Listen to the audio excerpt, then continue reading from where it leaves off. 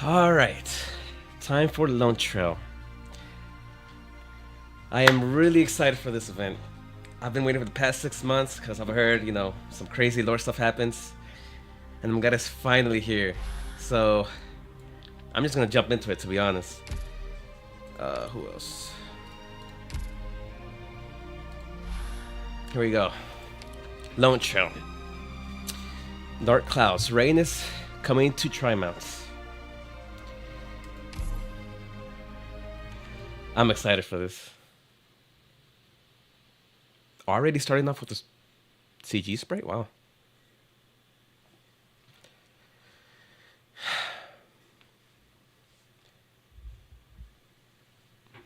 If, in a century or a millennium, our descendants walk among the stars, the masses will sing your praises. That's from the trailer.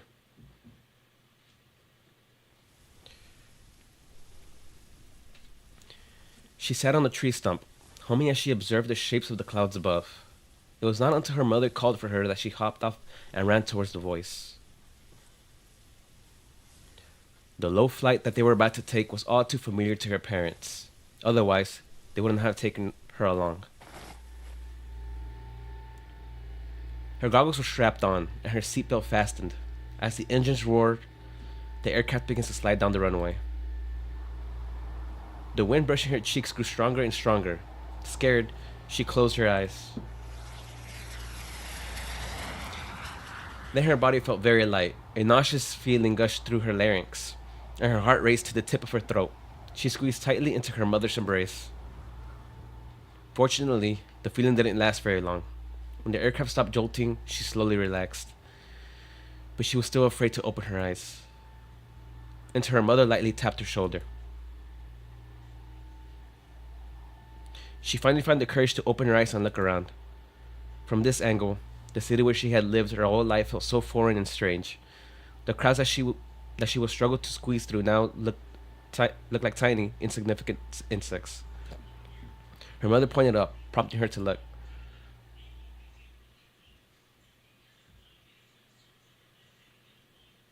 The sky was so clear and bright.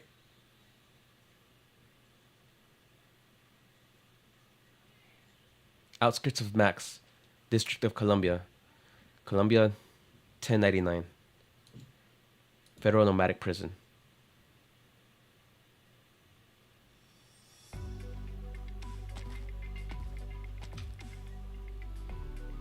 Sir, you're sick. What? I'm as healthy as can be.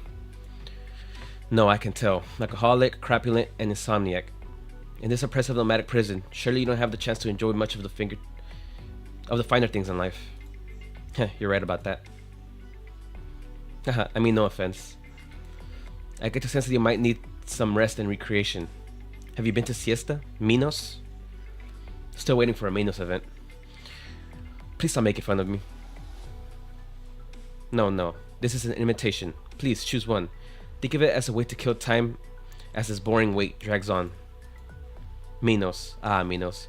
The fruity aroma of its street rides the wind past its pristine white walls. More importantly, the innate elegance of its beauties will have you reluctant to leave. Alright. I can already imagine the extravagant life you live. I'm green with envy. No, what I'm saying is that it's all prepared for you. All prepared for you. What do you mean? I believe an illness like yours can only be cured in such an environment, and you've been a great help for me across a variety of matters. Men like you deserve the finest of treatments. After a few months, any gloominess clouding your mind will have completely dissipated. You'll be as strong and sturdy as the Mignonian craftsman. You may even enjoy a stimulating romantic encounter. Mr. Justin Fitzroy, Jr. Let me say this again. I'm fine. Please stop toying with me. Please, Mr. Justin with my father. Just call me Justin Jr. Alright, Justin Jr. So even business section people at Ryan Lab know their medicine? No. I don't know the first thing about medicine. Who will be interested in something so complicated that can affect no visible, immediate change? Then what in the world are you talking? I'm sure you're dying to know what kind of illness you have and who spread it to you. Take a look around you and remember, Your superior, that unsympathetic, good-for-nothing judge, and even the old warden, so unpleasant even after he retired.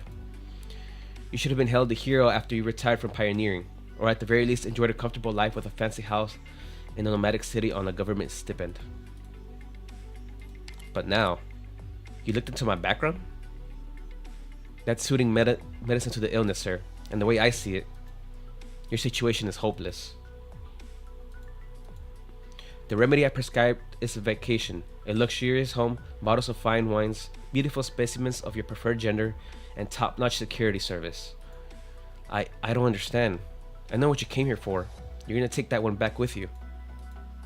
If you made it all the way here without trouble, then Rylab and the brass must already have an agreement? What's the point of bribing me now? I need an answer first. Are you willing to take fate into your own hands? Who isn't? Right. Which is why you're very unlucky, and also lucky in a way. At the very least, you know the obstacle in front of you and your predicament.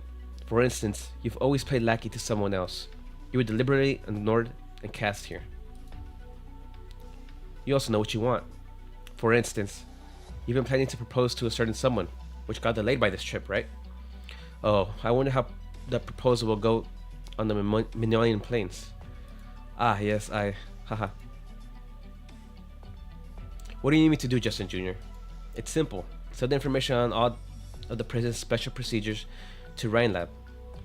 I guarantee you find the price I'm willing to pay more than attractive. That certainly wouldn't be hard, but you'll be held accountable? Haha, we came prepared. I mean it. The unmen behind you have a serious appetite. I spent twice my budget to get all this in order.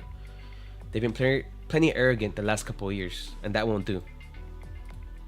Those greedy, selfish idiots haven't been willing to face facts. What, do they think they're some kind of Ursus or Lithuanian nobles? Haha. I prefer practical men like you, and so does Rylab. So you can make a considerable fortune out of all this. Then, you and I can send those stubborn old men to prison. They won't get a chance to turn things around for the rest of their miserable lives. Doesn't that sound nice? You want me to defect? Hold on. Who the heck? Couldn't have picked the worst time. A letter from the bank? I thought I paid it all off. Ugh. Justin Jr., this money? Did I forget to mention? Haha, my bad. Seems I'm not fit to be a doctor. This is your first course of treatment. So much. And the most effective cure for your diseases, power and wealth. I guarantee it will get to the root of the problem. On behalf of Rylab. I understand. Pleasure to work with you, Justin Jr. The pleasure is mine. Let me ask one more thing. Is Rylab full of men like you? No. They're all freaks. The freakiest you've ever seen. But I'm cool with freaks. Like the one you're looking for today. We're looking for today. It's already, sir. Good. After all that effort, I finally get to meet our famous freak. Please don't forget what we talked about. I hope you'll be at my cocktail party in Tri-Mountains next month. As my personal guest. No invitation necessary. Who is he looking for?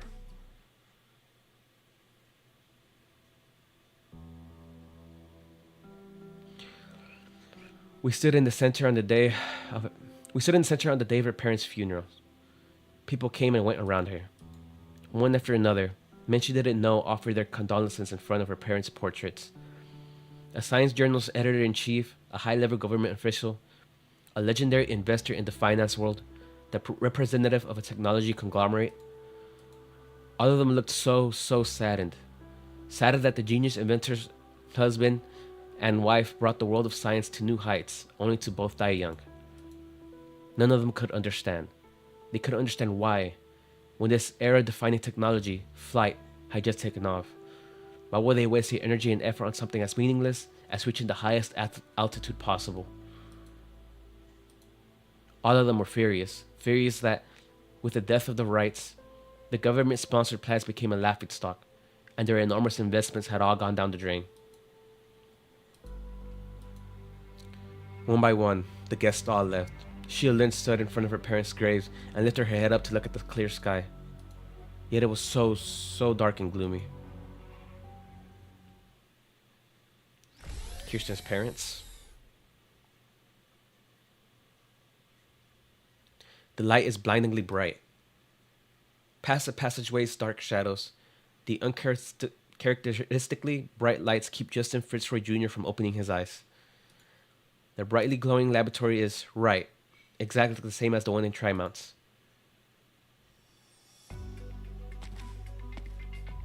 Justin Jr. takes 2 steps to feel things out and finds his attention instinctively drawn to the equipment so clean and shiny that there is light reflecting off of it. How much did this cost to build? They built all this for this one man's sake? Deep in an area of the laboratory untouched by light, an old man whose face is hidden guards a radio as ancient as himself. Haha, this is a prison? You call this a prison? God damn. Kristen built a whole replica lab here just for you? She thinks really highly of you, doesn't she, convict number 30? Who's this?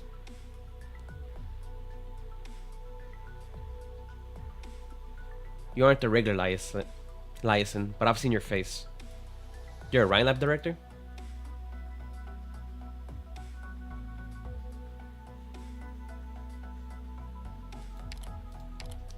Well, that's just hurtful. I played no small part in expanding the company to its current size in such a short period of time.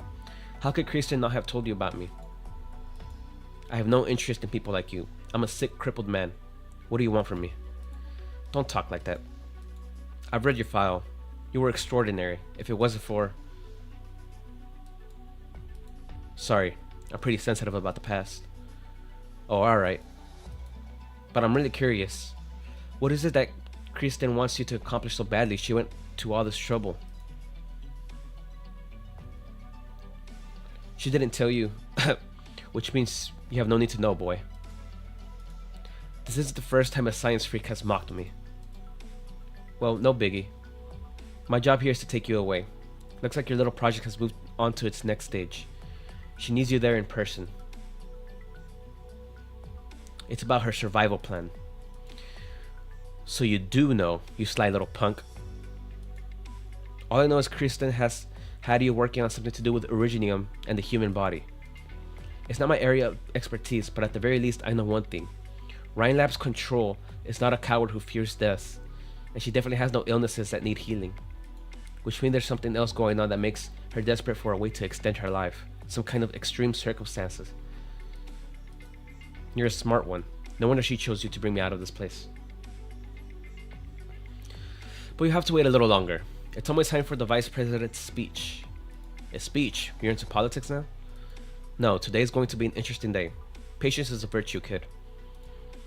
And we still have to introduce ourselves. I'm... Loken Williams. Loken. That sounds familiar.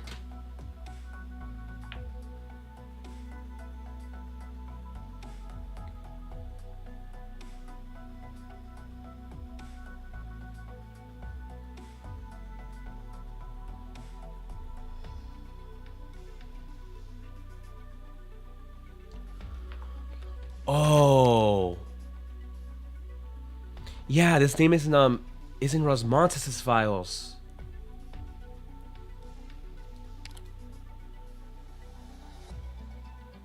It's a pleasure. I'm Justin Fitzroy Jr., Business Section Director at Rhine Lab, an outsider to the world of science and technology.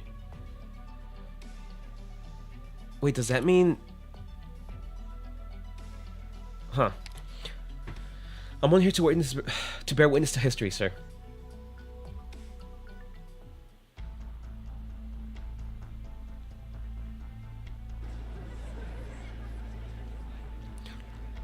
Jackson. Dear Colombians of Trimonts, this is your Vice President, Conrad Jackson. I'm sure many of us are confused by today's press conference. Before I explain anything, I'd like to have a chat with you all. Do any of you feel that on our Terra today, it's getting hard to focus just on the cities or even the country in which we reside? There is more and more to be proven.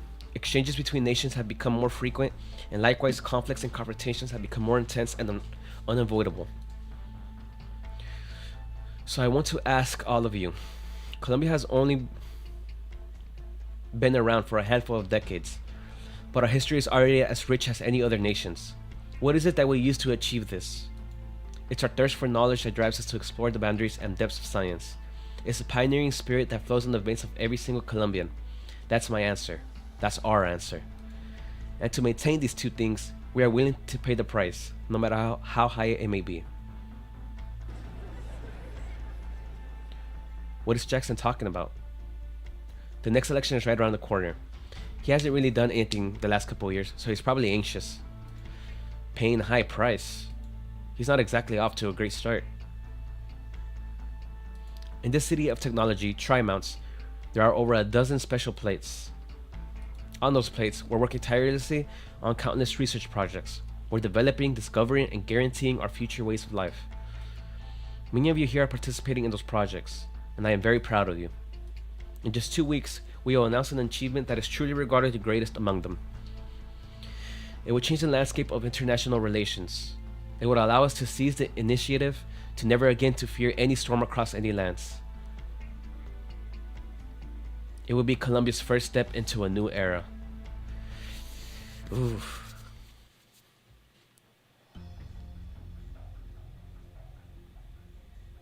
Oh, look. Here's this guy, I forgot his name. First step into a new era, like Ferdinand or something? I heard Jackson was already a famous orator and activist back in college. Now he's holding a press conference in Tri-Mounts. You know what that means, right? Ferdinand, yeah. Let's get to the chase, Colonel Blake.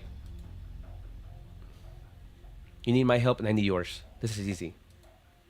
So what has he been up to, I wonder? Help, yeah, sure. A super weapon crafted specifically to keep that damned shard of Londinium in check. Who knows how much money the military poured into that thing? Oh, really? Doesn't this happen after the Victoria incident? Does that mean the shard is still dangerous? But now, Kristen and all the techs on the project have disappeared without a trace overnight. And that, what does the handbook call that big ringer thing? HAMHRR? Damn it. How does she hide such a big thing? The military is being pretty gentle as it is, not surrounding the city with an entire fleet of high-speed battleships. And this is what I'm here for. I have to admit, Kristen really took me for a ride this time. But what reason do I have to believe that a failure like you can take care of this problem? There are a lot of companies in Colombia that can rival Rhine Lab. There's nothing stopping us from taking the military approach and handing everything over to some other place. You're right, Colonel Blake. I failed, but I'm no fool.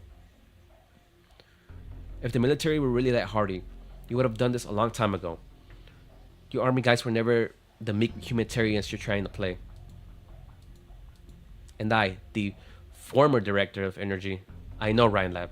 With my help, whatever you end up doing will go much smoother. Especially if you want to take care of this as quickly and quietly as possible. Why should I trust you again? Is there anyone easier to keep in check what a failure with nothing to do his name? To his name? I never thought there would come a day where you called yourself a failure, Ferdinand. Why are you so fixated on this? Always high and mighty, never revealing her secrets. She threw everyone's hard work and achievements under the bus, sacrificing the whole of Rhine Lab. Kristen doesn't have the right. No one does. Alright, that's the most convincing thing you've said today.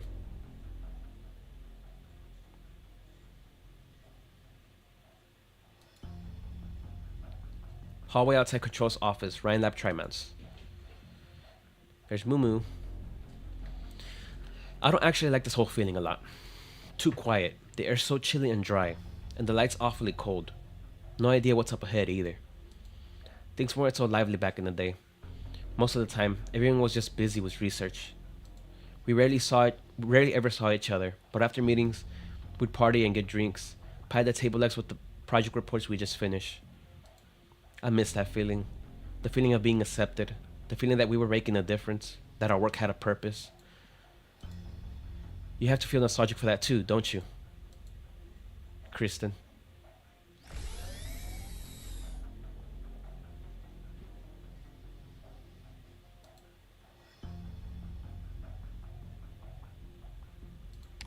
You can stop dragging your gross tail across the floor. Nobody's coming to clean today. Ho hoyak. Ho hayak. Oh, so you come here to cry your eyes out, hmm? Guess I should have stayed hidden a little longer. Were you waiting for me? Mm-hmm. Then why are you standing all the way over there? I've got to be careful. A kid who just lost her parents might have a pretty bad temper. Besides, I thought you already had a water clone ready the moment I stepped into the room.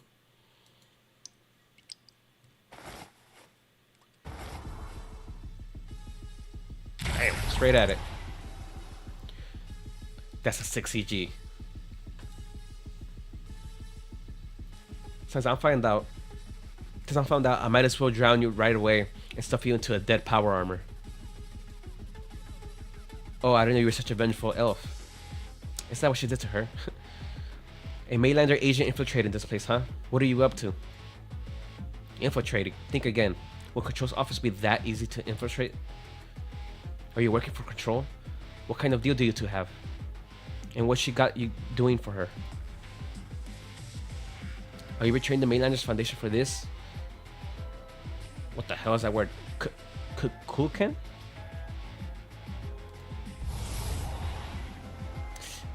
Is that her actual race? There's no way she's just a liberator, right? So many questions. Why don't you ask Kristen herself? Yourself. You're so close to her. I'm sure she'll tell you. Right. You're at the end of your rope. Why else would you expect to find Control in her office? Kristen really asked you to come? If I told you I invited myself here, would that make your heart ache more? She doesn't have the time to deal with you right now. Perhaps she's already sick of all your backstabbing and all your distractions. Maybe she never had a place for you in her plans. Whatever you want to think. That's not your place to say. I'm just trying to remind you that out of the kindness of my heart, or pity if that's how you want to see it, that you should try to not be so tense. Don't you think you know better than I? Don't you think you know her better than I do? I don't know how to say that. I've known her a lot longer than you have. Maybe I don't understand her, but I know what she is trying to do.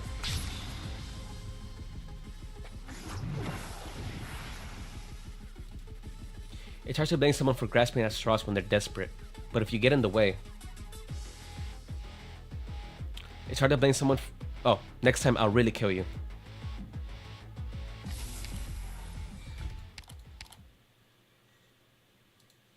The dreadful Liberi has vanished. Aside from the droplets of water on the sofa, the fight earlier might as well have never happened. The door closes. Mio sees, doesn't try to give chase. There's no telling how much truth there was to Holy Hayek's words, but her presence alone already explains a lot.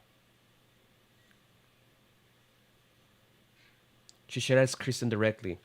This is why she came here today, and she still has many other questions.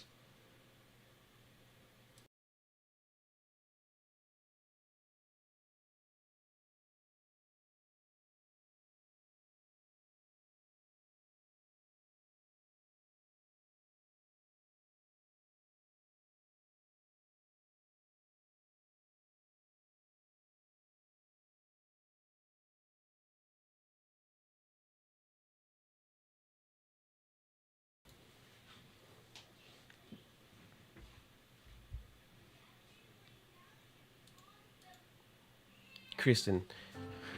There's no one here to answer her. Miosi's voice echoes throughout the empty office. Her shadow is split into two halves by the wall, like two people standing at a branching path. When and where did all this begin? Everything once was has changed, yet she knew nothing about it. This familiar room, this familiar hallway both seem so foreign to her now. She hates this feeling. It's just like the time after she was born, when she realized for the first time that she was all alone in the world. Aw. On the day of Ryan Lab's foundation, everyone had faith that this was the starting point of a company destined for greatness. The idea made everyone nervous. It cheered them all up. It put smiles on their faces. It kept them up at night. She and Saria chatted about the future on the balcony until the next days. Beaming sunrise shone directly into their eyes. At that moment, she thought that she, Saria, and all those people who would walk with Rhinelab forever. It was an unrealistic notion. When topics like profit, conflict, and misunderstandings piled onto her desk one after another, she couldn't help but laugh. What exactly is confiding in mankind? She lifted her head to look at the sky. It was so ugly.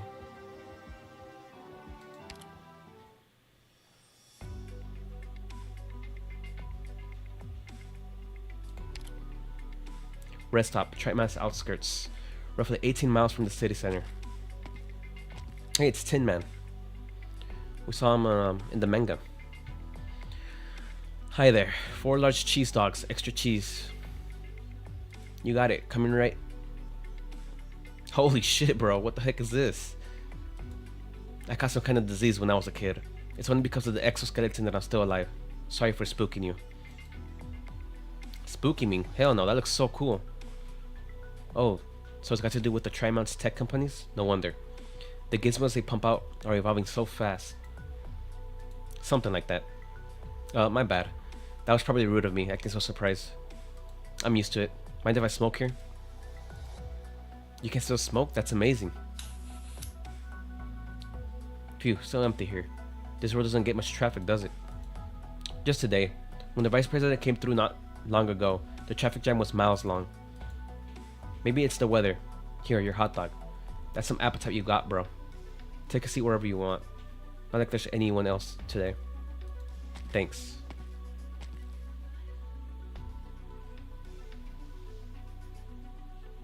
Hot dog, huh? Colombian fast food really is making strides. Well, it's all the same to me. So why are they called hot dogs again? Anything to do with the perros? Hey, it's Cassette. It was the first wave of Bolivarian settlers who introduced this particular food item to the Colombian masses. This type of sausage sandwich was frequently sold in night competition arenas at food carts attended by scantily clad Pero females or well-built Pero males. And with the passage of times, this food item came to be known as the hot dog in Colombian parlance. Hot dog lore. There we go. We got it.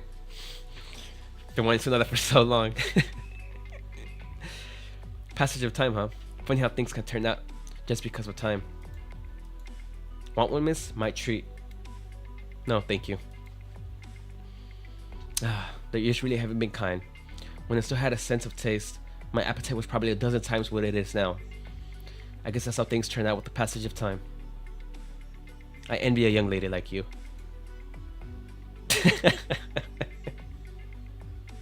This is ...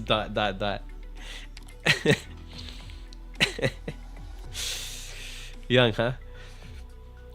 I wonder how many things on Terra are built on top of this passage of time. Everything is.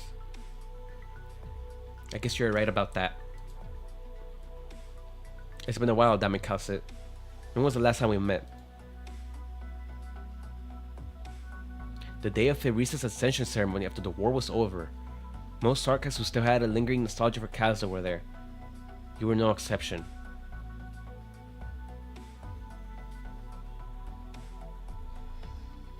Does that mean he was a Sarkas originally? Maybe?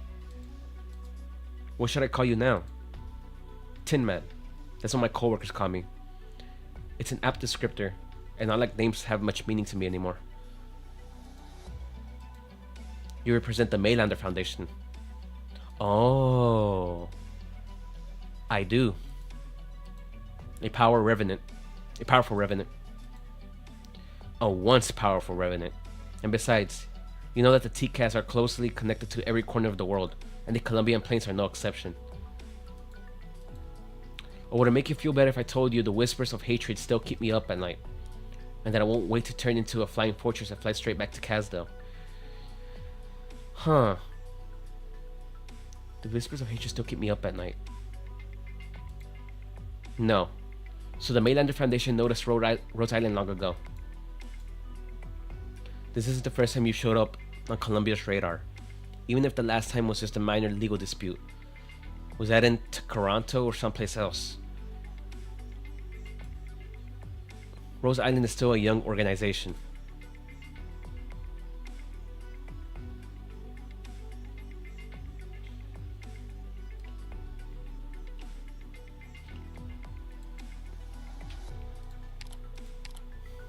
You know who it belonged to and what course it is taking. I'm not trying to talk you into giving up, but based on our agent's intel, too many old friends are mixed up in this mess. A fair amount of them are as your old friends too. I have no issues with Rose Island getting involved in this, so long as you hear Maylander's thoughts first. Is it the thoughts you want Rose Island to hear, or your demands? Regardless, personally speaking, I do hope we're on the same side this time. Damn it, cuss it. I understand. Are those girls yours? The Tin Man lifts his head up to gaze at the bottom of the dark clouds. Not far away, a pure white feline and a fire-red Savra sit on the bench. The Savra girl enthusiastically tries to tell something to her buddy, but her buddy simply stares at the sky, seemingly paying no attention whatsoever. She is thinking about the past. She seems to know why she received that letter and why she had to come here to this country, but she actually doesn't understand it all that well. She is simply thinking that there are things you have to face sooner or later. Oh, I've seen this. I really like Effort's new design. I should remember this place, but I don't think I wrote it down. Why didn't I write it down? Do I need to remember this place? Duh, you'd remember anything, no matter what I ask you. This sucks. Do you remember? Me? Of course I remember. This is Colombia. I've been here. And here you've been too. We'll finally get to see responses again. Oh, I remember them. I see now. It's a cruel twist of fate, Calcit. But you'll have children so young face their fate head on. This is their decision. I have no right to intervene. Calcit silently looks at Trimonts shrouded in dark clouds in the distance. Its tall skyscrapers remain under the thick dark clouds, its base hidden by the fields around them. Likewise, the Tin Man lifts his head. Up in the sky above the city and the entire lands, at an unreachable altitude that mankind has dreamt of reaching for thousands of years. The burning fireball is tearing through the skies like a falling star. Wait, what?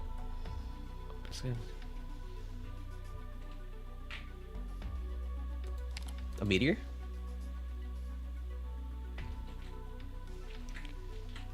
Ifrit, do you want to hear a story? A story, alright. Today's story takes place in the beautiful city of Sargon. There was once a well-respected king, loved by his people, but when he finally grew old, he had an anxious look on his face, never coming down for even a second. He gave it his all to rule his city, but he found that not one thing in the city would bear his mark forever. His statues would crumble, and his legends would fade. People forget too easily. In the final days of his life, he eagerly hoped for there to be something that would truly symbolize his whole legacy and ensure that it would be told for generations to come. Until he asked his wife, he hoped to find this treasure with her together. They searched all over the lands and found a bottomless pit of gold, clothing that restored youth, a magic mirror that allowed its user to change races at will, a sword that could rend mountains, and the treasure map that led to mythical realms. None of these were what the king wanted. They were all too specific, and the desires they bore were too strong. The old king did not think any of these could represent his legacy. This left the queen stricken with grief. She prayed to the night skies that her husband would get his wish. Finally, hearing her faithful prayers, a star arrived in the mortal realm. Ifrit stares blankly at the blazing red tail sweeping through the sky. I think it is a meteor. She suddenly recalls a story out of the thousands that silence has told her. Legend has it, there's always hope wherever a star so happens to land. The difference is that the divine mankind are made at the moment the star reaches the ground, and everyone's wishes will be fulfilled all at once. Will the star come falling down? There's no time to think. Time is flying by.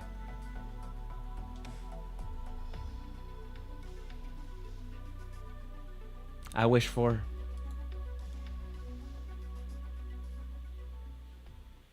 Wish for what?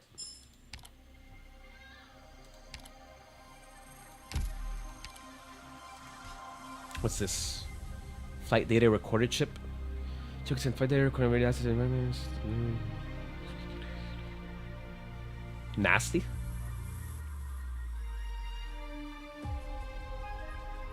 Ooh. Does the falling star foretell hope or disaster?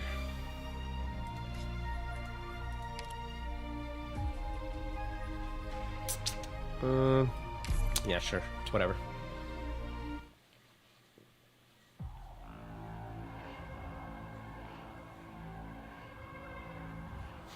Right on time. Deliberately steps onto the rooftop of a tall tower and looks up at the sky. From this high vantage point, the faint sharp screech is concealed by the sound of the wind, while the faint spot of light rapidly expands in her eyes. Her thick tail dexterously and rhythmically sweeps back and forth, a graceful measure to which the liberator can compare the invisible grid of the city beneath her. Now let's see. Just where will this star land at Tri-Mounts? Districts 2 and 5 are primarily residential. 11's new industrial campus is under construction. Let's hope it won't be central. That place is packed with office buildings like the dime a dozen canned fins you get at the supermarket. And it's a work day. Those offices are going to be full of people. Huh. Well, you really figured out where to land this experiment of yours. Or maybe you just never cared how much of a racket this might cause? Either way, you planned this far ahead. Things are getting more and more interesting, Kristen. Kristen? I always want to call it Kirsten. Confirmed. The Triton factory in District 13. The Liberator leaps from the tall tower.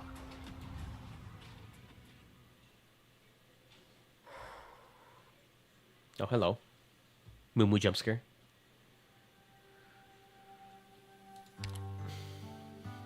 That's a big yawn. Didn't sleep well?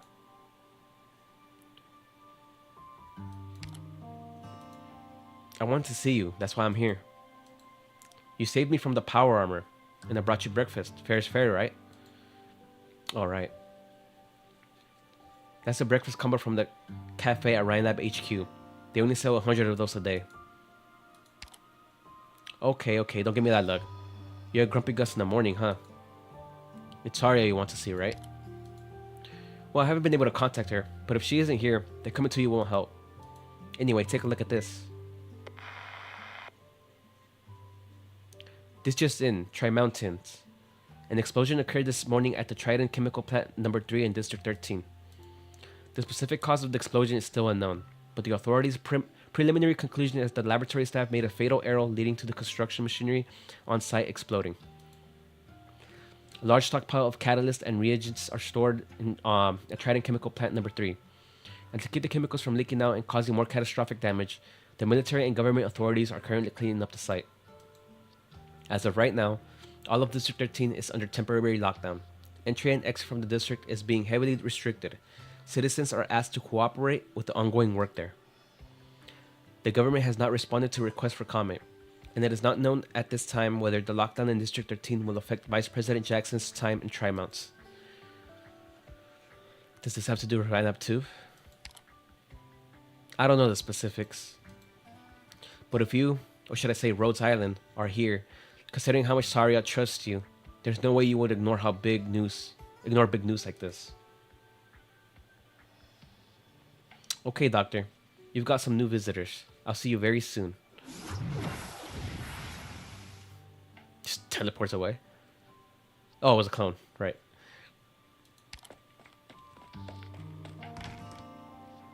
Here she is. Rise and shine, Dr. Surenio. You big dumbass. Rise and shine. Jeffrey, who brought you here? Long time no see, Doctor. Telopsis has already returned to the land ship with Elena for a checkup and treatment. Mechanus is currently on a new mission. From here on, I will be accompanying you. And me. And also... Rosmantis. A floaty feline girl apparently entered the room at some point. She stands next to the window and listens quietly to your conversation. She gazes at you and your room. Behind her, there are pure white clouds floating gently across the clear Tri-Mountain sky. Don't be mad, Doctor. I asked Dr. Calcit to bring me along. I was invited by someone. I will explain more about what's going on later. Seeing as you have the TV on, it seems you already know about District 13. The explosion wasn't caused by some careless lab technician. Something fell from the sky. Yes, Saria has already gone to investigate. As for you, I need to get out of bed and wash up.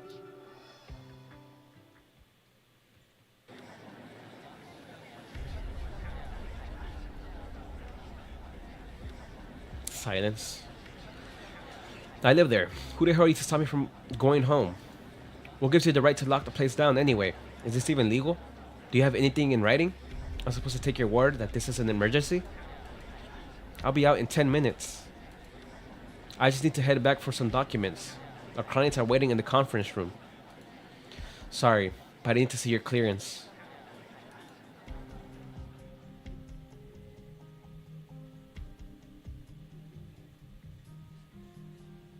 Interesting. I was going to watch Saria to see what she's up to. I never expected to find this little bird making her way here. Right. That's a little researcher from the Diabolic Crisis. Scouting the area with a drone from a dead angle while hiding in the crowd. Waiting for an opportunity. Not bad. So she knows about that. But the army has soldiers watching every single alley. It won't be so easy for you to break through the checkpoints. That said, I haven't the slightest idea what you can do, but you might just be able to give those baddies a little trouble, so I'll give you a hand. What are you blabbing about? Nothing. The package recovered. It'll be delivered right away.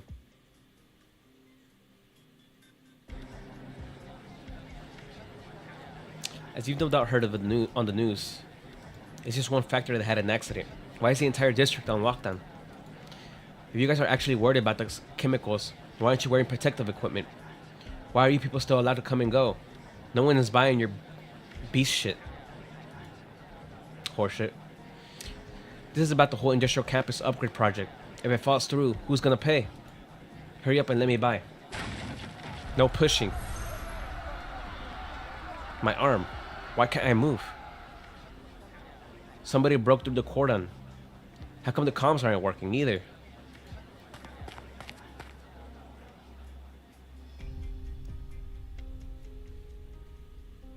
Something's afoot. Ooh, look at Saria. Your clearance, Miss Saria? You know me? Former defense director of Rhine Lab. Your reputation precedes you here in Trimonts.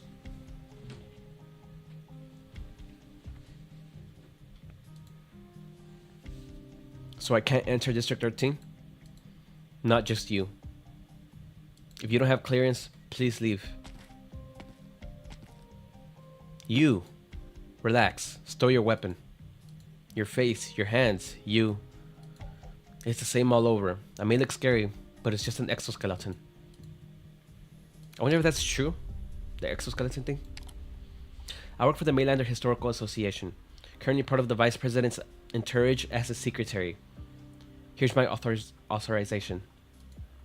Miss Saria here is the subject matter expert we invited along. Mainlander, huh? You people are always so strange. Go talk to your superiors. We want to get a better grasp of the situation. Give me a minute. Looking at your attire, it seems you don't plan on bringing your shield along?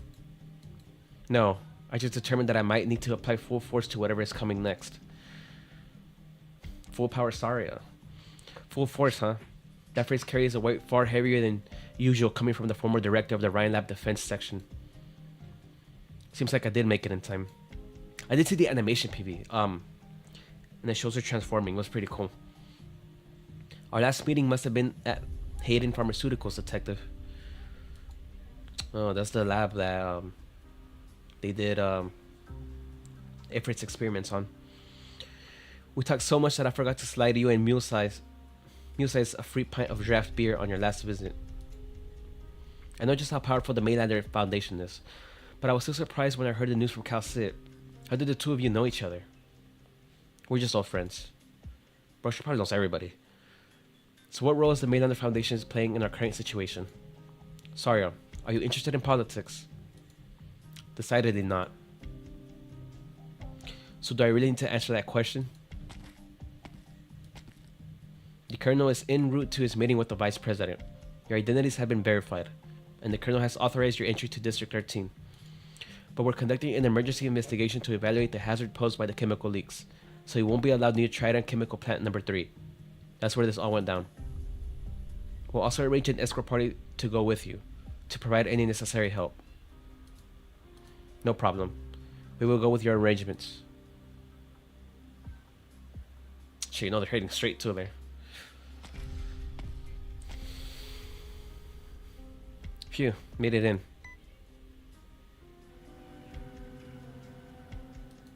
Next, I keep 2 drones up in the air 100 meters apart to survey the situation. The Trident factory should be right up ahead. I hope the stealth combat tactics I learned at Rose Island will come in handy here. Let's take it slow. Will I really find any leads on the transmitter here?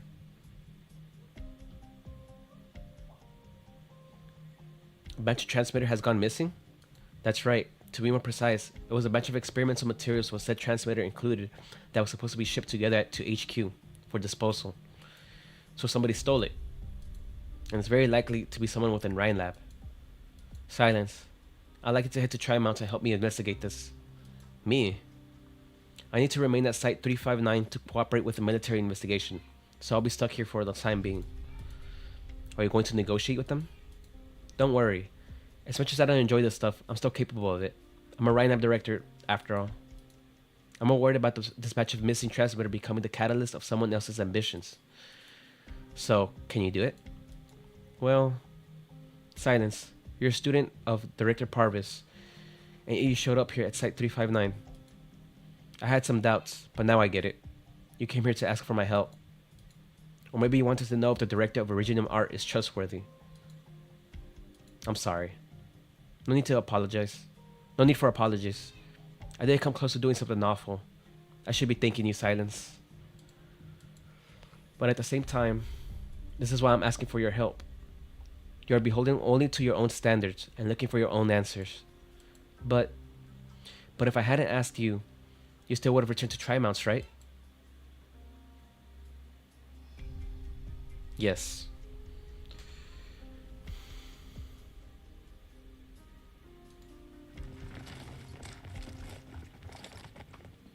Oh no.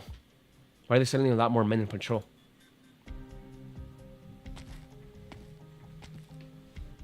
Shit. Find anything over there? I searched a couple of alleyways over on the side. Nothing. The Colonel was about to meet the Vice President, so we had to play nice and let those 2 in. We were supposed to stick close to them. How did they lose us so quickly? We were walking so leisurely the whole time, then they vanished behind the fence when I blinked.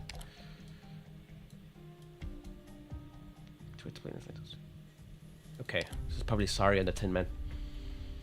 We really underestimated that fella all covered in iron. Mainlanders peoples are always so tricky. I'll go report the situation to the brass. Take the boys with you and continue the search. Right. 10 more hands over to the factory too.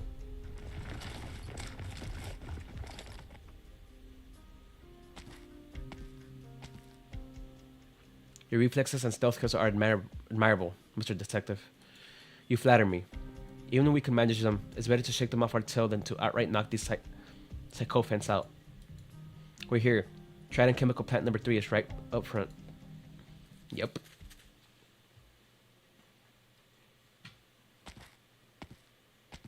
Chapter 12 backdrop.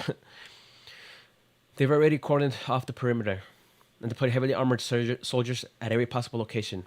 Quite the impossible task to get any closer. We're close enough for a clear view. Sarya's gaze travels over the throng of people and past the striking yellow barriers, landing on the factory behind. The once smooth factory building had been demolished beyond recognition, with scorch marks scrawling by heaps of debris scattered all over. A series of explosions have eroded the facade, leaving only the interior foundations that give her a clear view. In the center of the factory lies a huge ring-like mechanical structure, diagonally embedded into the ground like an outrageous art installation. The source of the explosion. What have you found? Neither the shape nor the mechanical structure of the object hints at its purpose, but it is clearly a device not meant to be used on land. It fell from the sky.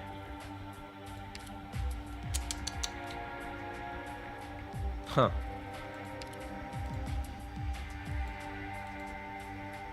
We're too far away to discern any concrete details. But what can be confirmed at the very least is this thing has the mark of Rhine technology. To be precise, it has Kristen's handwriting all over it. I'm sure of that. Horizon Arc Project. What? I'm surprised you've not heard the name, given your position at Ryan and your relationship with Kristen.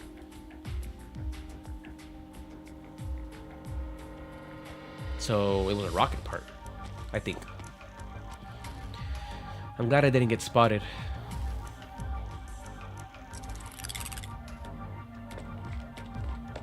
Those things again. There really was one here. It's gone.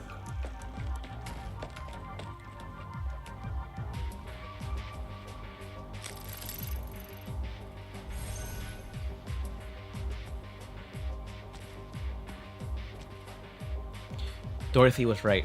Transmitters react to each other, and it wasn't too difficult to catch them with the one she gave me. But there's too few of them. Dorothy said there were more. Could they be nearby? Wait. This is the Trident factory? A colossal ruin lies before her. Just how many injuries or casualties happened in there? Silence recalls the news not mentioning any numbers relevant to that question. She recalls the destruction at Site 359. It was difficult for her to even picture what it looked like before the ruins. Was that Saria? Who was that with her? Saria, do you have something to do with this too?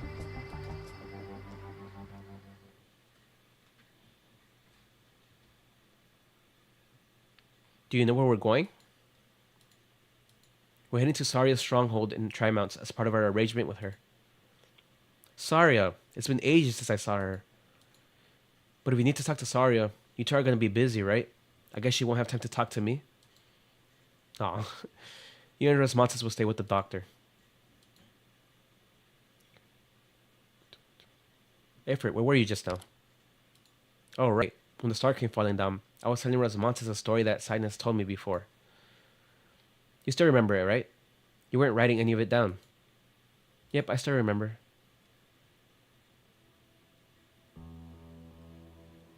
That night, it seemed the entire city heard the queen's prayers and the sound of her tears splotching onto the sand.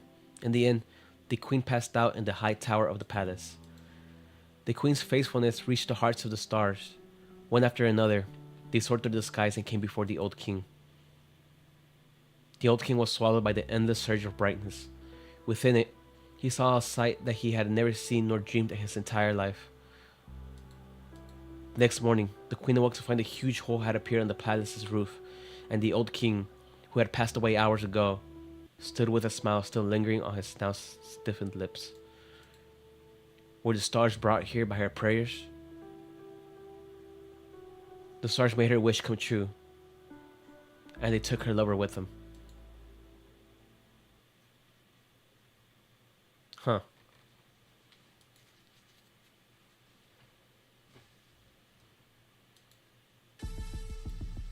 That was a lot of scenes. 希望大家今次都可以平安返。You can't hide your fear. 안심해. 분명 괜찮을 테니까. Alright, expect this to be pretty easy. 逃げ道など必要ありません。Come on, let's pick up the pace.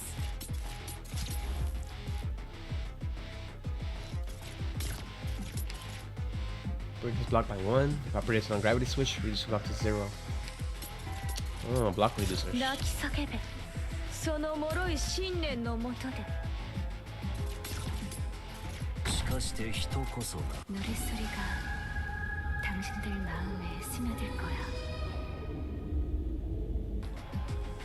I'm guessing the block stacks. To reduce block count. 英雄たちよ。この揺るぎなき信念をたたえ我らに組みせよ。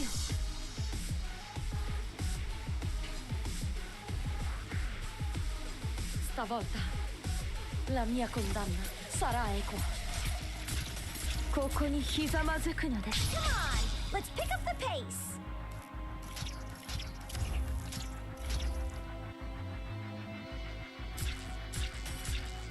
ここにひざまずくのです。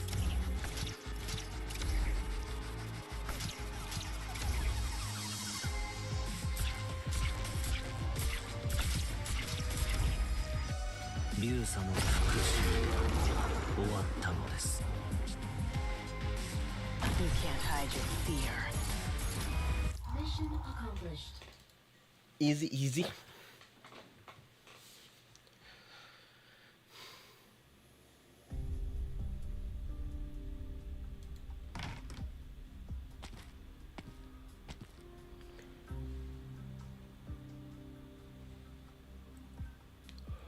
Oh, this is Vice President. Colonel, sorry to keep you waiting for half an hour.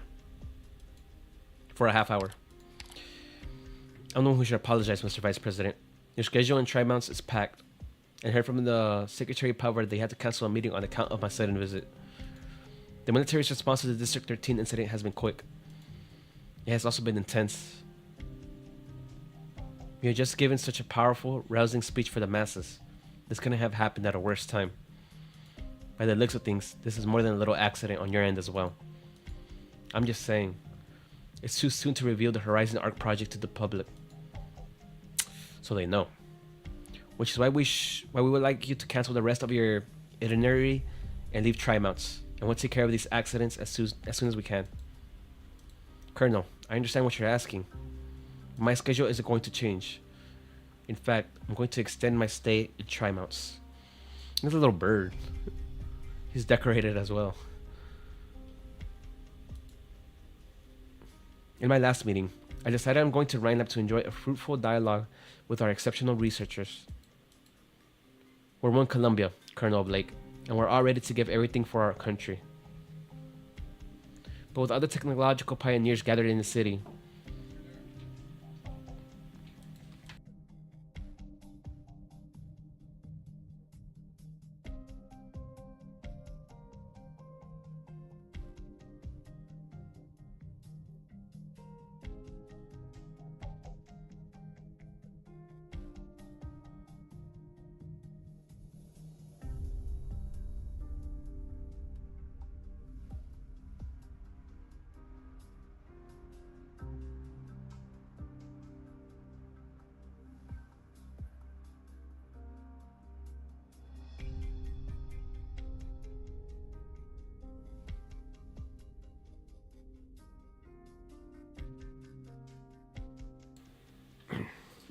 my bad.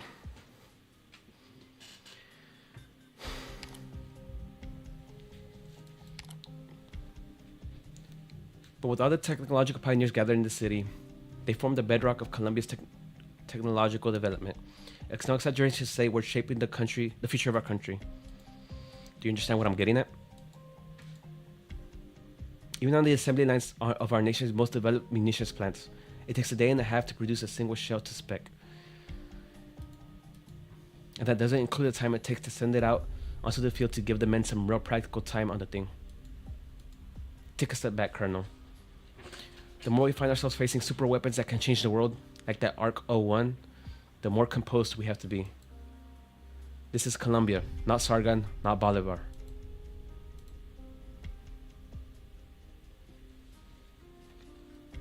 Bolivar. These past few years, the armed forces, or more accurately, the Department of Defense, has continued to explore the nation's military capabilities. As a whole, progress has been fairly steady. From the President's perspective, this is a good thing, and he is glad to see it happen. However, given the shifts in international dynamics in recent years, particularly the re-emergence of Victoria's Shard, a number of things have changed. Such a terrifying superweapon has erased the concept of distance. All our ground defenses will be rendered useless, and the dust brought about by the storm may well fall upon our pillows at any time. The Shard and the Storm. So this is stuff that probably eventually happened. In chapter 12. Not chapter 12. Act 2. The voices within the Department of Defense have grown increasingly hawkish, and a number of troubling signs have already appeared. They're hedging their bets on the research and development of a similar era-defining strategic weapons. And that's how Kristen caught the military's eyes? Correct. Kristen became the military's core technical advisor. In a very short period of time, she submitted the proposal for the Horizon Arc project, planned the construction of the Arc-01 superweapon, and quickly began its implementation. The military has devoted a vast amount of resources to it, and as such, Rhinelab has enjoyed greater policy-side support for quite some time now. This is why Ryan has been able to stand head and shoulders above many other tech companies and tri-mounts.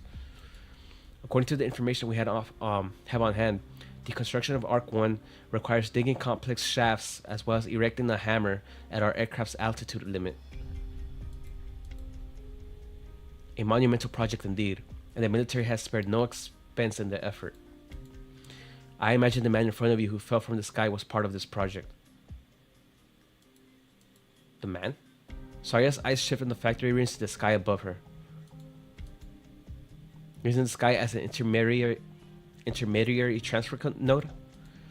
We don't know the specific conceptual design or how it's implemented. Using the sky as a transfer node to focus or redirect an enormous amount of energy as to achieve a powerful strike over extreme distance. In theory, that is indeed possible. It's like a long-range missile, basically. But would Kristen really help the military construct a superweapon? Huh.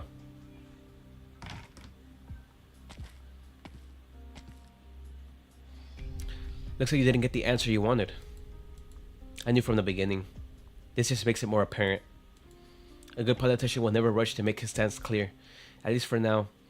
They don't want us taking over the project that fast. And how do they intend to do that?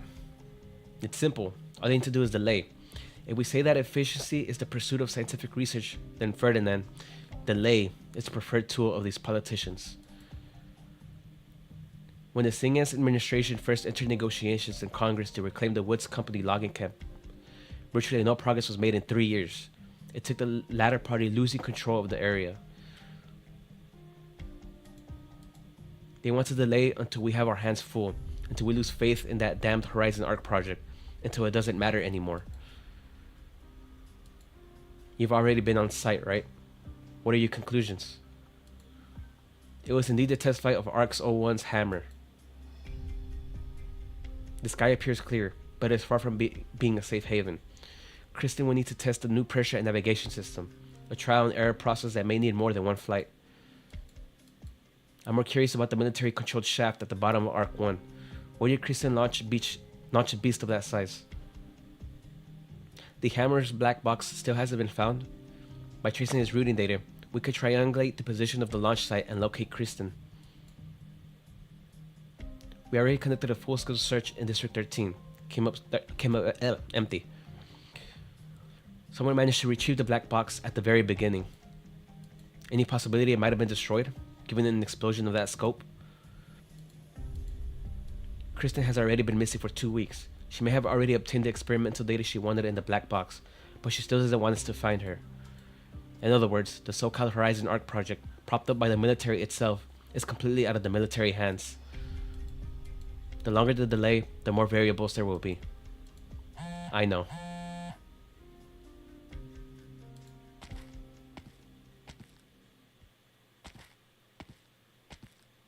It's me.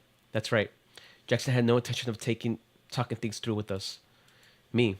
Why would I have anything to hide? Go ask the agent sent to spy on Kristen.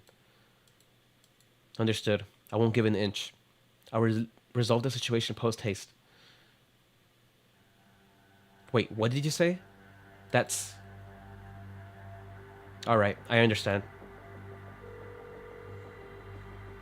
What's happening? You don't look so good, Colonel. You're right, Ferdinand. We can't let ourselves get bogged down any longer.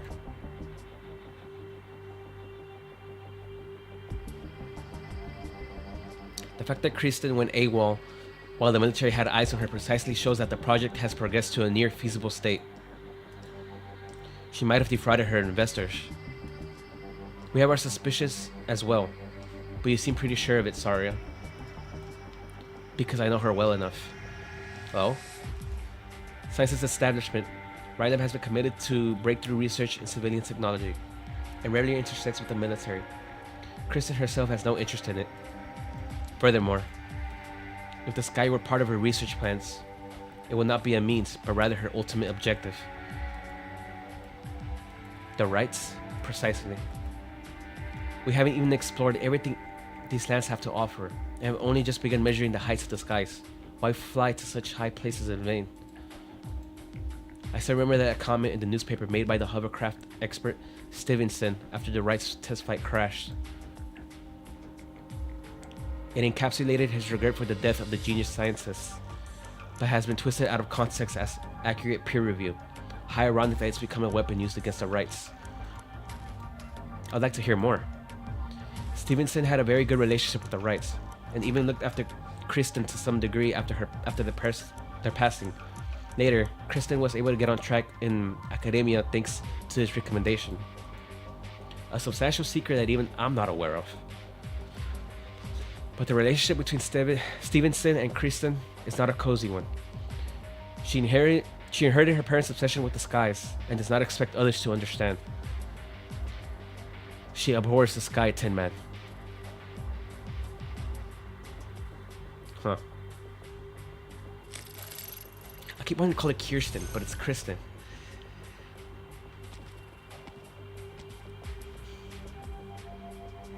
It can't be a coincidence that transmitter appeared at the scene of the accident. But what exactly is the connection between transmitter and the explosion?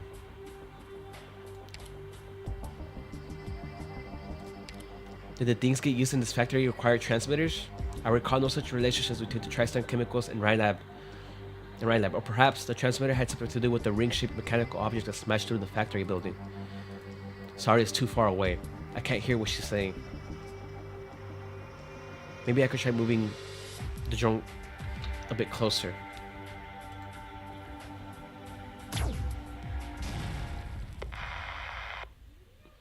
An unidentified drone has been shot down. Oh no. They found her. Miss, show me your security clearance. Don't have one? District 13 is under temporary lockdown. I'm gonna have to ask you to come with me. I'm a worker at the Trident factory. I had the day off today, but I heard the factory exploded, so I came here to see what's going on. If you're a worker at the factory, then explain the drone, and don't say you have nothing to do with it. She's going to photograph the site. Oh, hello. Marianne? Is it really you? Oh my god. Marianne.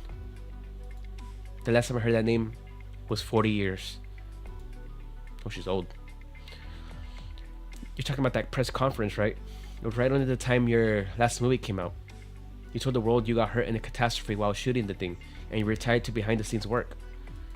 My dad goes nuts every time he talks about you. He's got your complete filmography collection, and we watched every movie 10 times over. I still remember the spy catchers. You saw the spy on the shore and leapt straight off that cruise ship. That was something. You just melt into every role you play. Today's mass-produced Frank Wood stars could take a cue or two from you. Thanks. Unfortunately, the only role Marianne plays these days is the negotiator of employee salaries. Your Director of Human Resources at Ryan Lab, Gerald Booker Wilson. This is my clearance. I have a house in District 13.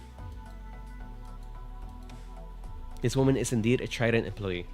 Ryan Lab and Trident Chemicals had a number of disagreements, just like the corporate struggles in the spy catcher. I know, this is Trimonts after all. A subsidiary factory suddenly went up in flames. A photo from the scene hit the tabloids that would send Trident down in scandals. This is her housewarming gift for joining Ryan. That would indeed be a violation of military regulations. Fortunately, the drone's been shot down, so the photos won't leak. Now then, let's move on to discuss your job hopping. Sure. But let me add something first. Isn't it a little unreasonable to suddenly ask the locals to lock themselves inside and wait for updates before they can do anything? We're just following orders. Miss Marianne, I want to trust you, so both of you, please leave. No exceptions.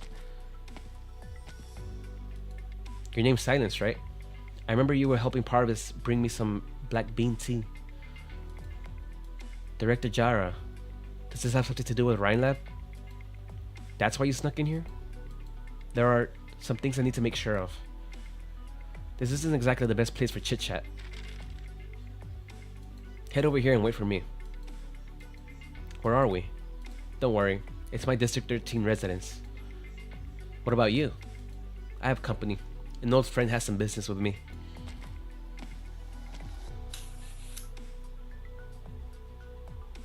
I don't think I've ever heard you breathing. When you smoke, are you just letting it swirl around your stomach?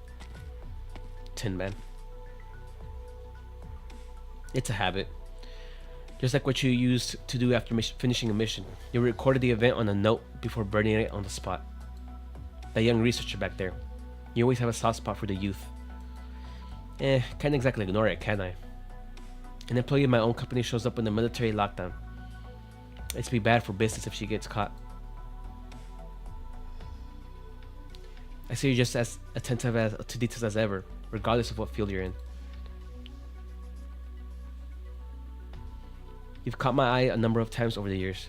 From the intermediary investor for all of Trimonts to the head of Ryan HR, you've contributed pretty much your entire network to the Tank Company. In other words, without you, we wouldn't have the Kristen we know today. So is you being here right now also the fault of that reckless girl? Or do you have ideas of your own? Have you considered the possibility that I'm here because I bought a residence in District 13 and that I spend a few days here when I'm not too busy? I'm getting old, Tin Man. Age notwithstanding, when I came back to my senses, I realized that my health, my dreams, my friends, and my family had all been given to my country. In the end, nothing remained of Maylander's Morning Star. I don't even have any tapes of the movies I made when I was young, by which to remember my so-called youth. I wasn't trying to point the finger at you, Jara. But if you're hoping that I turn a blind eye to this, I'm afraid I can't help you. Maylander's only responsibility is to the country. I just wanted to tell you I have no regrets, so even now, I won't do anything that would truly harm Columbia. Are you still mourning the death of the Wrights? Oh, she know them. As much as I like to deny it, the scene still haunts my dreams even now. Huh. Whoa. Delivery. Comes time for it. Put it on the workstation. Holhayek scans the space in front of her.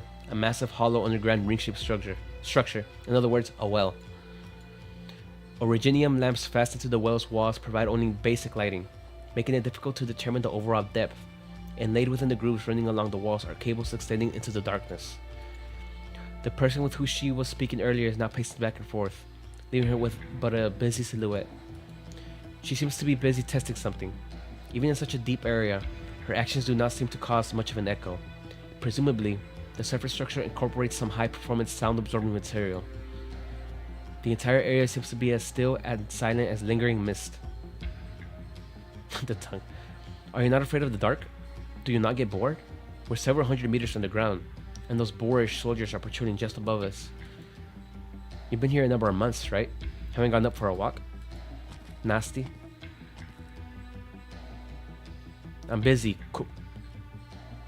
Kukulkin. I think that's how you say it. I don't have much free time on my hands either. What I'm saying is, put the black box down and get lost. Ah, so she got it. I'm taking a risk here to get this to you under the watchful eyes of the military and Maylander. That's a bit cold of you, wouldn't you agree? This is a deal between you and Control. It's got nothing to do with me. I like her design. What is she, a Sarkaz? No, those aren't horns. You didn't do anything with the black box after you got your hands on it, did you? No.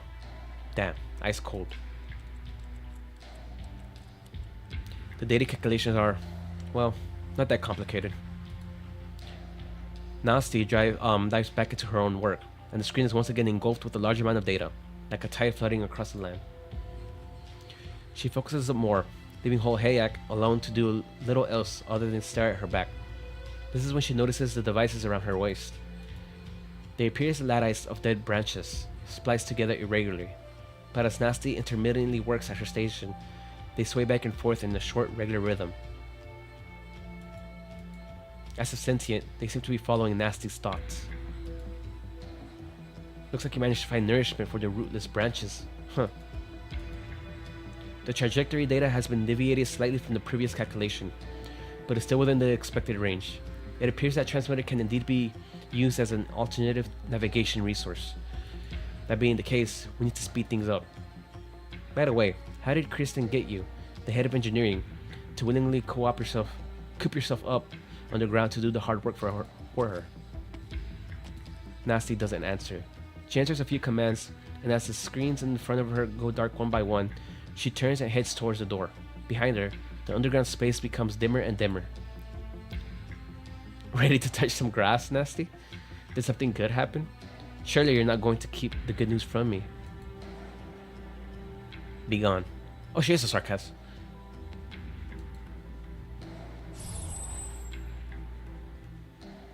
Holhayak takes a step back upon hearing that one word. Her body instinctively carries out the order, as if executing a command. Cute curse you have there, Banshee. Oh, she's a Banshee? Like logos. Did any of the staff ever tell you got a bad temper?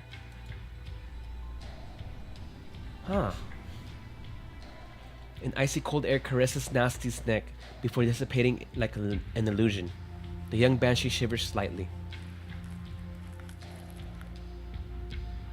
A crack forms across the bone pin in her hand. Oh my. They don't quite make them like they used to, do they? I know you have an entire drawer filled with spares. But I've always been curious. If you broke all of your bone pins, will you still be able to perform your little tricks? Go ahead and try me. I won't give the same command twice. Kukulken. Fine. Are all Banshees as much of a stick in the mud as you? Don't pass up on this rare opportunity to get some fresh air. If you're afraid of the dark, I don't mind keeping you company part way.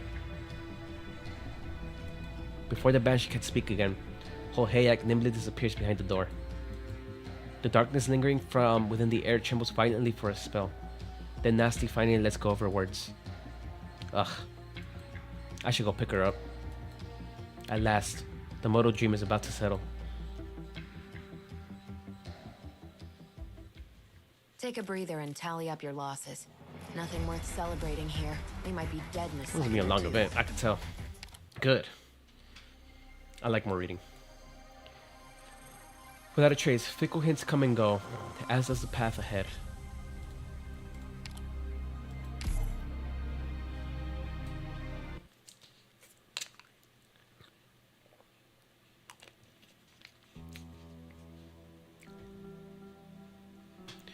These stars have twinkled above Terra since ancient times. Just how many romantic myths and searching gazes do they hold? Astrologers spend their lives assigning symbols to constellations and celestial bodies to give them meaning, while shamans and druids try to interpret the trails left by every passing meteor. They are untouchable. Indeed, it is precisely because of this that the sky has become the true home of those who indulge in fantasy. Are those the two moons? And for this great land, looking up holds no meaning. Watch one of those be Talos too.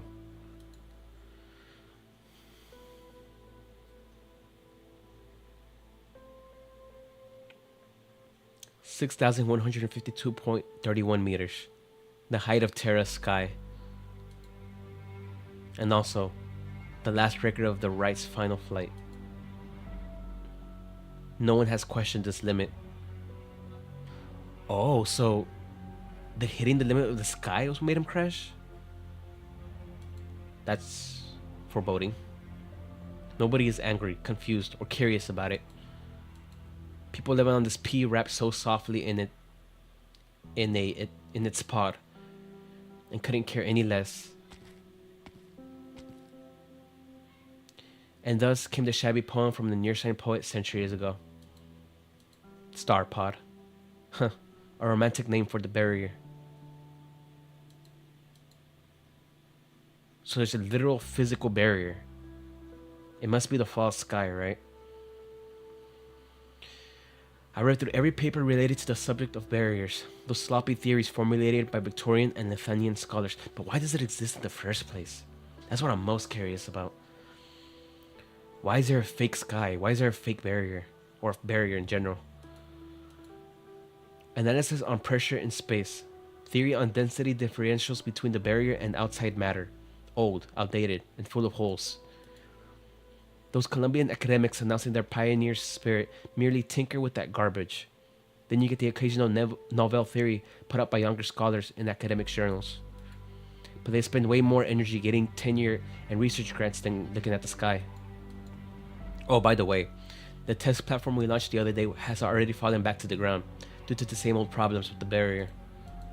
The sudden change in basic aerodynamics, massive disruption to the origin zone, and the extremely rapid decay of any exogenous power. What about the results of the data analysis from the transmitter? The batch from the readjusted ones are solid. I've also laid out all the energy cables and connected them to the port you mentioned previously. But Kristen, you're well aware of just how much energy you'll need for this. The theory is sound, however, that won't be a problem. Alright. The test platform's crash landing has caused us some trouble, and the military is burning with anxiety over your disappearance. Kristen, whatever the next step may be, death might be the most merciful outcome. I wouldn't even consider that a price to pay at all. Nasty, do you like stargazing? No. Staring at something out of reach just makes me feel empty. And yet, sometimes the unreachable can become a signboard for you. You are indeed right on one thing. Death is only the most merciful outcome. Then I hope you don't die before giving me what you promised, Control. You should be more careful. Thank you, I will. So she promised her something. Keep that in mind. Ferdinand.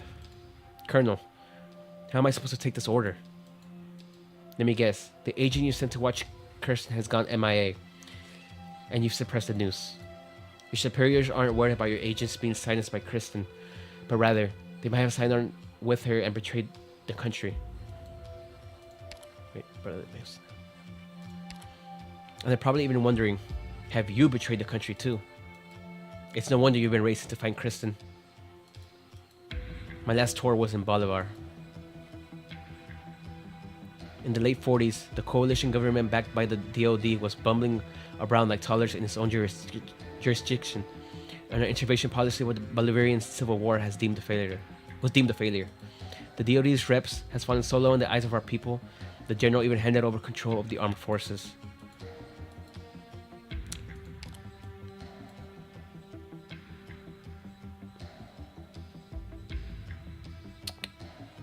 That's interesting.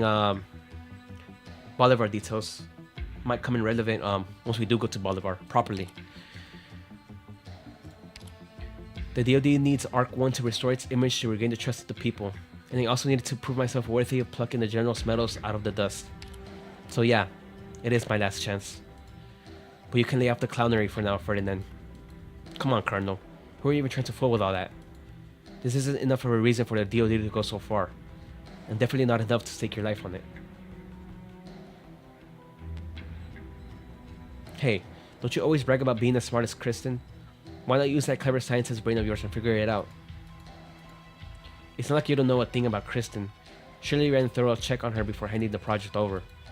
The situation is pretty bad, but there's definitely a contingency plan at work. Your reaction might have been abnormal anyway. Your reactions have been abnormal. Your people haven't gone crazy, then it only comes down to this. Kristen isn't the actual reason. No, she's just a fuse. Ferdinand suddenly looks up at Blake, his eyes full of astonishment. He has come to the conclusion he can barely believe himself. He didn't meet the vice president to talk about Kristen. What he wanted was a mood. The Wrights were a pair of lunatics, squandering the nation's tax money on ridiculous notions like challenging the sky. And all they gave back to the country was a little lunatic by the name of Kristen Wright. Ferdinand, I respect men of your caliber. Usually it's your type disrespecting the nation. Am I wrong? I can't imagine the meteor that fell from the sky having any motive beyond an attempt to provoke us. The most generous motive I can imagine is her sending the data to another country. She holds a weapon capable of seriously damaging a nomadic city, and the military handed it right to her. Or the worst, she actually wants to avenge her parents. She wants to point Ark 01 right at DC. She plans to destroy the Columbia that, in her eyes, treated her parents so unfairly. We've already seen enough to make people wonder if they were born in the wrong era. Hell, the scarier thing is, doesn't she actually know about all this? Don't those Mainlanders agents know too? Guess how much she already knew about Kristen, me, and you before I even walked into this room. But he still chose to put it off. I won't sugarcoat it. From the moment we lost in Bolivar, the coalition government has spared no effort in suppressing the military. Our current state of affairs is, to them, an excellent weapon. It doesn't matter if Kristen is exacting revenge or betrayal. What's important is that this is a scandal for the DoD. And the losses brought on by it seems to be an acceptable cost to them. Do you want to be part of that cost, Ferdinand? Do I even get to choose? If you didn't figure it out just now, you might have. So you can use your connections with me, and wait until we recovered Ark 01, when the military would coincidentally be hiring a new scientific advisor. Or 2, die here with me, and we swept into the trash can of history together. Ferdinand stares at the soldier before him, confirming he's seen something in the man's eyes. Whether pure banter or a real crisis, silence has connected the two. I get it, Colonel. The Vice President has already broadcast live to every citizen that Colombia is about to enter a new era. But accidents are inevitable on the way to said era. I believe he'll dedicate everything he has to realize this for Colombia.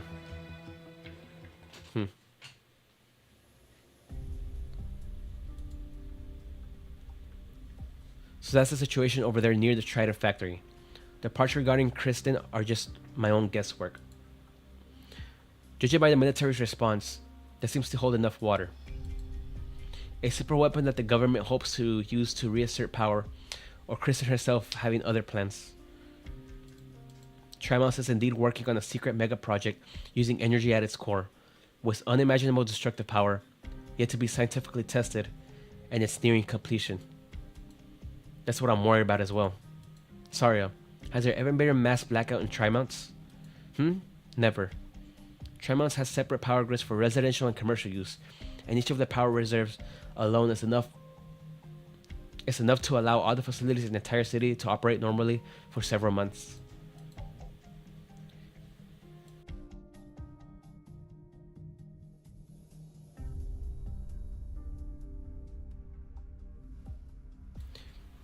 Moreover, Tremont has a booming technology industry, with dozens of companies dedicated to developing new forms of energy, and nearby mobile industrial platforms regularly borrow energy from the city. Calcet looks out the window. The skyscraper in the distance, with its gigantic glass facade, frames a billow of clouds. Its surface crystal clear, like a leaf full of dewdrops. Indeed, it is just a leaf. Her gaze expands, and the building quickly disappears into a nest of countless skyscrapers. Exhibitions on science and technology interspeed with expo halls and other specialized buildings scattered around at random, like a bacterial colony in a forest. But as she raises her hand, the vast sky dwarfs the city, and Trimount is only a leaf. No matter if it's a super weapon ordered by the military, or an unknown object that Kristen has other plans for, the amount of energy and precision required for the Horizon Arc project is beyond the scope of our imaginations. Energy consumption and navigation accuracy are issues they must solve. So you're implying... I don't know how the Colombian military has assessed the situation, or how Kristen has pulled the wool over their eyes. Even if she were able to solve the issue with precision, my judgment is that it cannot support energy concentrations on such a scale, even if you use all of Trimount's energy reserves. Once you start such a huge project, it should drain Trimount's energy in an extremely short span of time, like stuffing a giant sponge into a glass of water. Even if Kristen's talents and visions are far beyond the present, the current state of science and technology should not be able to realize such a concept. But she is by no means a simple mad scientist indulging her delusions. Unless she has already solved this problem. Huh.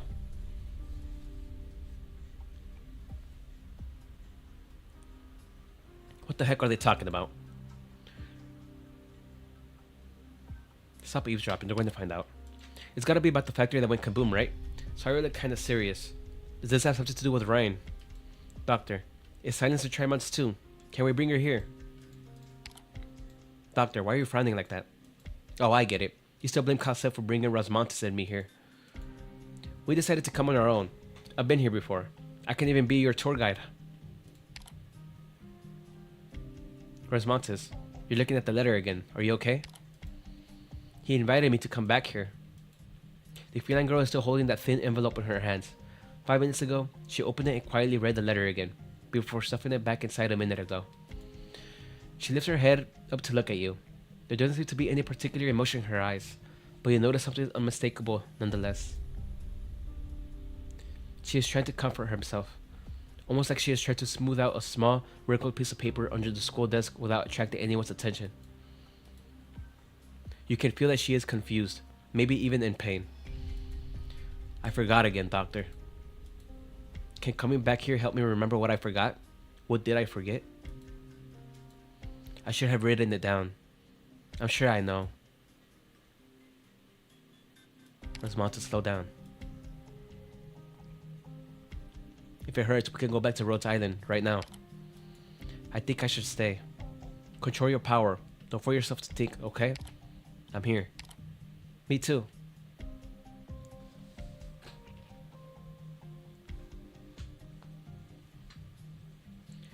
Do you have the data I need?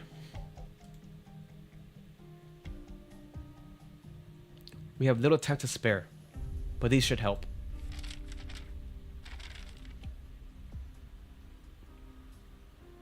The energy section's project and construction plans and reports from the past 10 years. Energy and Regionum Art section's experiment records. The scientific investigation section's expedition reports and data archives. It's a lot thicker than I imagined. The positions within Ryan Lab is rather unique. From the corporative perspectives at cost, performance, and efficiency, their contributions to the company are negligible. They shouldn't even be one of Ryan's 10 sections. And even though it doesn't rival with the core laboratories like energy and structural get, the budget that Ryan Lab allocates to polar field research and surveying technologies every year is no small amount. In fact, you could say they're throwing huge amounts of money at them. They collect and analyze seismic data from the Casimirian highlands surrounded by mountains in regular intervals, and have built close to 10 scientific research stations in the endless ice fields of Sami. Get the one Magellan's apart from. They frequently travel to Colombia's Great Lakes, as well as the lowland deserts in the south, for their investigations, and even seek to thoroughly explore the ruins of the abandoned cities in the bleached wasteland. Oh, interesting. Bleached wasteland? Only a few know that the dust kicked up by pioneering young Colombia is much older than the sands of Sargon. These scientists have not been measuring the boundaries of this world in the spirit of exploration. Rather, they are looking for something.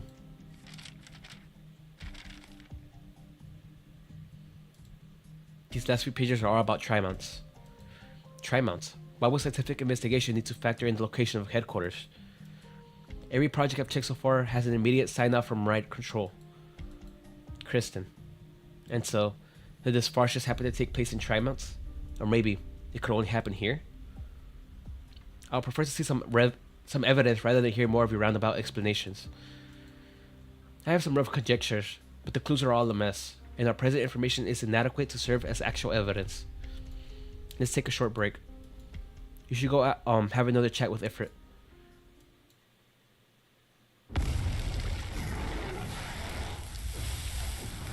Whoa. Chill. Get down, Cassette. Oh, I thought she was attacking her. Wait, that means I'm being targeted. How is it? Does it fit? It's a new suit of it's a new suit the original art section developed. I made a few adjustments, and they should fit you okay now. And I'm sure you know how to test out the new drone equipment. Yes. Come here. Let me help you put the contacts in. Okay. That'll do it. Stand up and take a look around.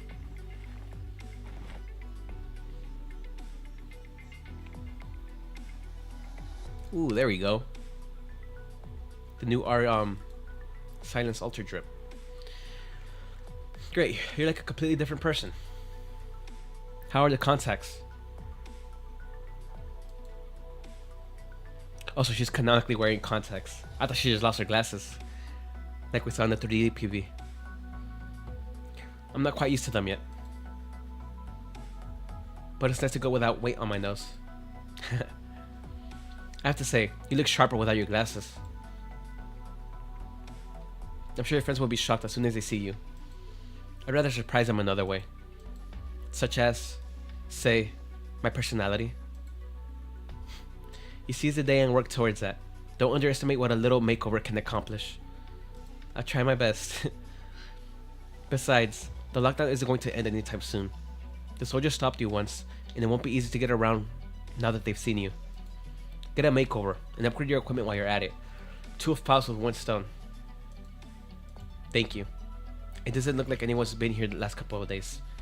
Also, I think that's why her drone is made out of, I think her drone is made out of, the Dorothy things. You came to District 13 for a reason today. I actually bought this as a vacation home, but with how busy my workers have been lately, I haven't had much time to rest. HR director and all. I just located a transmitter from Site 359 near the scene. Are you here to recover it? What does transmitter have to do with the Trident factory explosion? No, Dorothy wouldn't need a low-level researcher like me if you were already on the case. Ferdinand is out of the picture, but maybe there are other sections who want transmitter for their experiments? I also saw Saria there. Just how many random personnel are involved in this?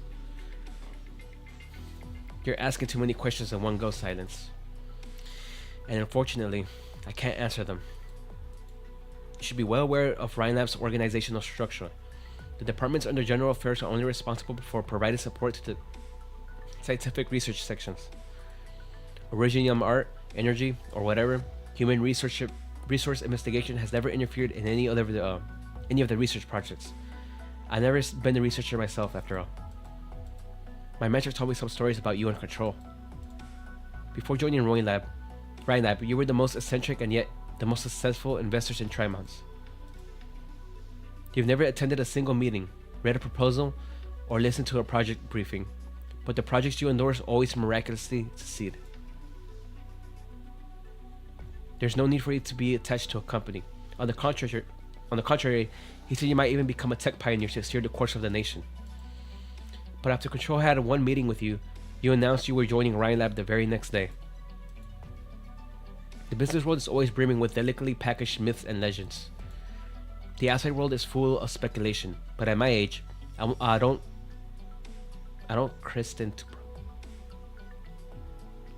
need Kristen to promise me anything. I only wanted to stay and watch her patch up a few regrets. Some her own, and some mine. And well, that girl, I'm not sure where exactly she is now. You performed very well at Site 359. You cleaned up after Dorothy, and followed the trail all the way here to recover the transmitter. Honestly, that's remarkable. But the Site 359 incident ends here, and whatever follows is already beyond the scope of both your responsibilities and abilities. You're done here. What if I disagree, Director Jara? Oh, let's not be rash now. I have no intention of getting in your way. I don't understand. You won't tell me the truth, so why are you still helping me? Do you remember your first day at work? You're so reserved, but you still managed to talk non-stop for half an hour. I was only responsible for checking your background and qualifications, you know. While I handled that, Parvis had already scored your employment exam, with high numbers. Then why didn't you interrupt me? Because you're such an earnest woman, Silence. I have a lot of respect for serious scientists, same as Ryan Lab. No matter how far Kristen and they'll go, no matter what Ryan Lab may become, we'll always need young people like you to take over the reins someday. You're Orion's future. As HR director, my job is to protect our employees as best as I can, so I advise you to leave now. But if you have to see it all happen with your own eyes to make your preparations and choices, then I won't hold you back either. That's all. And I'll earnestly inform you that I'm going to continue my investigation. You go, Silence.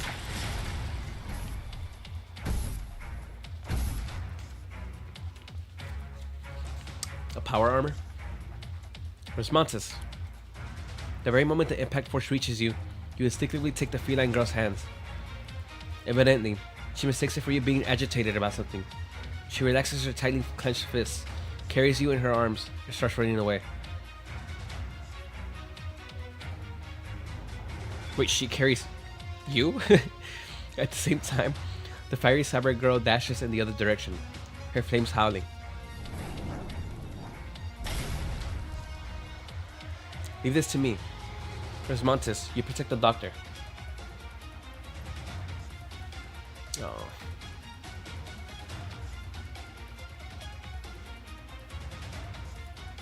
I'll melt all these big metal things with my flames.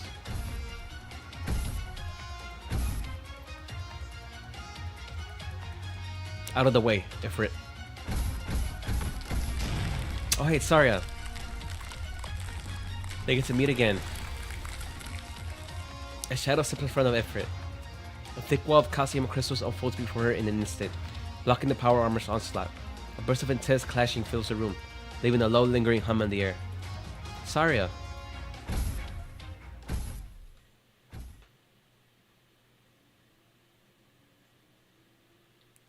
We don't know what's going on. Let it go. Doctor, are you hurt? I'm fine.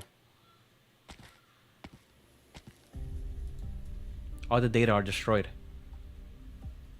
Oh, that's what they were after. The papers. A distraction and then immediate retreat. The enemy had a clear objective. There aren't many who know about this hideout.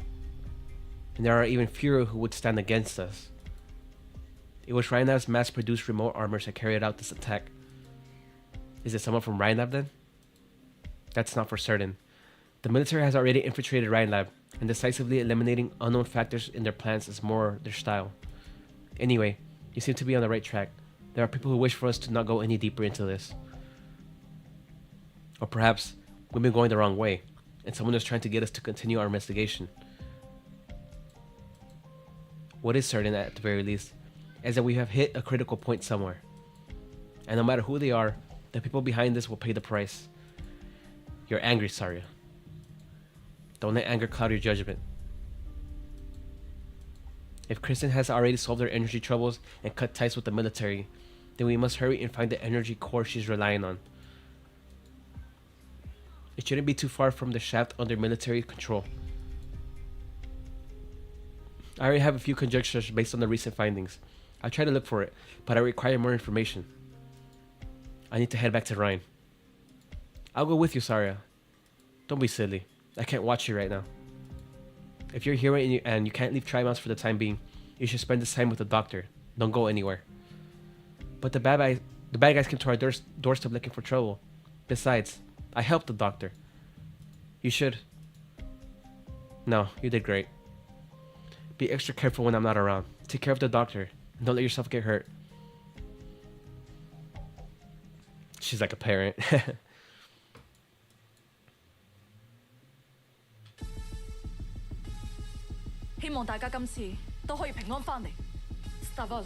Seems easy enough. La mia condanna sarà equa.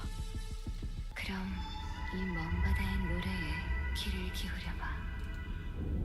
Your fear. Losing sight? ーゲットロックオン Don't expect much from here either. Starting reflex leaves high, but reduce whenever the damage is taken. Okay. 私の清掃兵器は必ずやあ慣れたらやもねこやむろトラガちゃん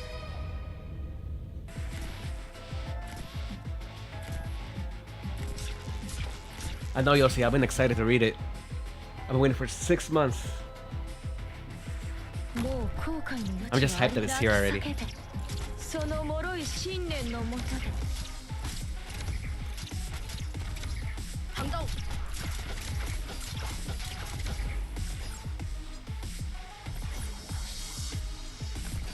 竜様の復讐終わったのです Better watch your step. Feels fresh tail like a 終わったのです Alright.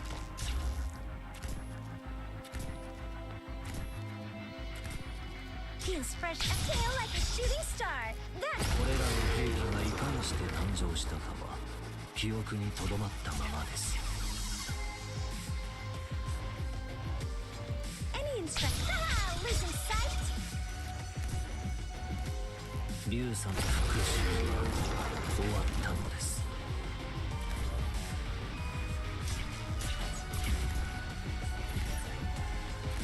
天使誕生は勝利をもたらすことはありません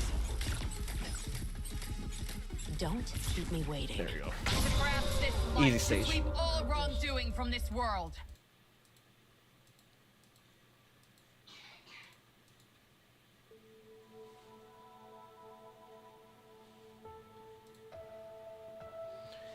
You aren't talking. The room is quiet. I don't really want to talk. Are you bored? Not really. I'm just not used to it. Ifrit has been frowning from the moment they got back to their room, or more accurately, from the moment they left Saria. There are several intricate geometric shapes scattered on the table. It's a scale model of cities like Trimounts, given to guests by the hotel for free. Rasmatas and Ifrit sit on opposite corners of the sofa, chatting on and off sporadically. You look at the children, but do not interrupt. You want to try building Trimounts again? It's really tough. It took me so long last time. I've done it twice already. Oh, so fast? I remember I wrote it down. There are a few really hard steps, and there are a few city blocks packed with buildings. They all look alike, so it's easy to get them mixed up, but I have it written down. Do you always write things down? Yep, I could forget them if I don't. What did you write down? Mind telling me? Dr. Amiya, Dr. Calcit, Blaze, Weedy, and some people and things farther away. A long corridor, I got lost. My brothers aren't much older than me, but I can always count on them. They come to look for me in no time, and they pat my head and tell me I have nothing to be afraid of. They have scars that look alike on the back of their heads too, like the marks I made to group flowers together last night. Brothers. Oh, is she remembering them? You don't look so good. Relax. Don't think no more. I'm in a little better shape than you, but not by much. If only we could choose what we remember. I keep on remembering the noisy, buzzing machines and the room all painted white. Layer after layer. It's like they built them like that to mess with me. Just thinking about it pisses me off. But I want to remember what Silence and Saria told me. And what they did too. So you'll soak it because of what just happened. Because Saria. Maybe she's worried you get hurt? Dr. Casset didn't let the doctor go with her to look for the Arco 1 either. Silence won't let me see Saria. And Saria won't let me follow her to help her out. Maybe they aren't worried I'll muck things up. Maybe they think they don't. Maybe they think they didn't protect me well enough before. Or maybe they think I'm still a kid who only knows how to throw a fit. They have a point. But I super hate this feeling. I think I get it. You do? Oh, sad Ross face. Yep, when I left Rose Island, Blaze and Weedy kept trying to talk me out of it. Blaze almost burned the letter. Amiya and Dr. Calcet let me go in the end. But I could tell...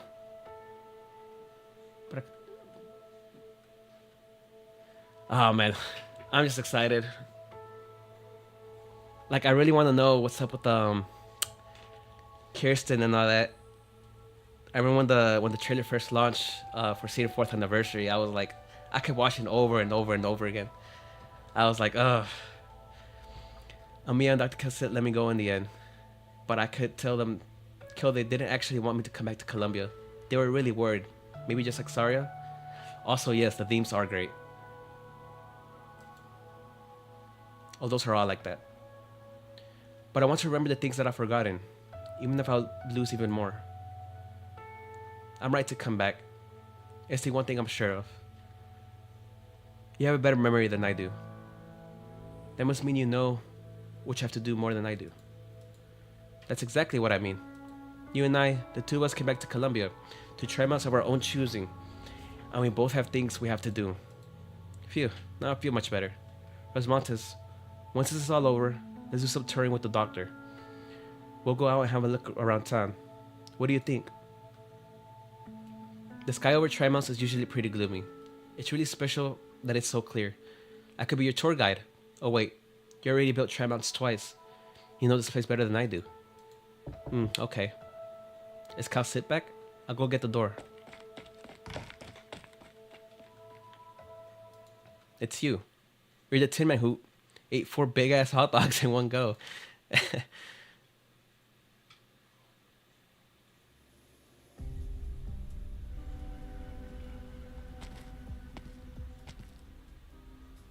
Finally made it out to District 13. I have to take the Richter jar for the new equipment. The drone's rotor is probably made out of some kind of high-performance optical material. Its camouflage ability has increased greatly, and the surveillance range has doubled. Now what next?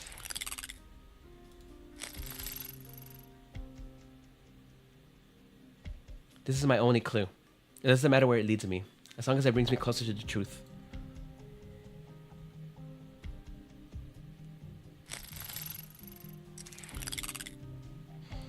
The transmitter response has been growing stronger ever since I approached District 9. If I remember correctly, the park right here should be closed due to some government planning issues.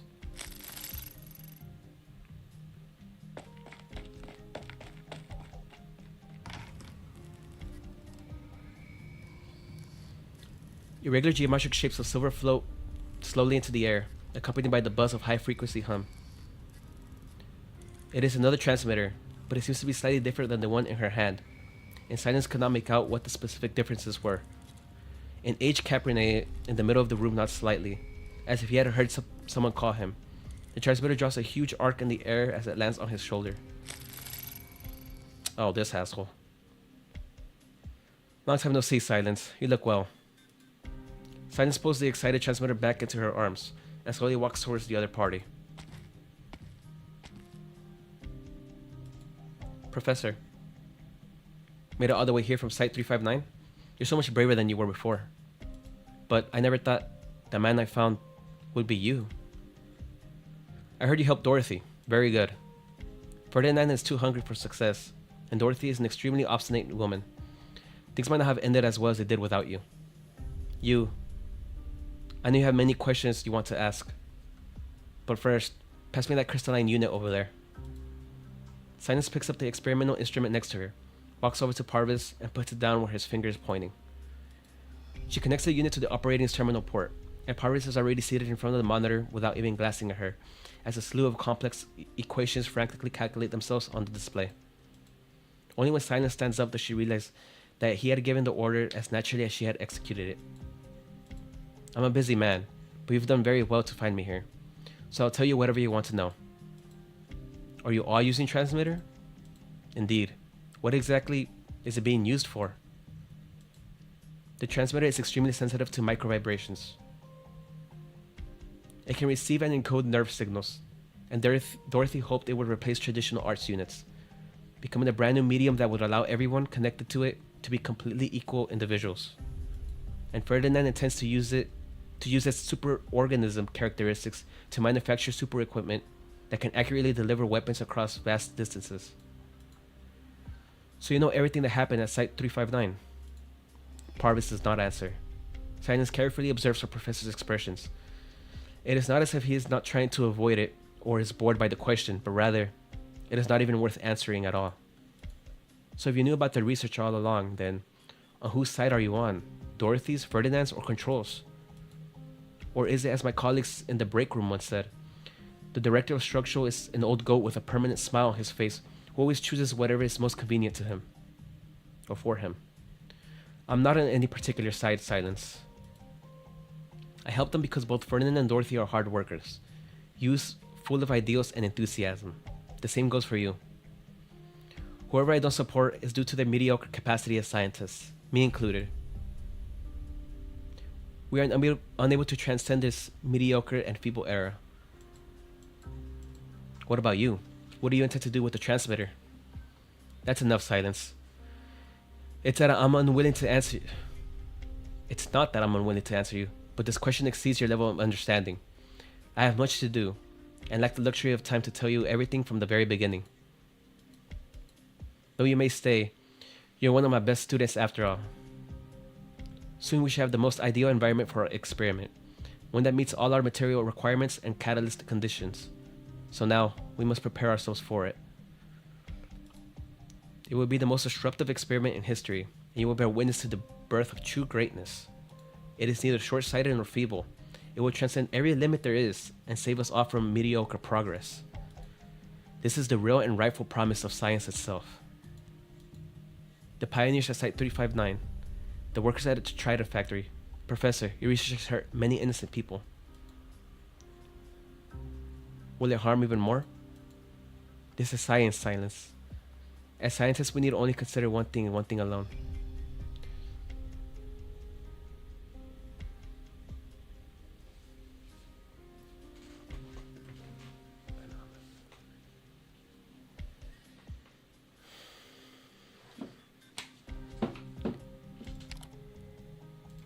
And that is how to accomplish it.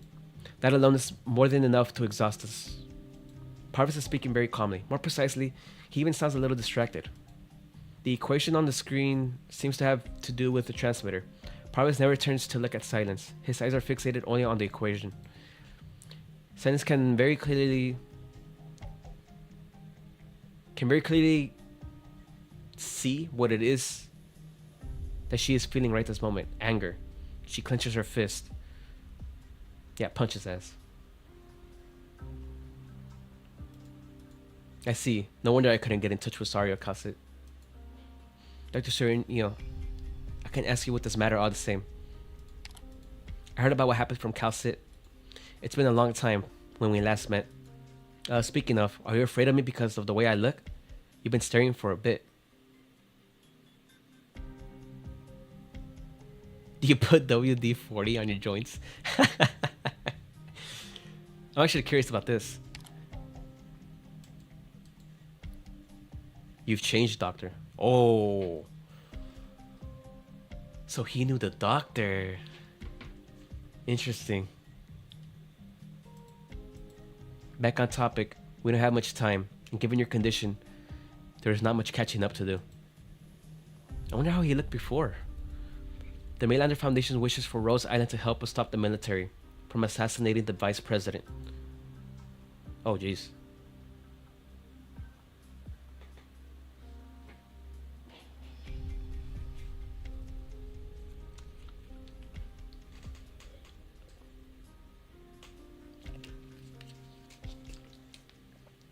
Doctor, you don't seem surprised. We've just got this piece of intel ourselves. Tomorrow, Jackson will visit Ryan Lab, and that's when Blake will make his move. No doubt Cassette has already gone over the Horizon Arc project with you, so I won't touch on that. Rhodes Island should be on the same side as the Maylander Foundation in this. It's a promise that Cassette made to me, and it's also the prerequisite for your entry into Tri-Mounts. Assist the Maylander Foundation in stopping the military's absurd act of treason. You can see this as an order, Doctor.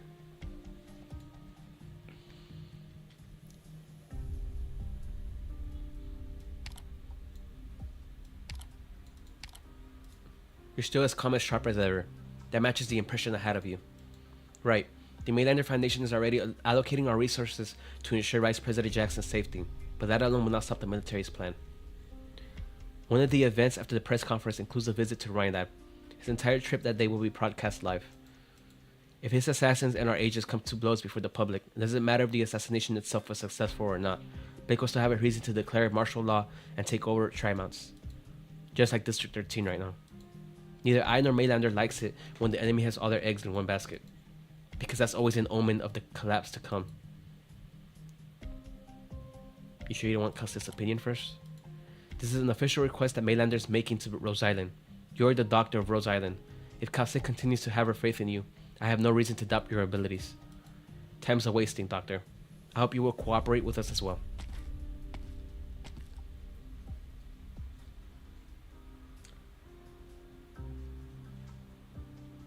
Maybe I should try to get in touch with Custis.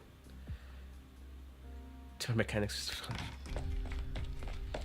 Doctor, the meeting risk matches catch the hitman who's after the vice president. Cal sits still looking for the entrance to that Arc 01 thing. And Saria's gone back to Ryan Lab to look for data. Doctor, we have to get on this right now. Or you're still treating me like a kid, just like Saria in Silence. Doctor, you brought me on so many successful missions now. In 2 more years, I'll get to apply to become an elite operator. Wait, really?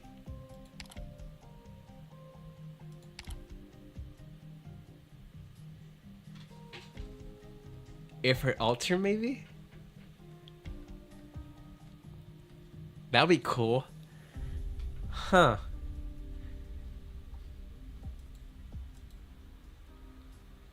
Anyway, if you're gonna lock me in the hotel room, I'm just wondering what kind of mission I should assign you, Operator Ifrit.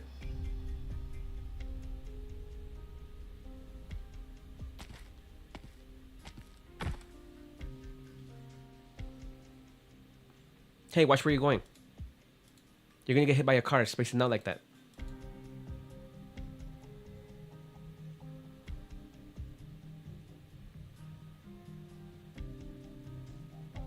Let me leave you with a little advice, Researcher Silence.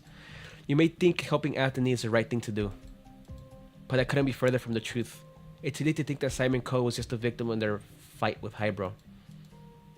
They were fighting because they were hell-bent on bringing down the other side. It's just that the old Smith didn't play the game as well as his opponent. In other words, if Smith managed to make his move before Hydebro, it would have been the Hydes hunkering down in Bunker Hill right now instead of his family. From that point of view, is Anthony really just a victim? But what do you think, Anthony? I can't deny it. But there are no ifs in this world. I know that. I'm telling you all this because I want you to understand something. If you want to do the right thing, you need to first be able to tell what's actually right. You also need to understand that doing the right thing doesn't necessarily mean you don't have a price to pay.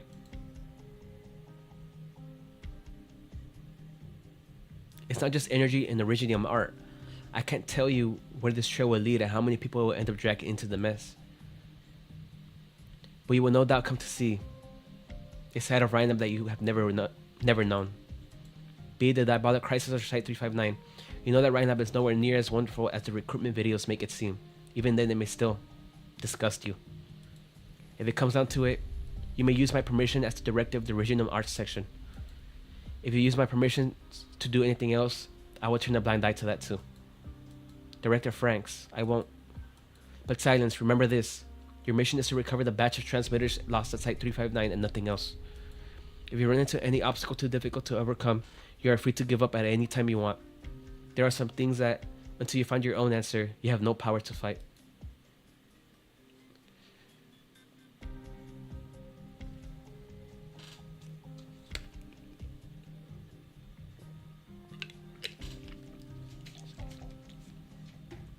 This is science, Silence. As scientists, we need to only consider one thing and one thing alone, and that is how to accomplish it. That alone is more than enough to exhaust us. You're a lot more composed now, but your eyes are the same as back during Hayden 1. Angry over that sick child, criticizing me for those minor issues during the procedures, and even blaming science itself. But as I have so often told you many times in the past, only science can change what needs to be changed. It can advance an entire age, but its progress lies in the hands of a limited few. This is a natural paradox, Silence, and the paradox simply implies a cost. I have already given you the clues you have been wanting. But Silence, what can you do? You don't even know where to start your inquiries. After leaving Parvis's lab, Silence spends the next half hour walking aimlessly along the streets of District 9. She had followed the transmitter all the way here, but what should she be doing now? What could she even do? Stop her own mentor? Find control and beg for the truth from her? He was right. How could she stop anyone if she doesn't know where to begin? She is angry, but anger itself holds no meaning whatsoever.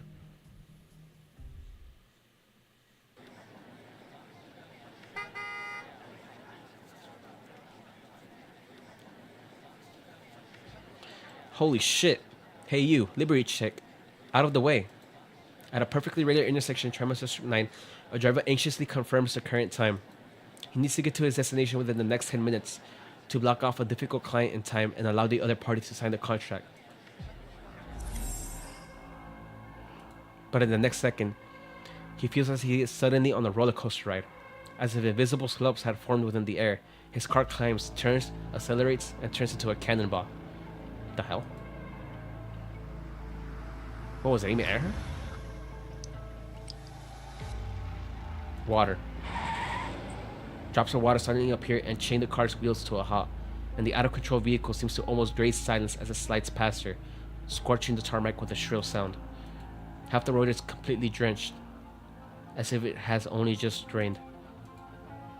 Are you okay? Sorry, I have no idea what just happened. Silence. Travis has a ton of cars on the road. You could get run over if you keep spacing out like that. Director Muses, just now. I'm just passing by, no need to thank me. Oh no, she was just not paying attention.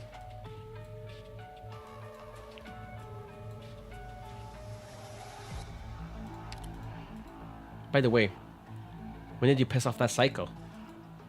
Knowing what she's capable of, she might have been more direct and messed with the air. Oh, okay, no, she was.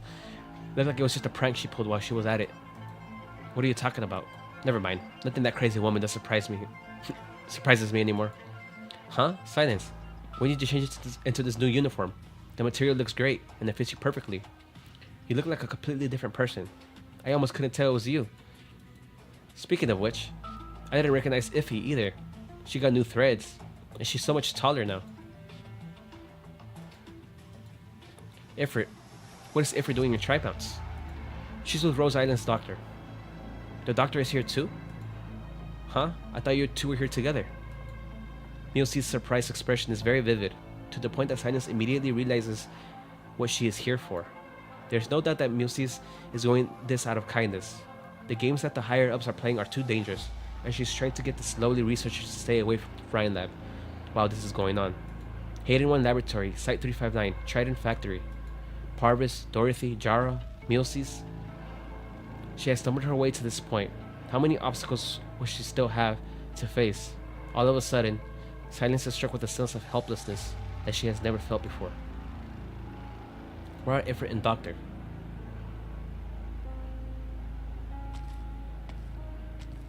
There she is. I was only going to have you make some trouble for Blake. Never did I expect you to follow the trail to the old goat. The elf saved you, but where would she take you now? Oh well, just a little birdie. No need to worry about her. Don't try to assassinate her? She...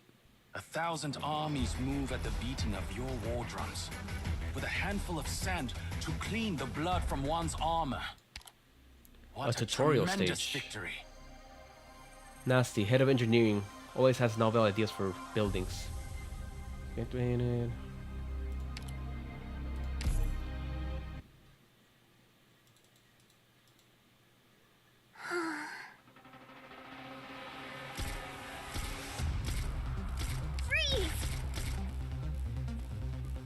We're in the lab monitoring enemy communications. Up to the ground. It was over just a moment ago. And now there's an unnatural slope. Whatever, the enemy's right in front of us. Advance. You'll pay for that. These things look like eyeballs.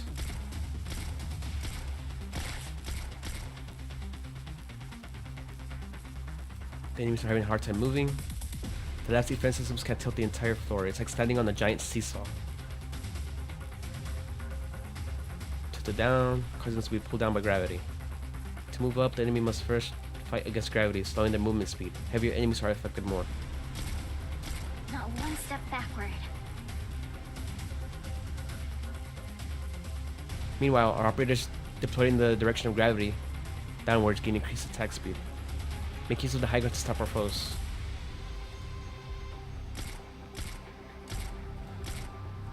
I'll show them what I can do. 今回はどんな面白い動画が撮れるかな。 Whoa. The floor's spinning. Now the enemies are speeding up. What's going on? Wait till your higher has stepped up to up altitude.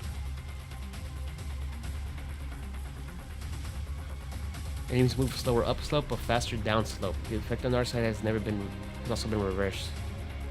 On the other hand, operators with block 1 or higher can also step on the switch. It's like a seesaw, falling towards the side that's stepped on. Step on the switch and then lay the attack before more enemies arrive. Give it to me. 了解。 Oh, that's cool.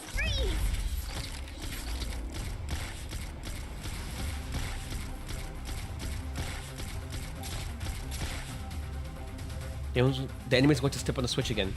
Don't worry. When the switch is currently being stood on, the opposite switch is disabled.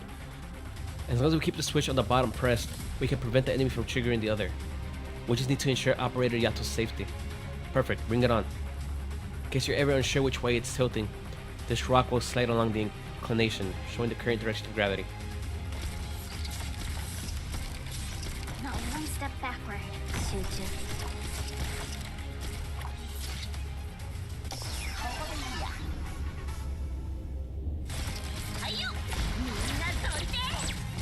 Now one step backward.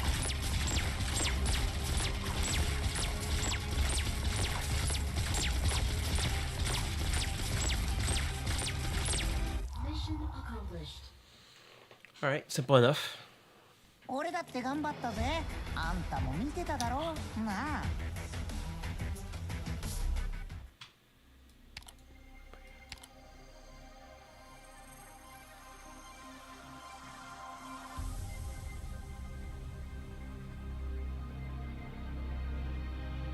There are always sacrifices to be made behind the scenes.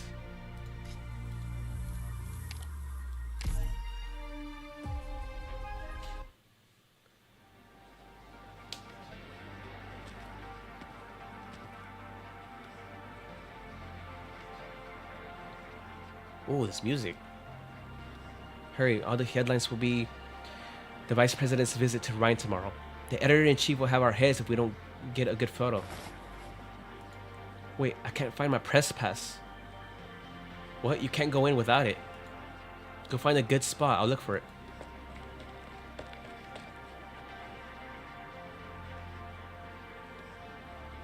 So many people. I couldn't even get to the cafe downstairs for breakfast. Oh, that OST. A public visit by the Vice President, broadcasted live. Every newspaper is here. It's a wonder they didn't completely block the roads.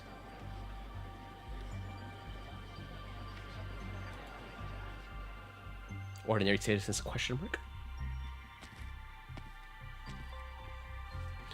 You see it, Rosmontes? What? First the factory, then Rhine Lab. Trimax likes to block off a place when something happens. Rhine Lab is different from the factory, isn't it? They blocked off some of the key roads leading in. Probably out of security concerns for the Vice President's convoy, which causes other streets to fill up.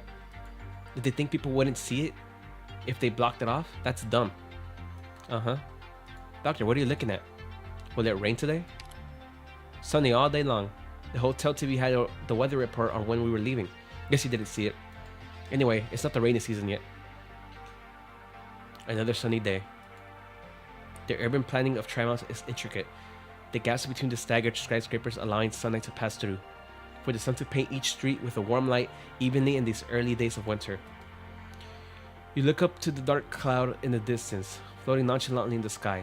The wind is blowing towards the cloud, and it looks to be moving away from the city, but it never disappears. You also see the busy streets, the parked cars, a flash of light up high in the distance, and one of the sky's passerby. You keep a poker face while urging the two girls on. Did you find something, Doctor? Could be mainland Foundation spice. Don't worry, Doctor. We'll protect you. Don't forget today's mission. I know. You said it a dozen times before we left. I promised to listen to you, and I keep my promises. I think we're there.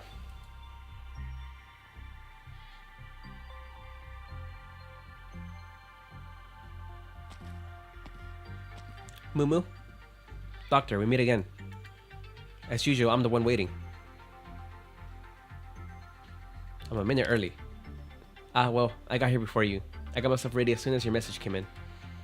This is your company, after all. Well, this is what you asked for. Plans for the Rhine Lab building, and visitors passes for you and your young assistants.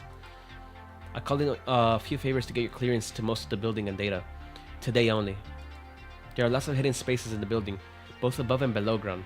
My tip is to have someone focus on the underground. What about you? I have to accompany Mr. Vice President on his Rhine tour, of course. Kristen's not here, and we're missing a few section heads. We can't have anyone else calling out. I'll give you a big personal thank you when we're all done. A clone. It's always clones.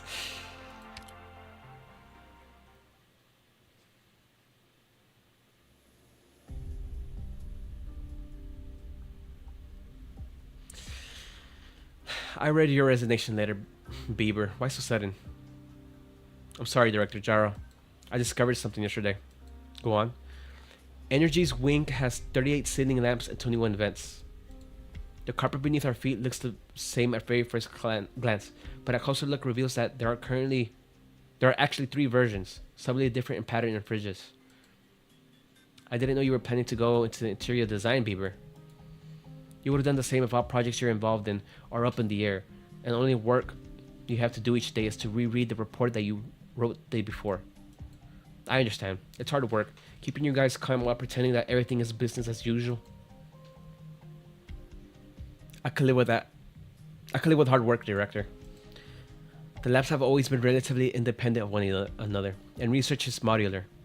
Everybody goes about their own business, even if something happens to Site 359, even if Ferdinand quits unexpectedly. At the lower levels, people don't know much and believe this is no different from any number of research accidents that have happened before. The kind that every tech company deals with every now and then. But I know this one is different. Control has virtually vanished without a trace, and Ferdinand suddenly resigned. Every day is like sitting on fire. There's been no formal change of leadership in energy. No one to tell me what happened or what I should do. Now the vice president is touring Rhine. It makes my stomach seize up when I walk into the lab and see the excitement in everybody's eyes. So you talked to Volvort Koczynski's headhunter, Sonia, right? Yes. I'm not reprimanding you, Bieber. Your position at Rhine Lab allows you to see more than the average employee, but not the full picture. It's normal to feel anxious. The responsibility falls on me. I asked you to keep things calm in the energy section, but neglected your own emotional needs. It's not your fault, just weakness on my part. Why do you think the vice president is making this sudden visit? I don't know. But he'll find out that the press conference that he held a few days ago has to do with us. Really? That's all I can tell you for now. How about this? Take 1 month off, paid leave. Maybe it'll be enough for you to clear your head and return to your post. Damn, 1 month paid leave? Shit. Say no more. If you still insist on resigning after that, I won't stop you. Rhine Lab grew from a single lab to 10 sections, running more than 100 large-scale projects simultaneously. It has seen bigger storms. It has survived them all. Just give it a simple thought. Or a little thought.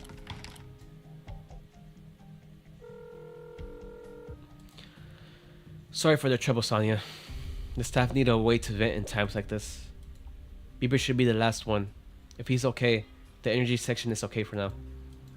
Yeah, catch you for lunch or dinner one of these days. Give 10 man my thanks. Come in. Huh. How many does that make this week? Not your problem. There's no sense to business if you're reassigning them. I don't need flighty idiots like that. They're cornerstones of this company, Justin, just as you are. And I may be old, but I'm not senile enough to assign a PhD in energy mechanics to be one of your salesmen. The vice president is almost here. I thought you have the time to fool around in my office. Just giving you a heads up. I'm seeing a few new investors today, and I have a number of important remote meetings to attend. Since the vice president is here to inspect research, I'll excuse myself. None of the phones in business stopped ringing the day the vice president announced his visit to Rhine. I had to get someone to add 2 dedicated hotlines. It's a clear signal. The world of Tri-Mountain Finance. No, not just Tri-Mount. Not just finance. Every Colombian who even has a passing interest in investing has their eyes on us. That Bieber has a lot of stock options, doesn't he? I say you just accept his resignation, then hire him back at a lower salary when the company stock soars and he begs for it. Rhinelab is not a stock market toy, Justin. Now that is hurtful. Mayor Benjamin, Councilman Chris, Deputy Phil, Commander Colette, even the Chief Justice. That's just a few of the people I'm talking to today. Could Kristen have been kept playing her hide-and-seek game with Blake if I hadn't continued to sweet-talk all these friends? You utilized a lot of resources. Just doing my job. And one correction. I am not a cornerstone of Rhinelab. A cornerstone exists for other people to build upon. I don't have the same loyalty to Kristen as you do. I chose her and Ryan. I helped her because I wanted to take control of my own fate. Of everyone's fates. This isn't a game.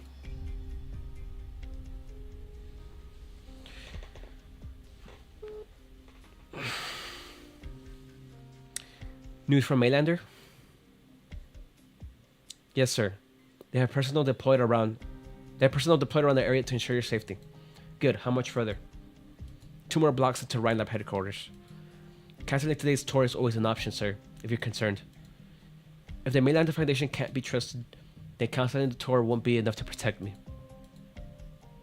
I can't very well skip class to see the mining platforms chase the sun because I'm scared of exams, like I did when I was young. Not when I'm the vice president of the Colombian Union. Who's the president? You should get some rest while you can, sir. I thought there would be many more chances today. Do you remember how I described Tri-Mounts at yesterday's banquets? The future of Colombia. You said you loved this youthful city, just as you love this youthful nation. As a matter of fact, I don't like this place at all. There are no burden beasts, no clouds of dust kicked up by their hooves, no duels for some dumb reason, no pioneering spirit. Only white-collar workers and their coffee, high-rise buildings that split the sky, and air so clean it makes your stomach squirm. I believe the Tri-Mountain circulation system employs... Don't, Pavard. I'll be hearing far too many explanations like that over the next few hours. You don't like dealing with scientists? I won't go that far. They're simple. They can go on and on about their products, blueprints, or ideals, sometimes outlandish, sometimes crazy, mostly incomprehensible. All I need to do is smile, nod, and shake their hands when they're done, giving them a few words of encouragement. Much simpler than dealing with the old folks of the special district. You represent the state. The people like to see Colombia support science. It's good for your image and your odds in the next election. The vice presidential election, Colombia's biggest political event, but I'm thinking that perhaps I shouldn't spend too much time and effort in it. Or on it. You've achieved a lot in the past several years. The polls indicate you enjoy a high level of support. The representatives who support you have also been in contact with the influential vocal director of Rhinelab. It's not easy to gain the support of big tech. You have a head start. Vocal director. Was that the Justin guy? No, I meant in comparison with Mark Max, the president ever guiding Colombia to her promised future.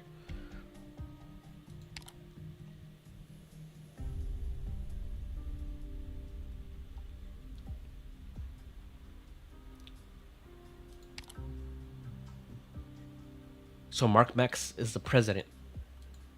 All that national attention surrounding the vice presidential elections just adds to the embarrassment. Mark Max.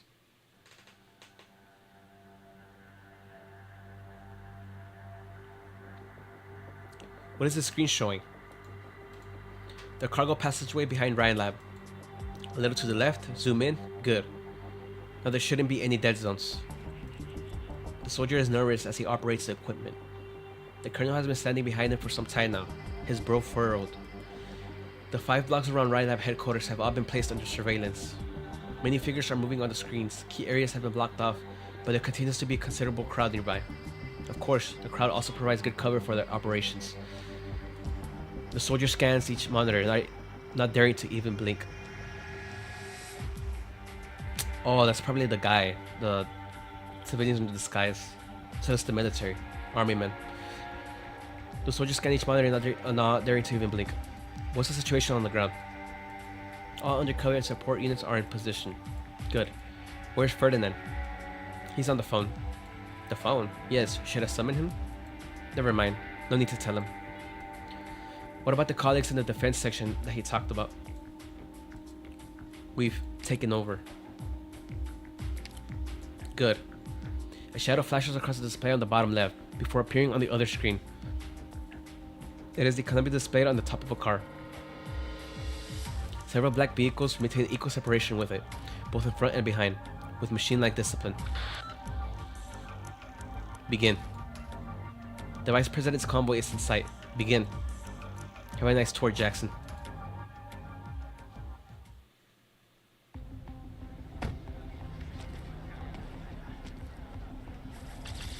Mr. Vice President, there have been reports that Trident factory explosion in District 13 was linked to Ryan Lab. Is your visit to Ryan Lab at this time intended to dispel such speculation? Excuse me. District 13 is still under lockdown. Did you authorize the Army's actions? And how long will the lockdown remain in effect? Will you be meeting with Control, right? Excuse me, Mr. Vice President. About your schedule and tri-mounts. Patience, please. There will be a press conference after the Vice President has concluded his tour. We have set aside a space to accommodate members of the press. Please, follow me, and refrain from disturbing other staff members in their work.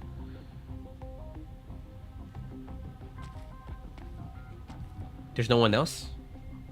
Damn. Shut him up. Look at that, hiding weapons and recording equipment. Search him and make sure he doesn't have anything else on him. There's a discrepancy in the documents. Find a way to check the credentials of all the reporters in the press area. Be discreet. I got this one. No commotion.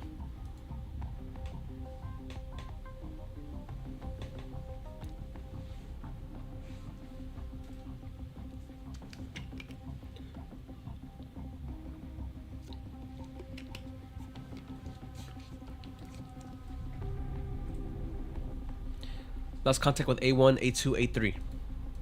Have all our locations been compromised? HQ. Need immediate instructions on whether to continue operation. Oh. Yank. That's the 9th one. If you're used to dealing with terrorists, you know a thing or two about planning a terror attack. Report. Oh, it is Maylander. All potential vantage points within the sniping range of Ryan Lab have been secured. All potential vantage points. Yeah. We have neutralized 9 snipers and 11 disguised assassins. Continue to monitor the area around Ryan Lab. Roads, vehicles, pedestrians. Leave no one unturned. No stone unturned. Roger. The Vice President has entered the Ryan building. It will be difficult for us to deploy directly inside the building. Do you intend to be on scene personally? No. I got a message from a colleague. There's somewhere else that I need to be. Share intel with Doctor of Rhodes Island. Follow any orders issued by the doctor. Acknowledged.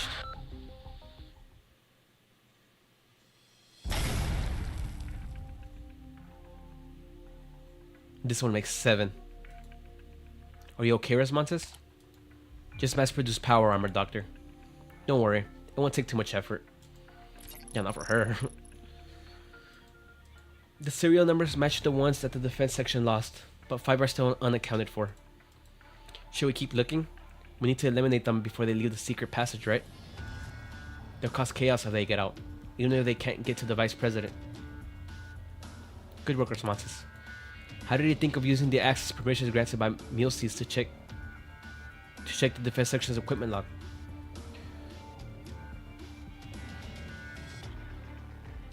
Going down the list of possible options. I didn't expect to strike gold on the first try.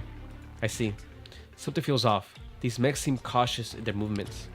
It doesn't seem so much an assassination attempt as... Movement, Doctor. Power armor. No. Who could be in a secret passage at this hour? Hold there, Osmanthus. Oh, hey. Fancy meeting you here. Doctor, Operator Osmanthus, what are you doing here?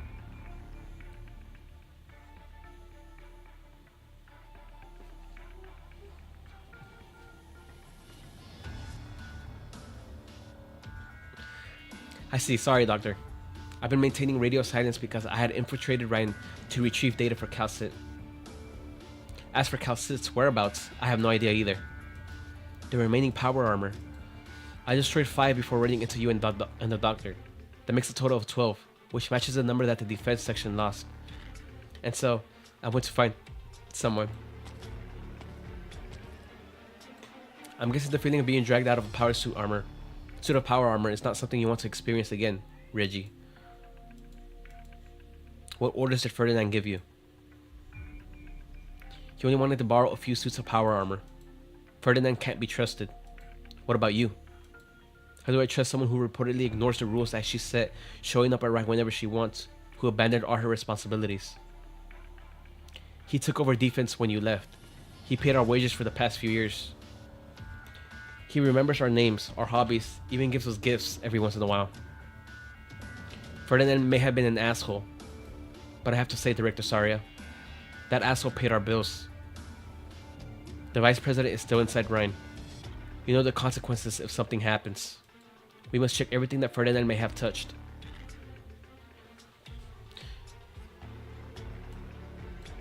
Just the 10 suits of power armor.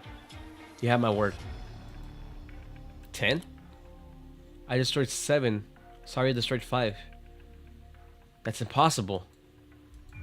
Ferdinand only borrowed 10. I watched him enter the commands myself. What kind of man is Ferdinand, Saria? Proud, arrogant, thinks himself better than everyone else?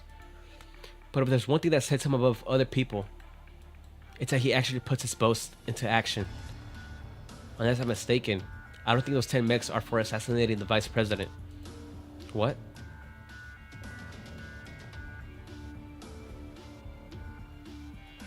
As for the 2 extra ones...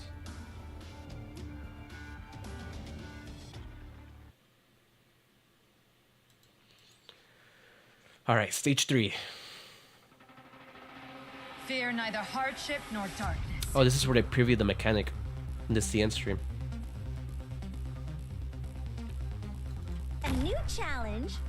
You can't hide your fear. 그럼 이 먼 바다의 노래에 귀를 기울여봐.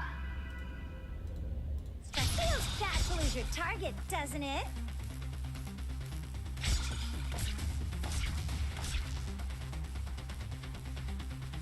So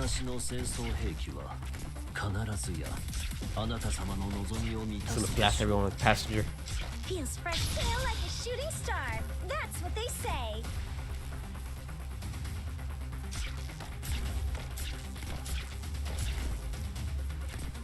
무서워하지 마, 동포들.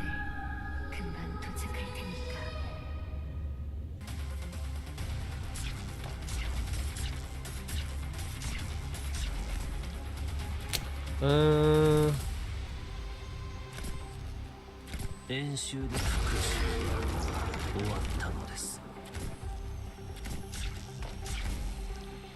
나와서搞掂佢哋. Maybe I should do this. もう後悔の余地はあり英雄たちよこのゆるい記憶にとどまった魂を狙って戦うことで何を得られるというの Must で be しょ higher う than か starting speaking slow at.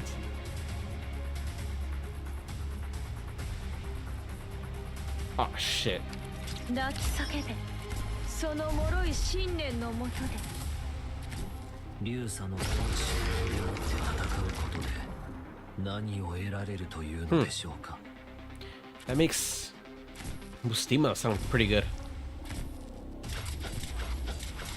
With her Mario.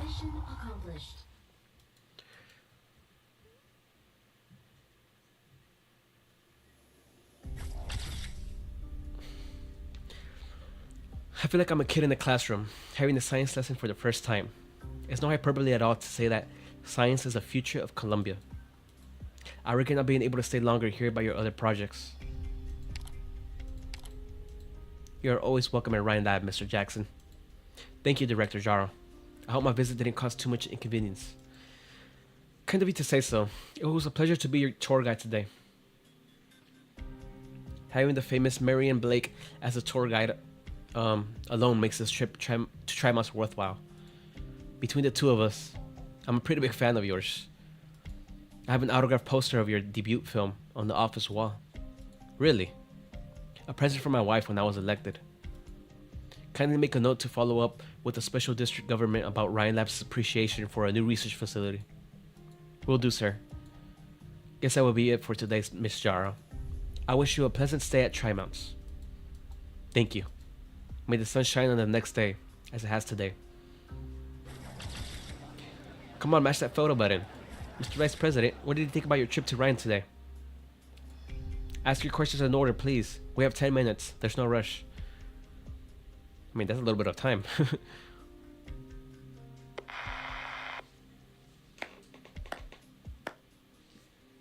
You heard me right. I'm clapping. Vice President's visit bolsters Ryan Lab's claim as industry leader. The headlines write themselves. The tour concluded without incident. The Vice President will leave Ryan Lab in 10 minutes. Doctor.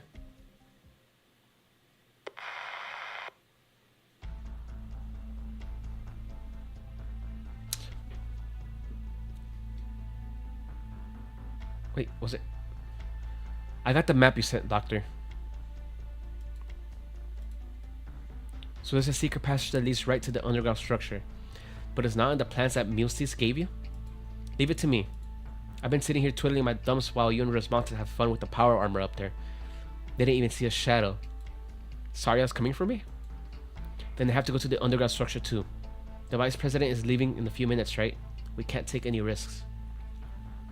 Ifrit, moving out, Doctor.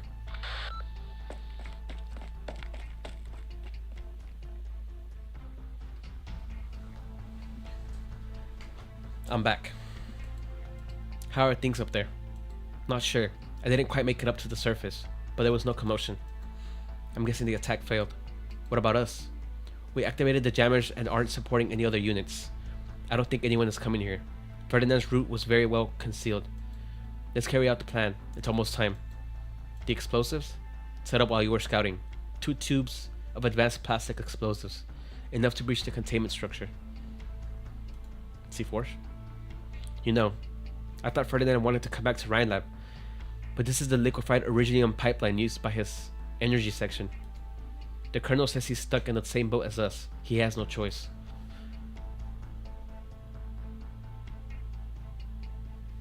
Don't really see the point of blowing this up now though. The Vice President should have left Ryan Lab by now. What good would blowing up the original pipes of the underground structure do? The Colonel has his plans. All we need to do is follow orders. What goes there? Kid? Why's she carrying the plant? Where did that come from? Looks like the doctor's intel was good. Hey you. I don't know why you're hiding here, but I think you ought to surrender now.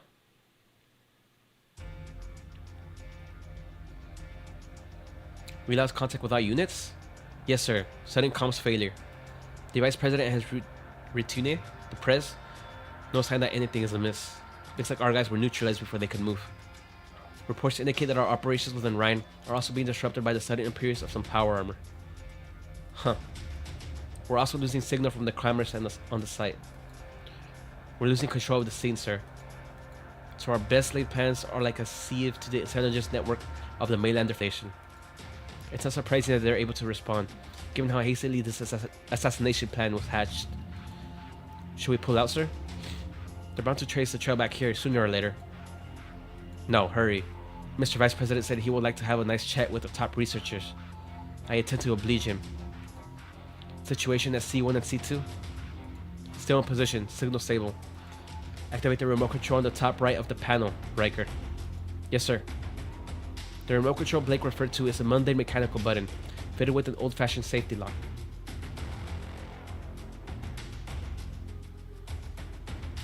The soldier enters the password, and the cover pops open, revealing the bare button. What is this, sir? Remote control for the explosives that will blow up the containment around the liquefied iridium pipes. Look at the screen.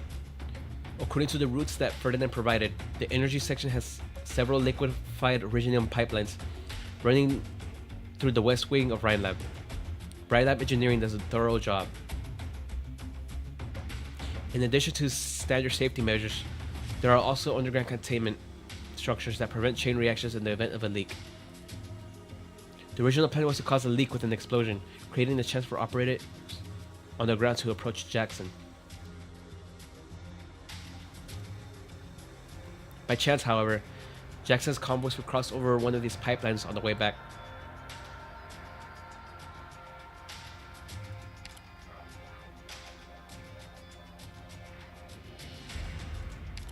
Your Rhinelab staff?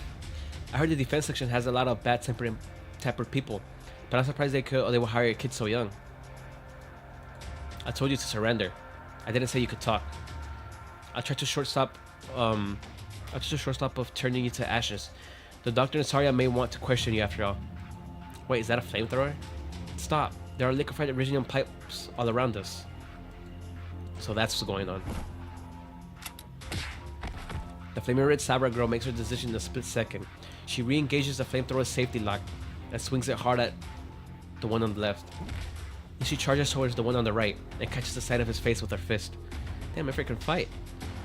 And the time it takes for well, she's been in a lot of missions. And the time it takes for a flame to flicker, Ifrit is back on her own 2 feet again. Just enough for pumps. Yeah, I think my nose is broken. Run, kid. What? What's that sound? Damn, he started the countdown. Less than 1 minute left.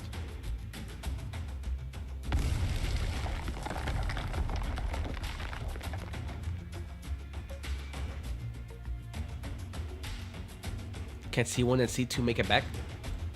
Their contributions will be remembered, as well as all others who give their lives to this day. But Colonel, it's an entire convoy.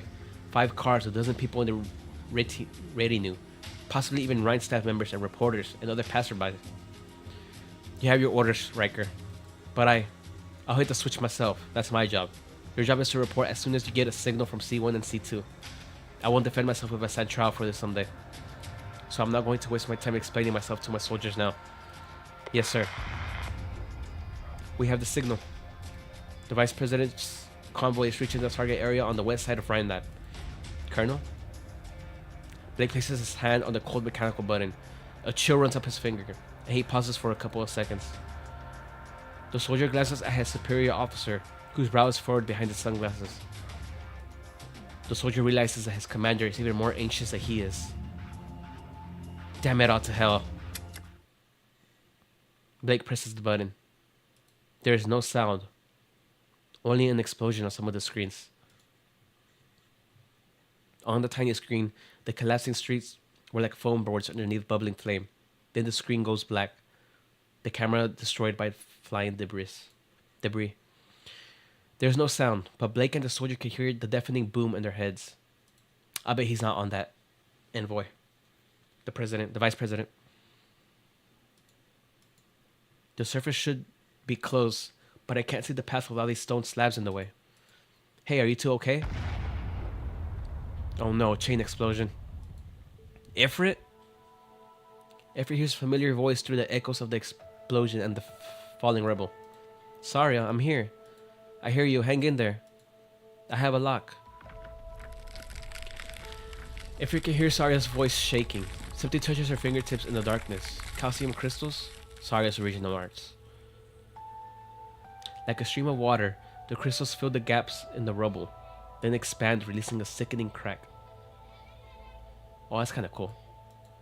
Saria has forced an opening in the collapsed structure. A hand reaches down from above. Ifrit grabs it and feels it pull her up, while the calcium tunnel shatters behind her.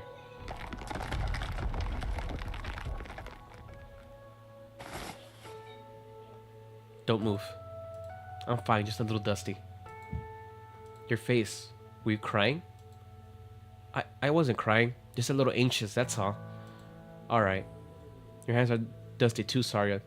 You're making my face even dirtier. Oh, sorry. And these two? They were the ones who planted the bomb that blew up the liquefied originium pipelines, so I brought them out. But I couldn't stop the explosion. You did well. You really did. What is it, Ifrit? Oh, like the family. Silence? What are you doing here? Silence. Oh. This is gonna lead to a big misunderstanding, isn't it? I think so. Why are you here? But I mean, Ifrit is there to explain, so...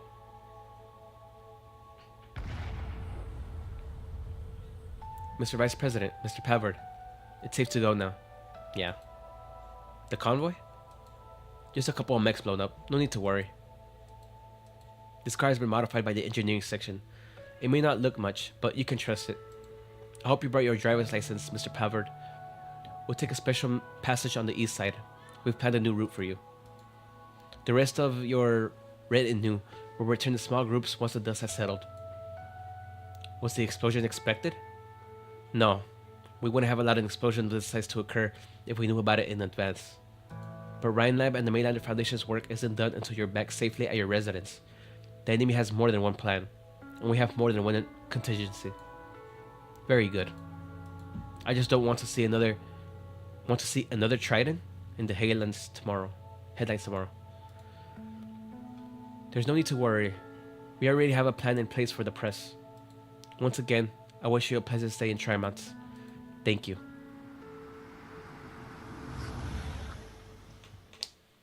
振り返りなさい、勇者たち。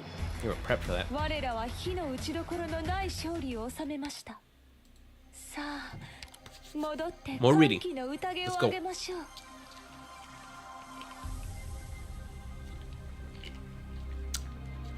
I really like this lobby theme, by the way.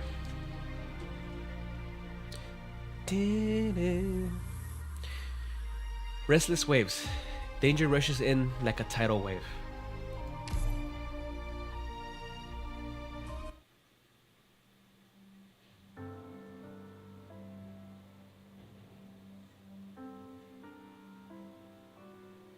Silence. Finally.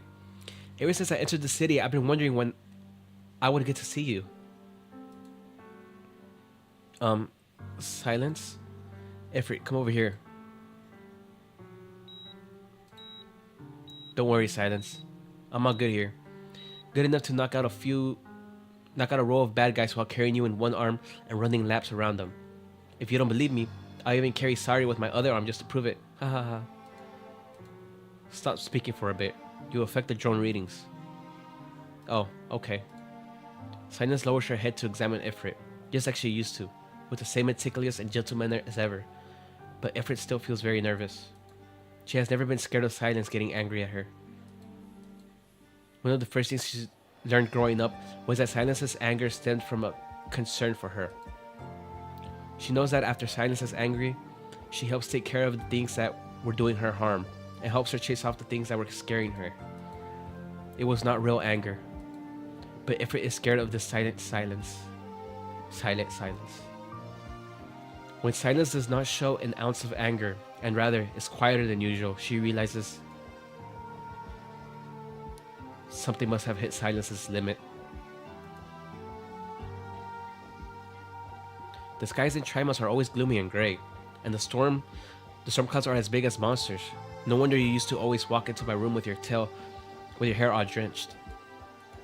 Oh, and hot dogs? Do you like them? The doctor bought some for me and Rosmontes, and I want to try one with strawberry flavored syrup next time. Oh, hot dogs? Silence. I decided to come here myself. I bothered Dr. Calcet about it for a long time, and also wrote the doctor a super long letter. I completed all my courses and trainings in the last few years. I can do a whole lot of missions, just like you and Saria. Blood originium crystal density has slightly increased. What are the estimated rates of increase for that and for cellular fusion assimilation. For now, they're within controllable ranges. We won't know the rest of the results until Ifrit returns to the landship for a comprehensive examination. That's really bad for Ifrit, by the way. Her readings are really high to begin with. You want me to return to the landship? You guys still don't trust me. No, Ifrit, I trust you. But there shouldn't be a need for any buts here with Saria around. 4 years ago, I was in this very city and under the very same signboard. I almost lost you forever. Back then, she was at your side too. No different than right now. But how old was Ifrit in the manga? I know they claim she was younger mentally, but she was like a teen, right? That would make her maybe like about 18 right now, maybe? 18, 19? But I lived, and I've been living good. Saria protected me, so this time I can protect you and everyone with her. Ifrit, listen to Silence. She's your doctor, and you should trust her the most. But I trust you too. I trust the doctor and Rosmontes too. There's no difference in the amount of trust I have in you guys. Saria, I saw you the other day. You were with that mysterious man in the trench coat at Trident Factory in District 13. And on the very same day, something fell from the sky. So you were there too. Just another Rhine-related secret experiment, right? Of course you won't answer, because this is you trying to protect me and Ifrit. Just 10 minutes ago, Ifrit stopped an assassination attempt on the vice president. What? I'm not trying to conceal information from you, Silence. But what I have on hand is also very limited. There are simply too many different factions involved in this, and all I can do is try my best to prevent the situation from deteriorating even further. We must put this back on the right track. I've heard that line from Director Saria way too many times. You were always in control of the situation back at Rhine Lab, but those horrifying experiments kept popping up, one after another. There will always be someone hurt by the ambitions of another, and these wounds won't simply be healed by criminal charges and trials, not to mention a trial that should never have happened in the first place. I can't help but wonder, when you people finally extinguish this fire, just how many will be left lying in the ruins, breathing their last breath just like Ifrit was. You perceive the situation more thoroughly and clearly than I can. But you still choose out of habit to help them control. You hope to minimize any damage and preferably shrink it until it becomes unnoticeable, rather than put a stop to the immorality at its source. I can't deny that. Saria, I've been waiting years to ask you a question. Your inability to make a genuine stand against Rhine, is it because deep in your bones you've always been the same as them? The same as Control?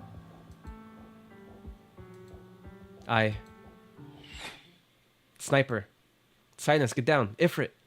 What?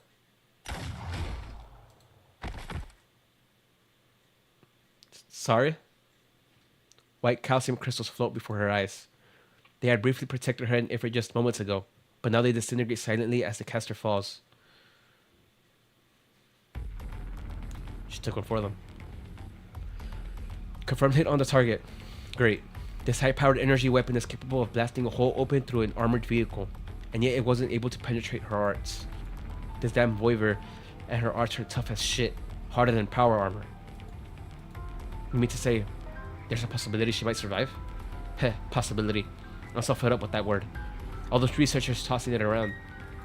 What I want is results. Definite results. And what happened with the vice president? Maylander won't give us a second chance. The op team is still on standby. Should we order them to withdraw? No. No need. Give them something else to do. Just like how we dealt with that eyesore of a Voiver. Don't let anyone causing chaos in Rhine get off scot-free. It's time for those idiots who think they can do whatever they want with just a few companies under the belt to wake up. No one can challenge the Colombian army's authority on Colombian soil and get away with it. Move. Blake, I didn't give you Ryan's contacts for you to drag it into the gutter, which is why you've used your channels with Ryan. The guilty are often the first to complain, Ferdinand. Are you aware of our current situation? Someone disrupted the intel and the detonator went off too early. And now, Reporters have already spun the story that this has something to do with Jackson at all. What did you say? I said the assassination failed. Are you satisfied? Come on, Ferdinand. Put away whatever weapon you're hiding. Do you really think you can even leave a scratch on me? Relax, I don't blame you. Blake pats Ferdinand's cheeks twice. Ferdinand expected Blake's eyes to be filled with a murderous intent, but to his surprise, all he sees is a smile. Carrying out an assassination within Rhine, given our current intel, would have been extremely difficult, even without your meddling. And even now, that company is all that's on your mind. Loyalty to your own desires isn't necessarily a bad thing, though. I'm serious, Ferdinand. It's an admirable trait. You're fit to be a soldier. But now that we failed, what of it? This is just the beginning. It's a good thing that Mainlander has us pinned down. Do you know how many of my superiors have been waiting ages to strike out against them? Before the situation spirals out of control, our losses will only win me more support. And if things really spiral, trust me, you don't want to know how things will end for me. Of course, I can't guarantee how they'll end up for you either. I'll stick to our agreement to help you find Kristen. We can still turn the tables once we have her in our grasp. That goes for the both of us, and Ryan too. I'll go meet with Jara. Sure, by all means. Let's see if it's luck, or fate, that will catch up to us first.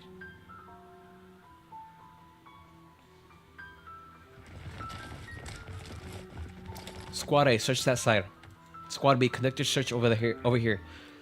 Our targets are a hooded figure with no weapon, and a feline girl able to use highly lethal arts. Yeah, I don't want to mess with Ross, you're saying. Doctor, my terminal lit up. That means it's time for me and Ifrit to meet up, but I can't sense her presence. She probably found Saria. Ryan should be safe for now. This place isn't safe at all. There are too many laboratories here. They have the same white walls, just like a maze.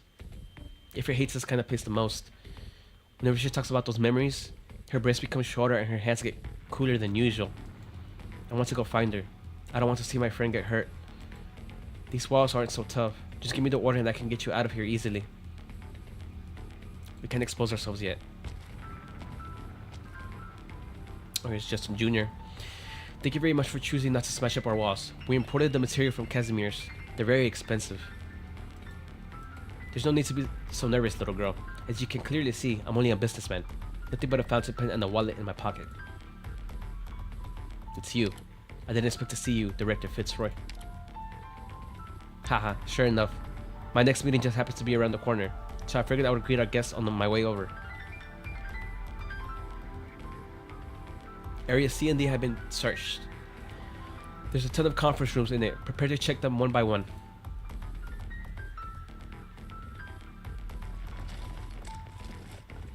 Enemies in the corridors, and a lot of them too. Her pricked up ears. Give me the order, Doctor. We have company.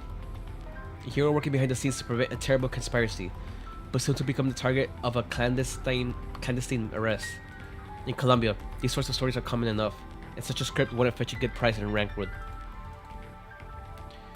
At the end of the day, is it a party being obstructed by the establishment and wanting to punish them for it, or the other party dispatching the commission to let this yet to be exposed deal sink into the abyss? What do you think? Seems like there's no need for guesses here. You included, Director Fitzroy. Surely you showed up here at this moment for more than a greeting. Oops. Would you just look at the time? They're waiting for me to start our meeting. I hope I haven't disrupted your plans too much just by stalling you a bit. Doctor, please stand back. I'm going to begin attacking. Director Fitzroy. My friends call me Justin Jr. Justin Jr. The military seeing us together won't be good for you. What if I told them that the young and beautiful feline lady by your side has something to do with the top secret military experiment that should rightfully be covered in dust and long unused? Oh. Is that a threat from an enemy? The choice lies with you. Do remind me, just how many of our excellent employees have you already poached from Rhine Lab? Was it 8? Or 10? Excellent employees. Jerry has been thinking about getting acquainted with whoever runs your HR. Since Rose Island and Rhinelander have been cooperating so closely, the next time we meet, I might even have a contact for you with an offer you can't refuse. Looking forward to it. Alright, I won't bother you and Miss Freeline here any longer. By the way, Doctor, after you get back, please do ask Muses a question for me. When she goes out to eat, what's her preferred cuisine?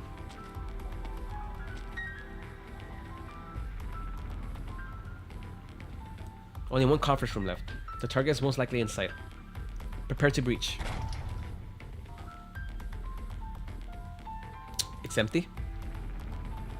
Did you hear a sound just now? What sound? The sound of water.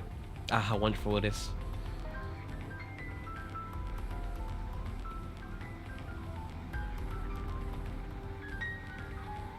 Hold on one sec.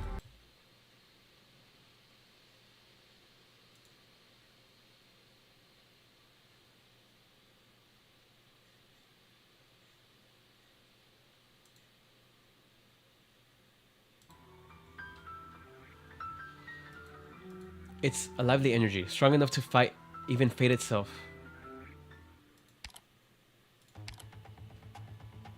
Oh, is he into Mumu or something? Saria. She's not responding. No way. Her head suffered. They headshotted her? Jesus. Her head suffered a serious impact. And though her vital signs are there, she's still in critical condition. She needs emergency treatment. Ifrit, help me lift her arms. Ugh, so heavy. Don't even think about hurting Saria again. Silence. I can burn a way out for us. And we could go try and meet up with the doctor. No, the people watching this are definitely also after Rhodes Island. Yes, the military is already inside Ryan. And your friends might not be able to protect themselves. Director Jara. Come with me, kids. I can't just sit by and watch the other founder of Ryan that fought here. Watch the other founder.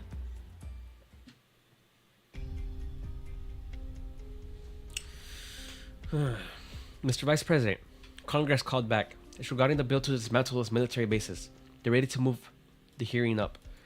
In addition, the justice who reached out to us earlier has hinted that she's willing to cooperate with us to overturn this previous ruling. Wait, what? The justice who reached us. Oh. The military is going to pay for the recklessness. We have an optimistic estimate that Colonel Blake will be out of Trimounts within the next 12 hours. Everything is waiting for your decision, sir. A call should be coming in, Powered.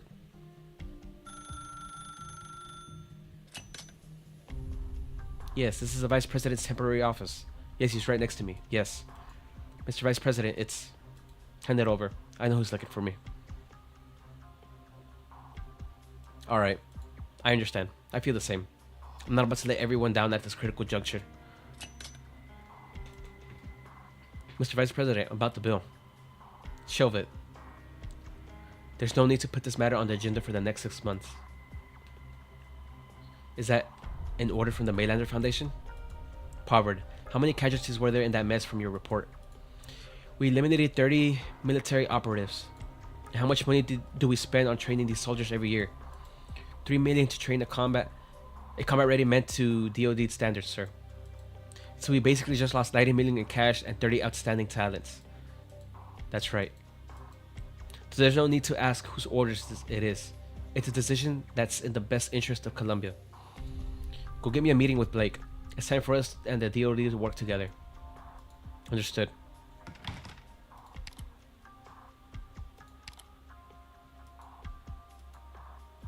I'll always remember the day the election results came in, when I thought smugly to myself that I could finally sit behind the desk of my dreams, and then receive the biggest shock of my life. Haha, back then I almost thought my country was caught up in a huge conspiracy, but I've come to realize that's not what's happening. Columbia isn't wrapped up in any conspiracy, and Maylander isn't the shadow government I thought it was. It's just silly things happening in an orderly way. That's what makes it seem like we've been making real progress. But I'm still just a regular guy. Every now and then, something crazy pops into my head. If I really was caught in that explosion, then would I be remembered as a martyr for Columbia? or just tossed in the dustbin of history as some incompetent politician? What do you think? The vice president looks around the empty office, as if waiting for the omnipresent heir to answer his question. Then the man standing so close to the apex of the Colombian power sighs.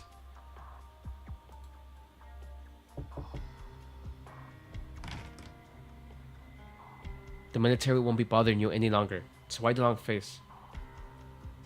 Holhayak, you are a difficult woman to reach.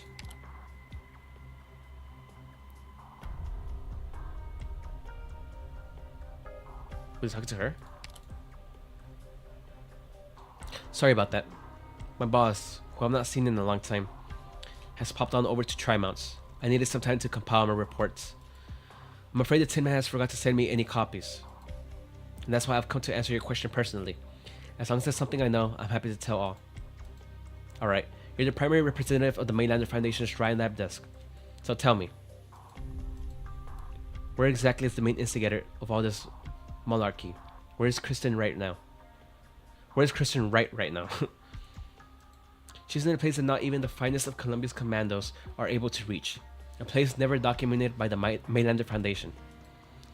There's nowhere in Colombia like that. It's not on any map of the country, at least for now. Even though location might overlap with our territory, it is truly out of our line of sight. So you mean, Mr. Vice President, you are no doubt familiar with Project Exploration, an archaeological undertaking spanning multiple years led by the Mainlander Historical Association, or rather, our Tin Man. Those ancient ruins buried under the vast wasteland. Exactly. Coincidentally, we also came across this information during the recent raid operation on Rhine-related personnel. Exploration records. These records are currently in the hands of a former executive of Rhine Lab, a close friend of Kristen Wright's, as well as an offshore company with an existing criminal record in Colombia. And it is the most coincidental thing that this company called Rose Island has a working relationship with my dear leader, the Tin Man. Uh-oh.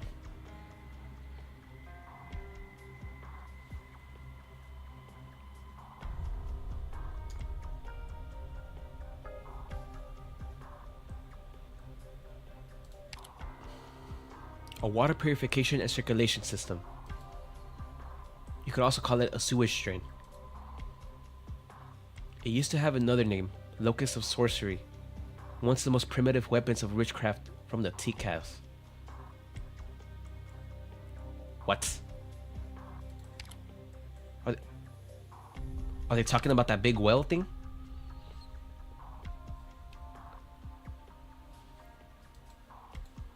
So that's its actual full name. To think that it was installed on the Pioneers team's nomadic temporary housing. Though it's certain that the device's core components have already been long lost. All that is left are the outmost pipes. And you people had a reasonable idea of how to recycle it.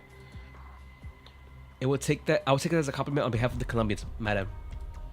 This country has gone through hard times. During the Great Expansion, when supplies were scarce, every object was classified into only one of two qualities, useful or useless. This may be a medium of some magnificent memories in your eyes, but to the ordinary people living in Colombia, they are useful pipes that will not be rusting anytime soon. After all, no matter how old an object is, or how great an era it has seen, those unable to be comprehended by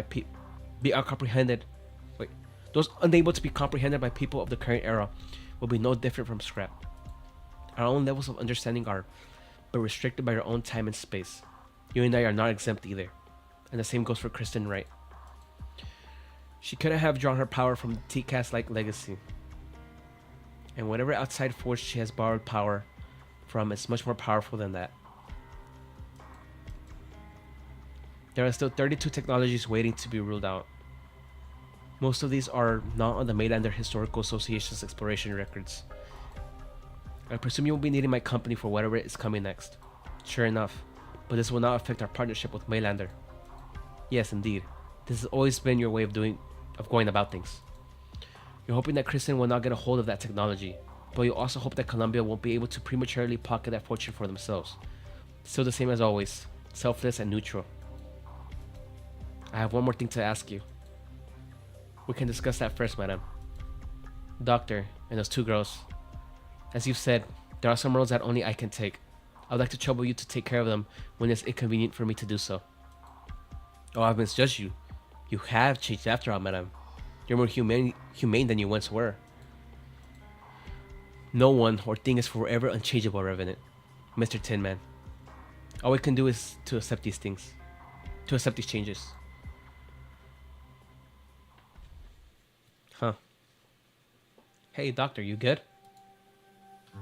I should rename the water and not let it enter the respiratory tract. Or could it be that my skills have gotten rusty after not using them for so long? The doctor probably bumped that hood on something and passed out. Ah, so sorry. It's all because of that Justin Jr. He suddenly dumped a stack of papers on me and said all the directors have to fill them out or we won't get our funding for next year. That was close. I almost didn't make it.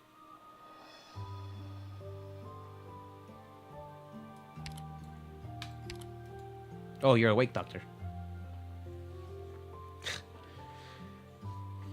Muses again. Good morning. No, good evening.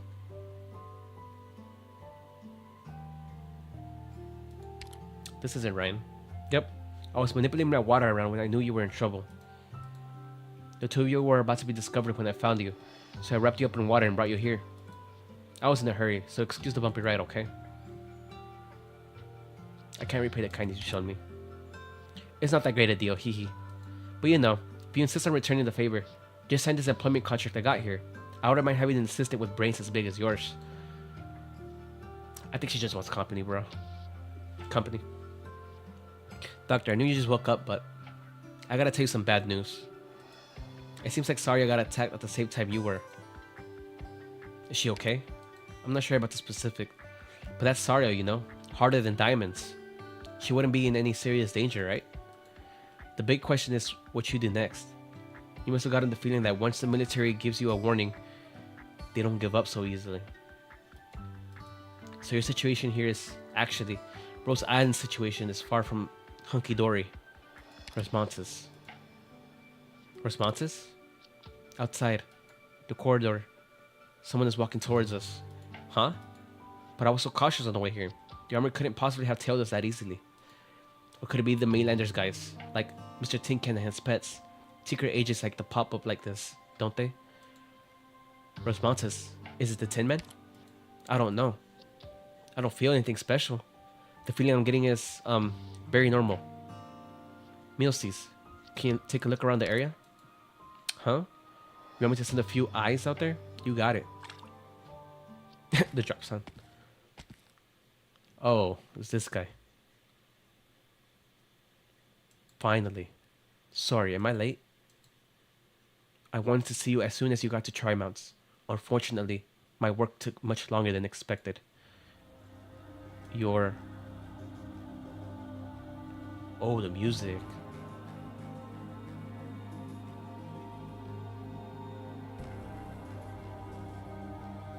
They very rarely use this music. I think the only other times that it was used was during Contingency Contract Beta and Exploring Terra.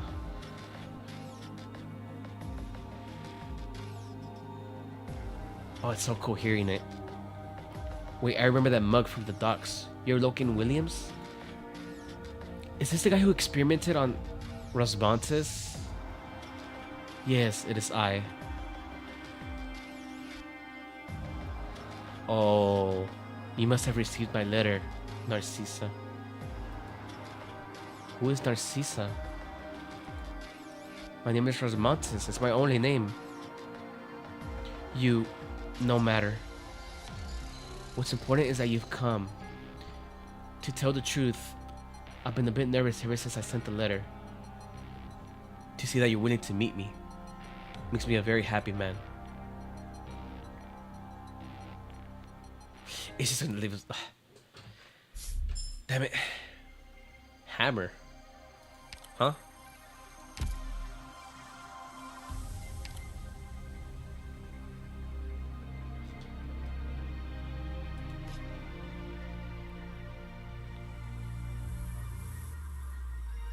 Oh wow, nice quote.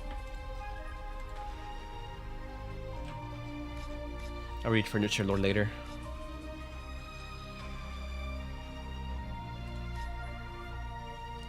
Suits as unknown gifts and by unknown sender via unknown means.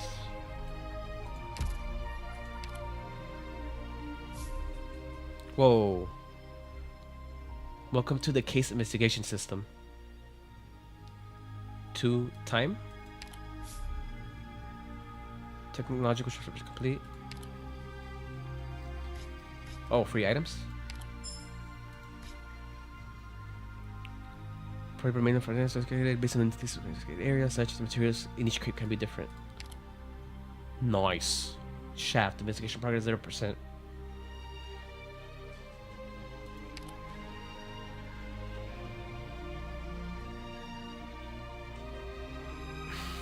After unlocking case investigation, 2 authorized investigation prisoners can be attained at 4 o'clock every day.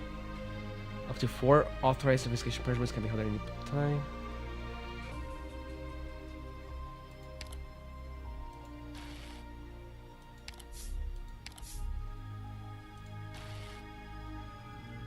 The shaft is part of the Ark-1 project. It focuses energy and projects it to Hammer, manipulating enough energy to operate multiple nomadic cities at the same time. Seriously?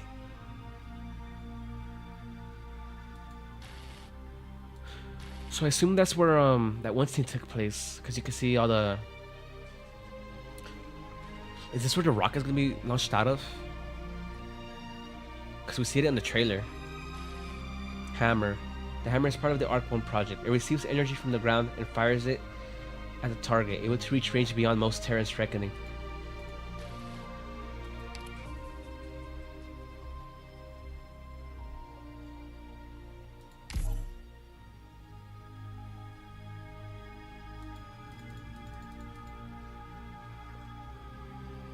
Clear CW3 with a 3-star rating.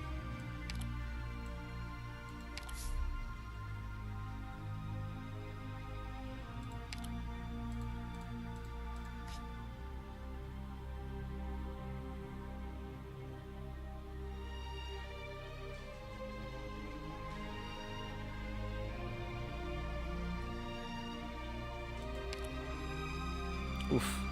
Sucks I started this event 4 days late.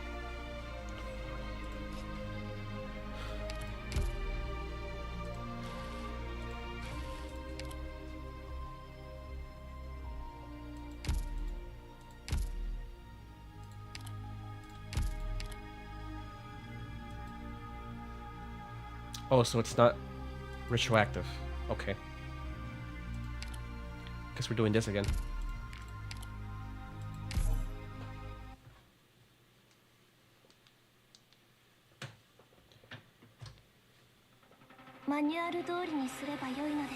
Oh yeah, I've read everything. I've read everything that's up to this point in Global, basically. Because I don't usually like to spoil myself towards the end story. But yeah, I read Right Lab, I read Dorothy's manga, Dorothy Lab, and now we're here, so, and Mansfield. Sad to lose your target, doesn't it?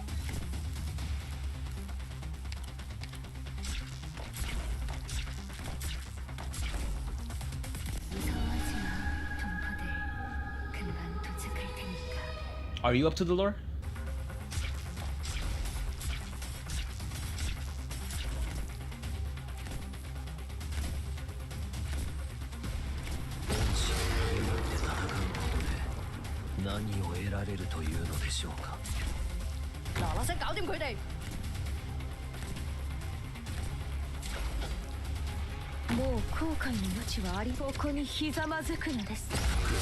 Nice, nice.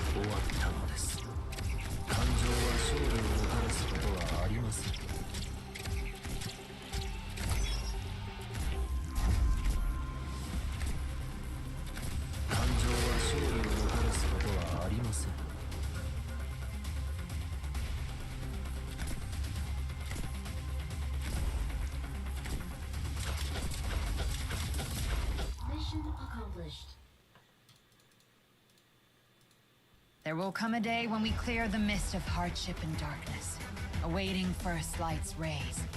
awaiting an even better Okay. tomorrow.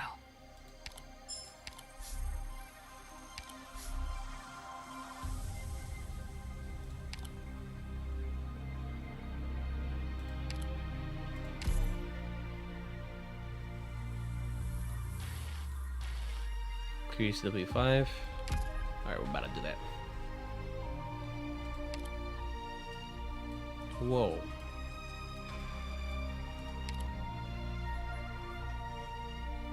Oh, that's a lot. Oh, nice. Hello and goodbye. That CGR is so sick.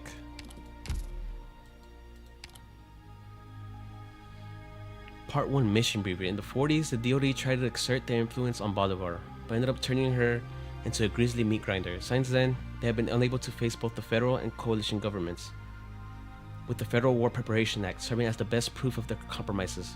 A number of generals have strived to turn the tables on decline, for there is nothing soldiers crave more than a strong military. And Columbia's rapid technological development was to them a dawn of a new era. Hence, the DoD extensively approached and invested in a wide range of tech companies, so much so that it used to be said that any business plan needed only mention a weapon and proposed to attract military investment. The president used to be pleased by the DoD's behavior, for it more or less prompted healthy competition benefiting the country, and their eagerness could eventually bolster Columbia's strength. Their numbers don't lie. The DoD's excessive investments into R&D over the past few decades have indeed greatly enhanced our national defense capabilities. However, the generals did not get the payoff they desired. The politicians cunningly snatched their achievements away, presenting their efforts as contributions to the country, while the situation remained unchanged over the decades. I'm sure you know what those old-timers who inherited the legacy of the revolutionaries of the 50s were thinking. They wanted to wash away the stain known as Bolivar from the uniforms, and the political upheavals never provided them their chance, and so they decided to add another competitor to their arms race. Not only another weapon, but still a tool vital to national defense policy. Yes, the Horizon Arc project was approved, not because of what it contained, but the fact that the proposal managed to pass is a testament to its merit. Rylab does not focus primarily on military industry, but the DoD still had the audacity to invest in them.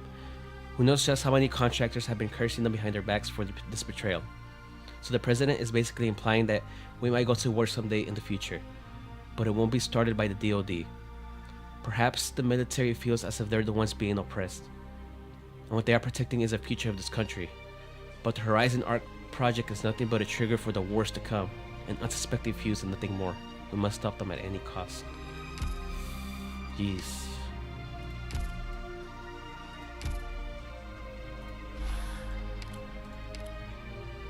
To go with the flow or against it.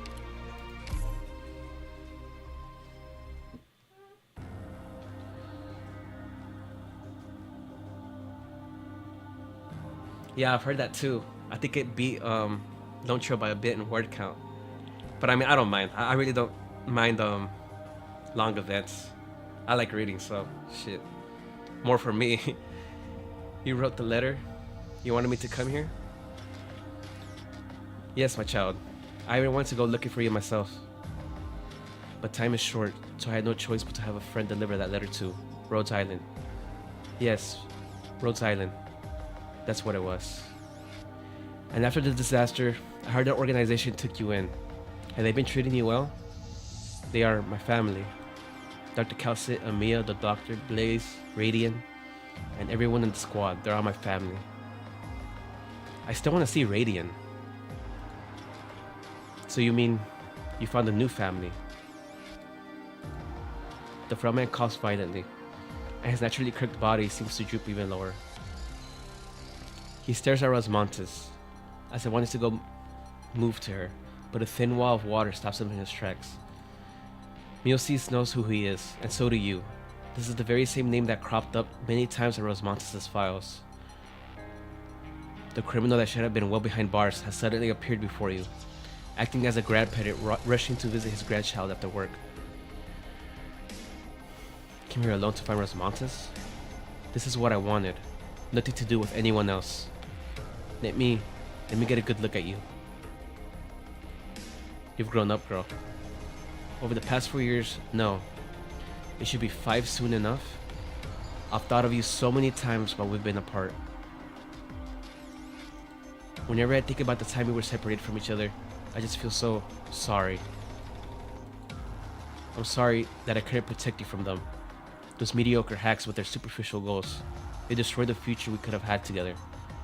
A future? Were we supposed to live together? But I don't remember you. Should I have remembered this? I recorded everything I don't want to forget in my terminal. You've forgotten who I am? Have you lost all your memories? I've forgotten the wrongs I've done? Are you a bad man? Did you do something bad to me? That's not for me to answer, my child. It would make this meeting meaningless. Your memory loss. It should not have been an effect of the experiments.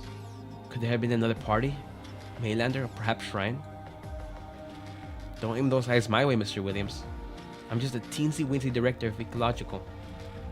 Besides, even if the old goat was here, his precarious code of ethics wouldn't be any worse than yours, right? This has nothing to do with ethics. Rhodes Island, did you wipe the girl's memories and manipulate her emotions? It's not something Rhodes Island would do. Yes, you couldn't have done that. It was my work after all. I was so meticulous that no one could have possibly stripped away such an important part of her when her vitals were functioning normally. Oh, I see now.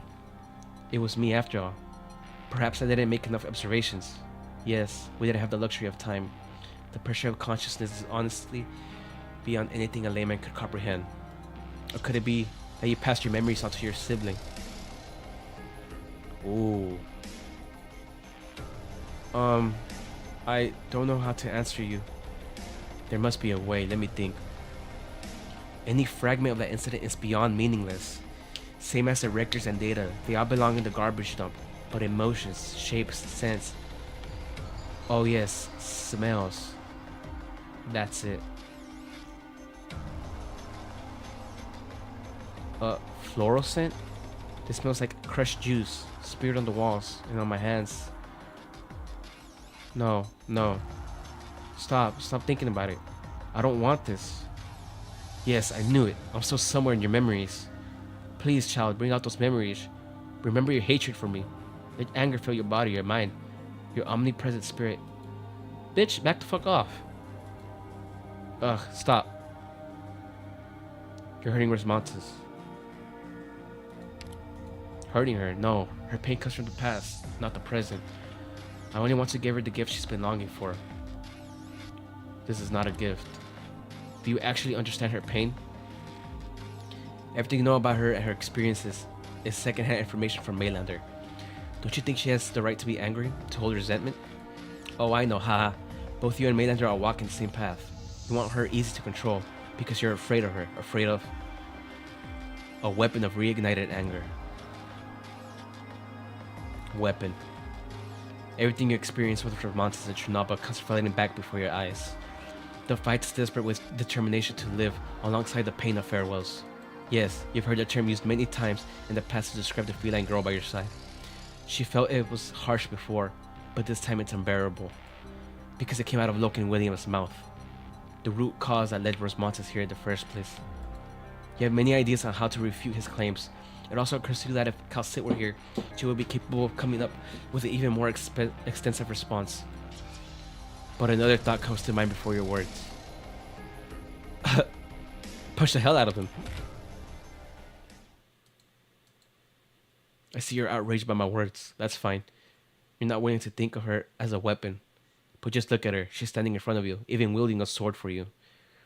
A doctor can't punch.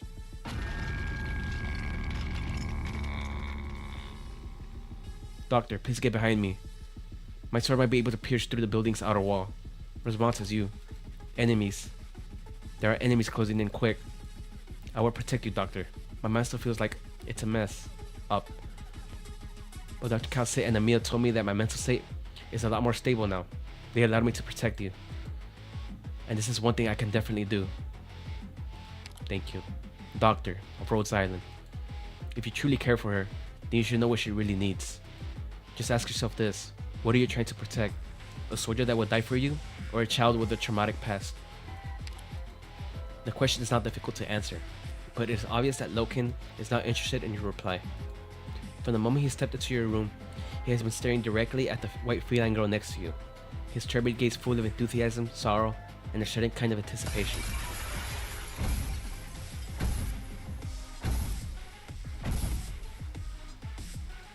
They're here. Such a pity that this is the end of our meeting. You're not ready yet, my child, but I know you will be. I'll be waiting for you at home.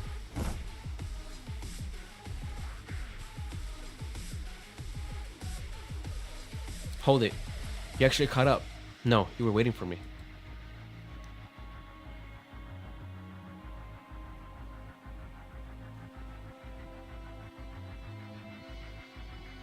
Oh, crap.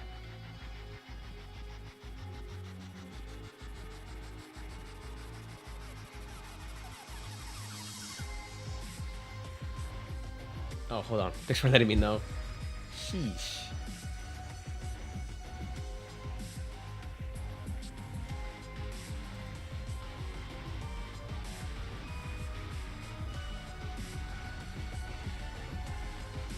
Why is it doing that?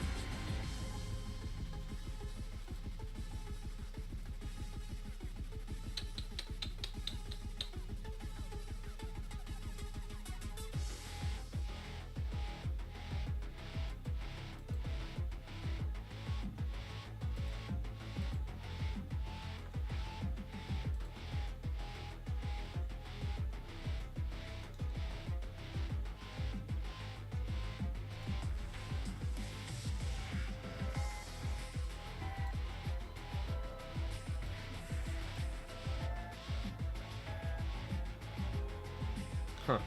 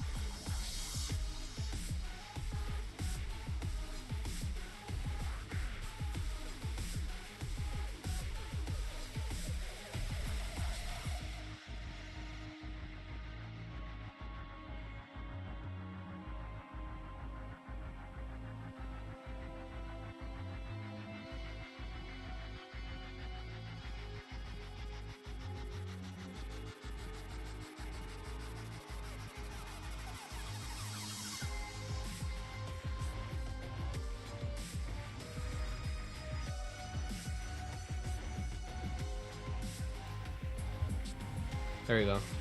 Think should be good.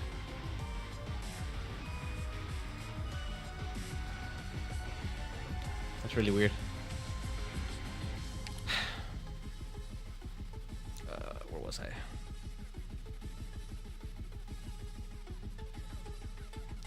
You should cut up. No, you were waiting for me. Which one of you is your true self? The silent one in the room earlier, or the one right here? That's not important. Your original arts are quite interesting. Or perhaps, no, forget it. I don't have time for this curiosity. Do you have business with me, director of Rhine Lab?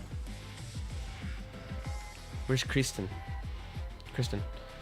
Ah, but you're the Rhine one here.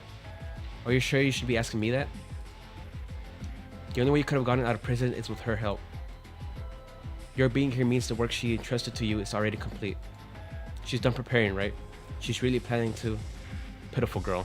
Hey, I'm not about to let a rotten geezer who looks like he hasn't showered in 3 days call me pitiful.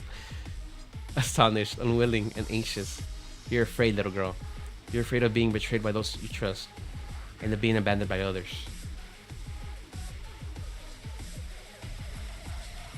Or the worst is your confusion. You're at such a complete loss that you have no choice but to ask an outsider like me. Such a familiar feeling it is. When my teacher handed all my research to Maylander, when he expelled me from the academy, when my students submitted all my data to the military before I did, and I had to speed up my experiments, leading to that ultimate failure, when my family sold everything we had in DC and disappeared, I saw that very same look in the mirror. My eye bags can be that bad. I just don't get it. Why would you trust that wretched woman from Maylander and you over Saria? Or, are you stalling for time here? If you're waiting for a whole Hayak to pick you up, I won't necessarily lose, you know? You don't want me for an enemy girl. Huh? Do you really think you could stop Kristen and I just by catching up to me? Or maybe you want to catch me to catch Kristen? Mulesies falls into a daze. Loken turns his back and yet she still doesn't act. Only when the familiar one caresses her face so mockingly does she realize that Loken is no longer anywhere to be seen on the streets. I let him go. What am I doing? Fuck that dude up.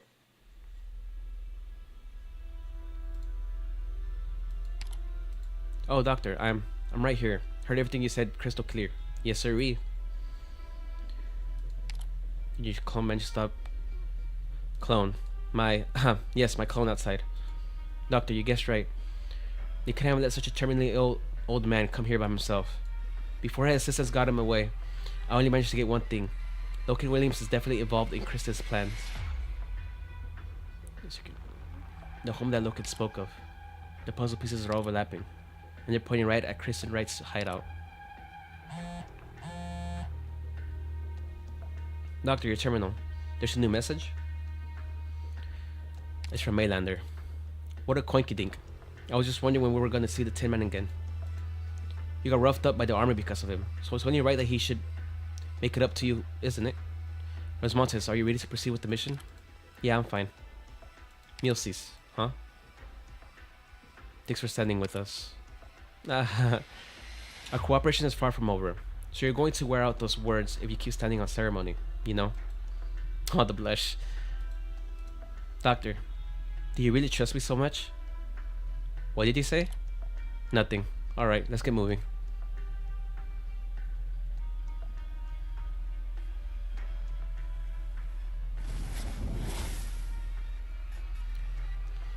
Silence, is the temperature okay? Not too hot? You're controlling it very well. Sarya's body temperature has stabilized, and she should be out of danger. Ifrit, you should rest for a bit. Using Originium arts for a long time will wear you out. No, I'm staying with Sarya. I still remember back in the White Room. She kept me company when I was stuck in that bed. I was always in pain. My mind was totally messed up, and I couldn't stop myself from burning everything I saw. I don't even have a clear picture of every visit. I just know that every time I opened my eyes, she would be there at my bedside, and I felt so relieved. So now I want to stay here and keep her company. Even though she won't open her eyes, I'm sure she can feel that I'm here. I'm sure she can. She just needs a bit more sleep. I know. I think it popped up when she was in the tunnel. And I was like, where did that come from? So random. Something still feels off. What's wrong? I just realized Sarya isn't that much taller than I am. And also her palms are soft. With pretty nails too. Just like your hand, Silence. Yes, Sarya is, of course, an ordinary human. I'm afraid she's quite far from ordinary. Director Jara. She prefers to solve problems by herself, without a word. She always keeps a straight face that deters people from voicing their opinions. Would you like to make a guess just how many employees from defense I had to offer psychological counseling year after year? Are you unhappy with Sarya? Unhappy? Huh. One year I asked Kristen if she was set on transferring a researcher to make head of the defense section. Guess what the woman there did when she found out? She threw 36 listening devices onto my desk, and right in my face, shattered them to pieces with her newly developed arts. An unfortunate thing, as a couple of them were operating on behalf of some of our dear government departments. They were just a little wary of such rapidly progressing tech company. I was happy to share some controllable information with them, to get them to ease up a little. I spent some time dealing with the trouble that came with the incident, but who could deny the determination and skill of that young voiver?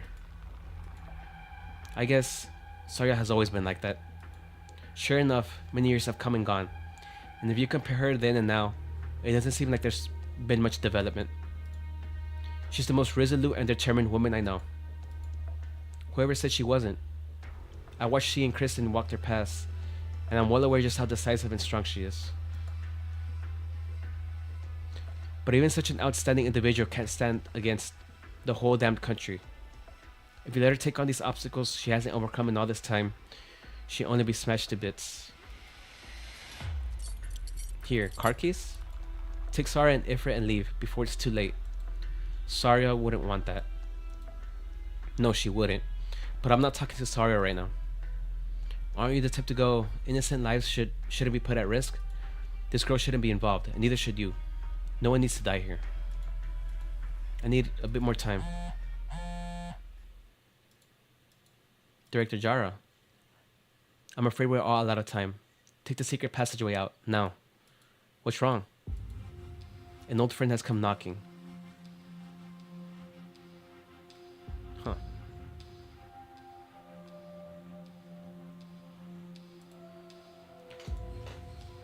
Ferdinand. This conference room. Whenever we had meetings, Parvis will sit by the window. Miosis likes to sit in the middle, and you, Director Jara, you sit here, furthest from Kristen. And you're the same as before, always standing behind somebody else's seat. How nostalgic. Would you like something to drink? Red wine? Or should we pop open the champagne? Is there an occasion? Of course. Mr. Ferdinand Clooney is enjoying a career upgrade and also returned to Ryan Lab. Sounds like a cause for celebration. You think I'm here as the Army's guide? No, they have their own plans for Ryan, and I don't approve at all. Because I know that if something happens to the Vice President while he's here, that's the end of the company.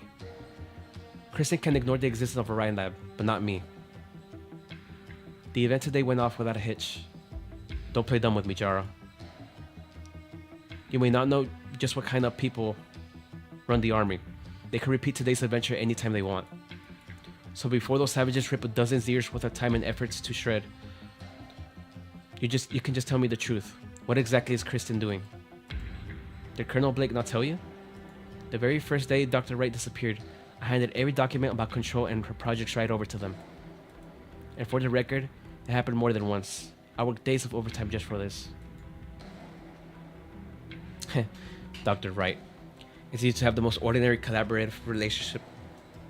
Should I show Blake the picture hidden in the darkest corner of your office drawer?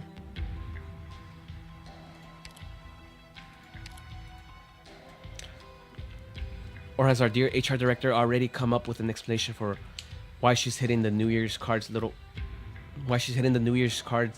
Kristen wrote for her 2 decades ago?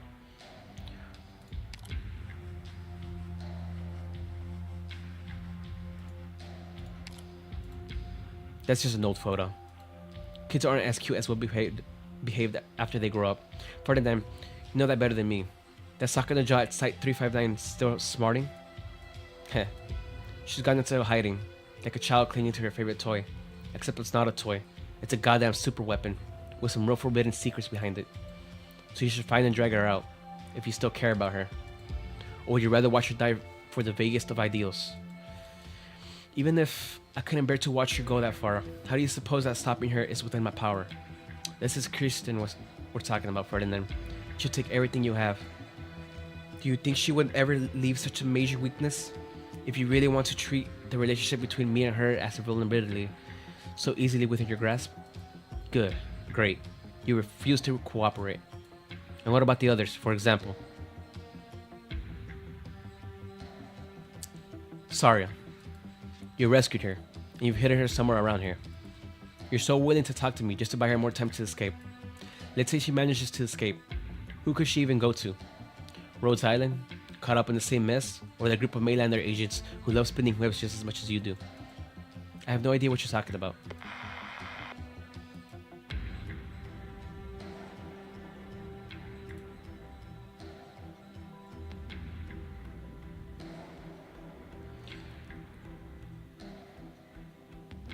The military just picked up a new piece of intelligence.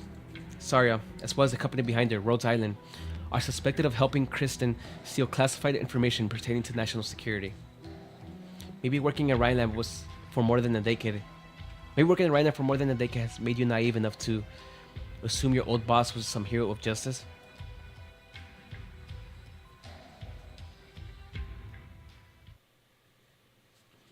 Rising waves. 次に振り返るのに勝利を携えて帰還する時です。 Wait, can we throw? You can't hide your fear. A new challenge. I'm listening.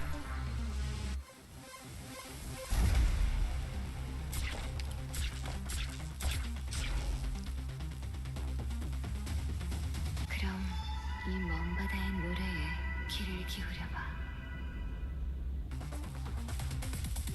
Okay. Doesn't seem like enemies can get to the down switch. I don't think.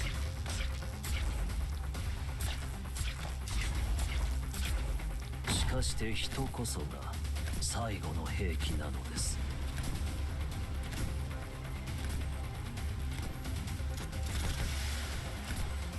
나를 따라와 영혼의 고향으로 돌아가자. Feels fresh. Feels fat to lose your target, doesn't it? Oh, it depends how they リ move ュウさ too. んは I こ see. れらの兵器がいかにして誕生したかは記憶にとどまったままです。 Don't keep me waiting.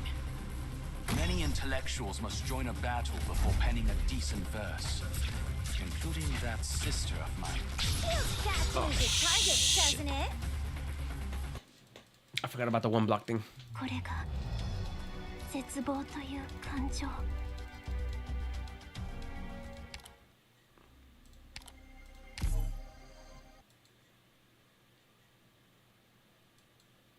Oh, I get it. Can you make those guys fall 希望 if 大 they 家 change 今 the 次 switch? 都可以平安翻嚟。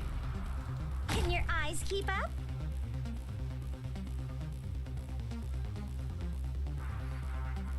Feels fresh every. Come on, let's pick up the pace. 그럼 이 먼 바다의 노래에 귀를 기울여봐. 럭크. Feels fresh. Haha, losing sight. Alright. Better watch your step. Yeah, so can I do this? Picked out your bait yet? Ah. 나를 따라와 영혼의 고향으로 I 돌아가자. guess it's too late when they fly. Oh, jeez. I don't have any of that attire. That's great.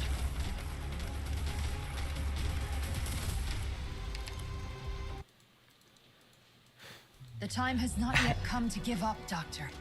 Please allow me to defend the rear alone. I leave the regrouping to you. I don't need this many blockers.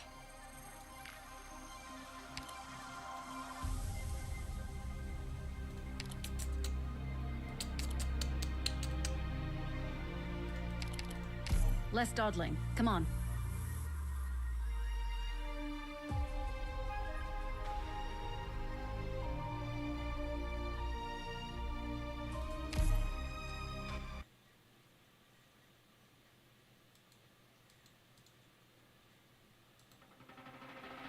We're heading up. It'll be faster by rooftop. 準備好啦嘛？係咁，一切照計劃進行。 그럼 이 먼 바다의 노래에 귀를 기울여봐. Alright. We're just gonna nuke them. What? You've got time to take in the sights? Any instructions? Haha, losing sight.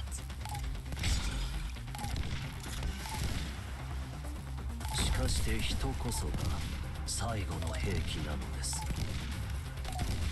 노랫소리가 당신들 마음에 스며들 거야.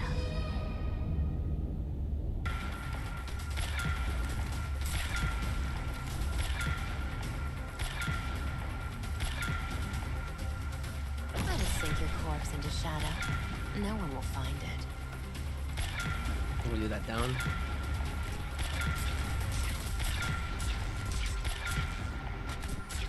遠視これらの兵器がいかにして誕生したかは記憶にとどまったままです。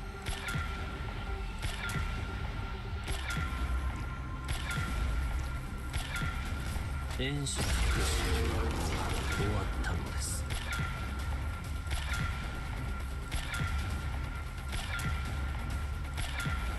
Via Meta Gaming.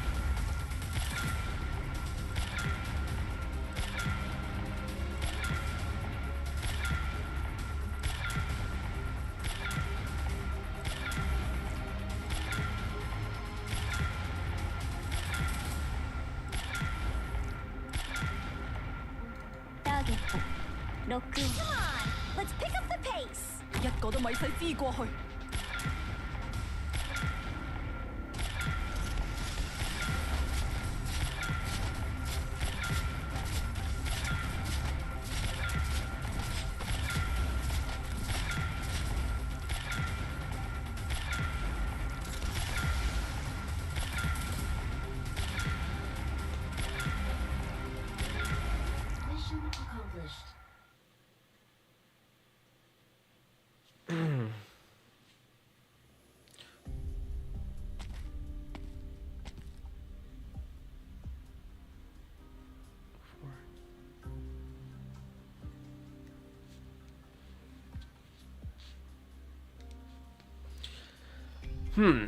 The usual stench of the sewers.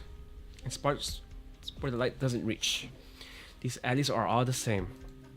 Urban planners probably can't afford to invent new ways to do their jobs at the speed these cities pop out of the Barrenlands. It's just too bad that you miss out on the local scenery if you use these nooks and crannies too much. Am I right, my good subordinate? Isn't it better to get a view of the city from above? A gust of wind blows through the empty valley. The unexhaled smoke rings swell back into the cracks of his metal. The Tin Man wonders if this is an opportune time to hack a few coughs as if choking. A lighter floats right in front of him as soon as the embers of a cigarette die out. Banal is such a lamentable assessment for a city like this with no history. Oh hey, Yak. You were supposed to make contact 3 days ago. Oh? I had the impression that you're not particularly punctual yourself. If you could just tone down your volume. Why did you pick this place for our meeting? Did you forget? The factory in District 13 is close by. Did you find the item from the other day? Yes, but unfortunately, there are only fragments left. Fragments of stars, with no way to guide the lost. And Kristen? Where is she? Well, are you watching the sky? You get a clearer view of the sky without the skyscrapers around. Do you think Kristen might be hiding in a star up there? If so, then how are we supposed to find her? Oh hey, Yak, you went into the library 2 months ago. I'm a historian.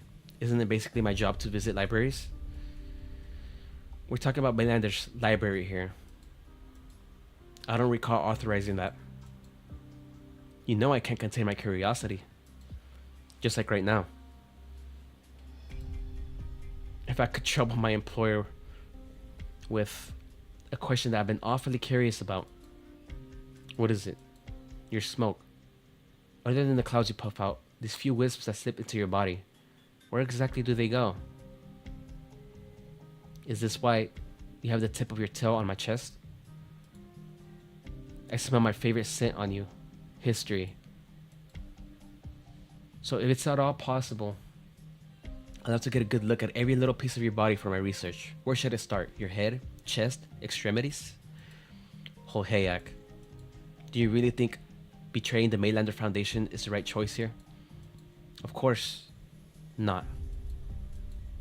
Mainlander holds most of this country's secrets, and in Colombia, secrets can be traded for wealth or used as murder weapons. I spent 3 whole years before I finally managed to get into the Historical Society, and spent another 3 to gain your trust. Do you know what 6 years means to me? Being a Mainlander agent has already taken 1/7 of my life. So 36. Wow, that's a short lifespan.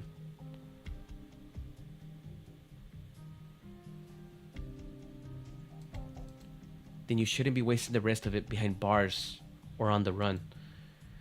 Yes, I know. And yet, if my time here isn't enough to embrace what I've been yearning for my whole life, then what difference does it make if I live another 10 years or 1 more minute? Mainlander won't allow anyone, least of all a defected agent, to access information they shouldn't be accessing. It's shame you only have me to see in your last moments. Then I can only pray to the stars that they won't speak so easily. Fine, let me switch up the question. Do you really think you can kill me? I'll never know Until I try. Huh? Your air manipulation shouldn't be affecting me. No, this isn't a cold cook ability at all. You know me just so well, don't you? But fortunately, I'm not exactly completely clueless as to who you are. Ordinary arts have no effect on you, but a curse. The power of the oldest sarcastic witchcraft, a soul-imprisoning curse. It's been an awfully long time since you've had a taste of something like this, That one year when the Maylander agent went deep into the bleached wasteland to investigate the ruins of the Sarkas royal court and suffered an unprecedented life-threatening injury. The bleached wasteland. I'm curious about that. I didn't expect Maylander to leave those files intact. You can't have thought that I ventured into Maylander's top-secret database just for Kristen. I did remind him that documenting everything isn't necessarily a good habit to have all the time. According to you, only the long-lived will have such an extensive memory, while the rest of us just want to grab as much knowledge as we can, so naturally come up with different methods. Otherwise, how could we short-live being sold to resist the control of peoples like you? Wow, so they really only live like 36 years?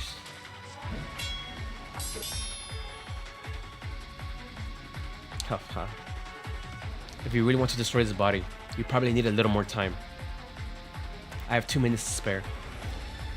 Sure, now you're going to come out of hiding to greet me. Banshee. Weren't you just talking about how unwilling you are to show yourself? Like I said, I have no interest in watching you murder your own boss. But he's more than just that. Oh, old acquaintances are you? Personally, not at all. But my blood knows him. Fascinating. I've been over it many times, and this guy here doesn't smell sarcasm. Be careful of any tricks he might play. I don't want him to resurrect right after all the trouble I've gone through to kill him. I won't let him interfere with the next step of the plan. I can't do it. A delicate trap you laid. I had guessed that whole Hayak might have planted something in the sky, but I didn't expect the Banshee's curse to be hitting in the noise of the construction site. My blood has taught me the power of words, and the sound of machinery clashing and colliding is the language I hear most. An amazing talent to have fooled even me. There are only a few Banshees, including those in the royal court, who can make me suffer like this.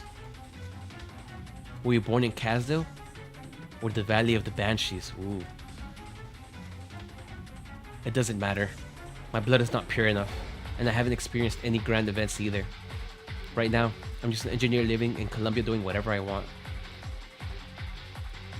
Cough. Haha. Have you found a home in Colombia? What about you? So many years have passed by in the flash. I've heard that over the past 2 centuries, those two youths, Theresis and Sarissa, have finally built Kazdil as a nomadic city. I don't even know myself what Kazdil looks like today. Are the streets still as crowded? The flags hanging on the city walls unchanged for a millennium? The undying furnace in the core still as hot as ever? Can you relight my cigarette, child? This little spark can't hold the remaining warmth of your soul. I know. I only want to stay a little longer to ask you a few more questions. What did you see in Kristen's dreams? The future. Has she actually promised you a change to the Sarkaz fate? Do you believe she can do what no one has been able to accomplish over the past millennium? No, she only showed me a possibility. A possibility that came from within myself. Alright, engineer girl. If I could just trouble you to ask my darling employer if he has any last words. The fire is almost out. Time moves too fast for an old man like me. The last question is mine. An ancient one like you must have seen the fall of many Kazdils, and surely you must have thought of and searched for a place. Where is the Sarkaz promised land? Promised land, Time's up. A silvery green tail shatters the Tin Man's sigh with a strong burst of wind. The last spark fizzles out at the same time the cigarette hits the ground. Aw. Rip Tin Man, bro. A bone whistle sounds. Trimonts has never heard such a sound. Neither the residents in their deep sleep or the office workers working overtime will be aware of what just happened, other than those who made an appointment. Where's Montes? Did you hear that? Huh? Logos was too busy to come and try bounce, right? My terminal says Logos has a lot to do. He hasn't trained with me for a long time, so I haven't been using my full strength in my sessions. The main thing's hard for mechanics. It's been hard for Blaze and Sharp. Blaze and Sharp always complain that training with me is more tiring than going out on missions. Before we left the last ship, Radiant told me that Logos would come back with Mia soon. I miss Mia too. I miss her so much.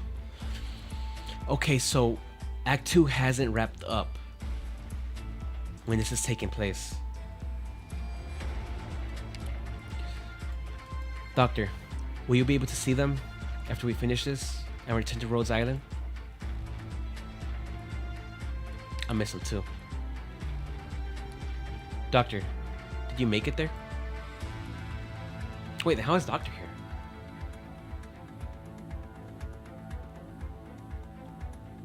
Do we separate in the main story at some point? That'd be weird.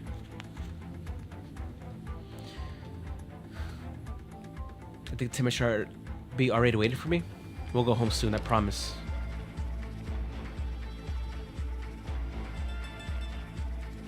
The alley is dark and silent, like an abyss. Something rose out from the murky shadows. Perhaps it's due to its material hardness, but as it rubs against the ground, it eerily resembles a cog out of its wheel, a frightful rattle echoing throughout the darkness of the night. It rolls straight to the alley entrance, where light and darkness meet. It turns out to be a metal head. The upper half is usually obscured by a hat's brim, and the lower mouth on its lower half, often have a cigarette exhaling rings of smoke while spouting words that are at times perspective and other times incongruous. But now there is no cigarette, no hat, no trench coat, or even the part that should be present past the neck. There is only a head. The Tin Man is dead? I would take it easy if I were you. After all, if you do make any moves, I can't guarantee that your head won't end up rolling along with my old employers there. Let's get to the point. Sure. Two things. It's time for Rhodes Island to end your excursion in Tri-Mounts. And the other, as you've just seen, the leader of the Mainlander agents, the Tin Man, has been murdered. We need a culprit. Should I feel honored? Your frailty certainly affects the credibility of the idea. But the mundanity and perfectly enigmatic vibes of Rhodes Island makes you an excellent target for Mainlander investigations, even if just for a bit. You need to buy Kristen some time. It won't do you any good to look for other secrets, okay? It never hurts to get a better understanding of each other. Or do you want to employ your expert negotiation techniques to list the number of reasons why I can't do anything to you? What a pity that Tremus is not to Toronto, and your opponent is not some black-hearted pharma. I've had my eyes on you ever since you stepped into Tri-Mounts. At first, none of this had anything to do with you, or Rhodes Island at all. Even if you and Sari are moving in the same direction, role-playing as heroic firefighters, why haven't you dispatched a few more men like that good old mechanic to mop things up quick? If you're not gonna talk, then why don't I tear your chest open and take a look at the secrets hiding inside? The silvery green library approaches. Her plumage scrapes the fabrics of your hood, emanating a soft but piercing sound. At first, I thought you were the same as those other eccentric scientists, trying to find some sort of revelation about the future in Kristen's research. After all, we're such a silly species, aren't we? Limited lifespan and unlimited ambition.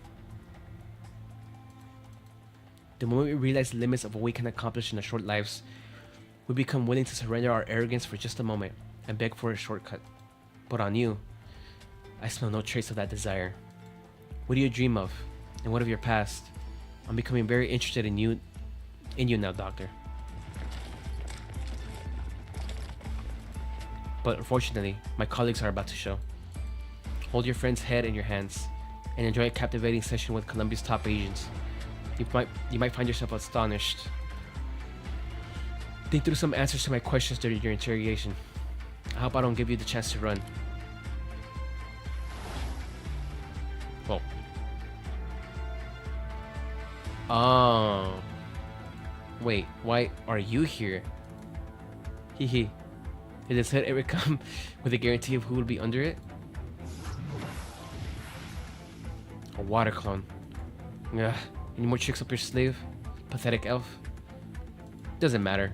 Doctor of Rose Island, we will see each other very soon. Shit, you even had me fooled. Doctor, there are a lot of people rushing towards that alley. They're Maylander agents. It's a good thing you used your brains and you borrowed my clone for that meeting. Otherwise, you'd have fallen into that horrible woman's trap for real. She's definitely left evidence implicating Rose Island. You heard everything she said over the comms, right? Did we make enemies of both Mylander and the military? I'm afraid so. You're not joking, are you? Doctor, if you and the Tin Man had any plans, that would be a good time to share them, you know? Your silence applies. Wait, Doctor, you can't mean that he... Something really happened to that mega mysterious super agent in the trench coat with a tin can for a head? I heard a Banshee's bone whistle. That was a bone whistle? Wait, Banshee, you say? Of the sarcasm variety? Was it for Kristen? Did she... Miyoshi suddenly falls silent. She looks up to the sky above Trimonts. There's nothing up there besides thousands of stars. You can't help but recall Hoyak's question from earlier. Why did you come to Trimonts?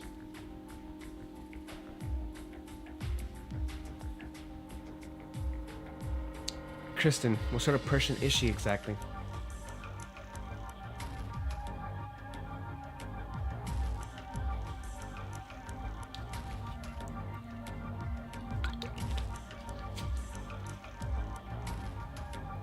Quick, silence over here. Oh, we had a leak. This alarm. Did something happen to Director Jara? Silence, are you okay? I'm fine. Saria. I hope you carry her. Your face is all sweaty. If Saria doesn't wake up now, they're gonna catch us. They'll push the blame onto Saria. But your face, you look like you're about to... I'm fine there for it. I just happened to remember what happened earlier. I watched her fall in front of me, and my very first reaction was not worry or surprise, but regret. Because you were mad at her? Yes.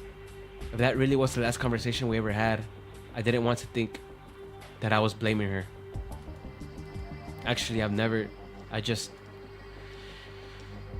know who else can hear me out. Then just patch things up. Huh? And then when Saria wakes up, we can go back together. How about it? She'll return here the moment she wakes up. That's the sort of woman she is. Fine, I think I get it.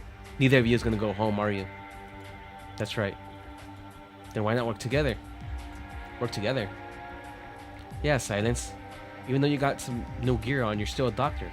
If you keep on running like this, you're gonna get hurt or even die. I know Saria's a great fighter. Even I've started to know that teamwork's important, but she still likes to work alone. If it weren't for us, Saria would be in an even worse situation right now. Neither of you wanted me to tag along, but at the very least, you gotta promise me that you'll work with Saria.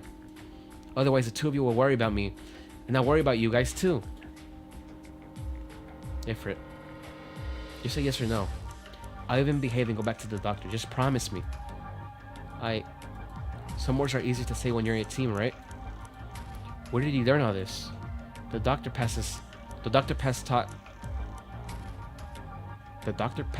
me all these people skills. I'll think about it. Great. Silence was that over there. A transmitter. that just appeared? It's all silvery and flowy. Real pretty. Don't touch it. Ifrit, that's very dangerous. Dangerous? No way. More than my flames? It's another product of Ryan's experiments. For real? Then I'll burn it up. No, just wait and see. Don't be too quick to destroy it. A small lump of silvery substance gushes inside the test tube. Ever since it left Parvis's home, it has lingered without a target direction, as if it has lost its hub directive. As if its only mission is to lead her to Parvis. Parvis never does anything without purpose. His appearance earlier could have just been him wanting to chat with me. He deliberately led me to think he was the goal in this race for the transmitter. Could it be the truth was never... Silence, the door's over here. Ah, how could... Did someone spot us? Stand back, Ifrit. Classification. Sorry, are you awake? Hooray. But you're... I'm fine. You're not bluffing the doctor that easily.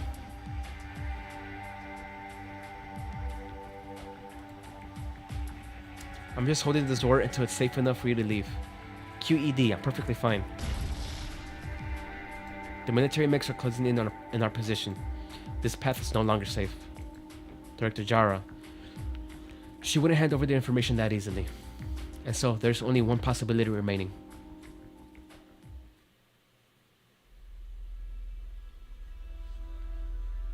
"10 minutes. They should have run into Blake's people by now. The old Tsar would have probably stood a chance to escape unscathed. However, she's injured and carrying 2 extra burdens. Want to guess how long she could last in front of a fully armed special forces unit? Your phone is ringing, ma'am.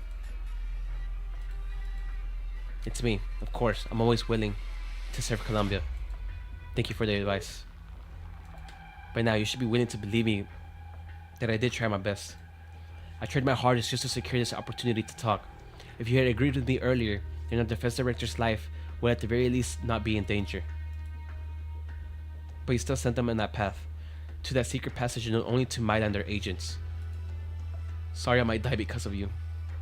And the next one to go may well be the one you're most concerned about. I'm hoping from the bottom of my heart that you think the question over. Where the hell is Kristen Wright?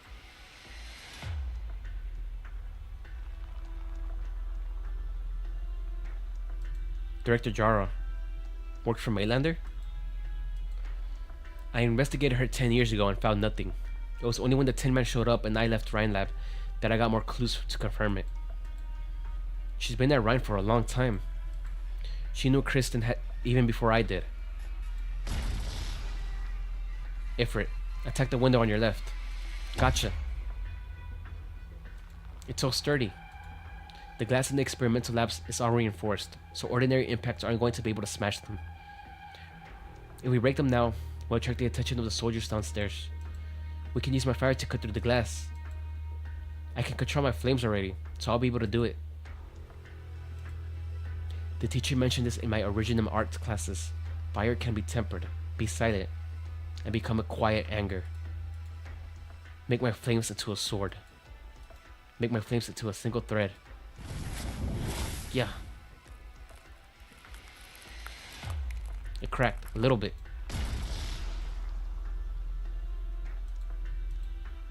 You split the enamel. Sorry, just hold on a little longer. It's cool how we've seen Ifrit like progress. I'm halfway through. I can do it. Focus, Ifrit. Don't get distracted. When you were unconscious, Director Jara told me that there's no way you can fight against the entire country.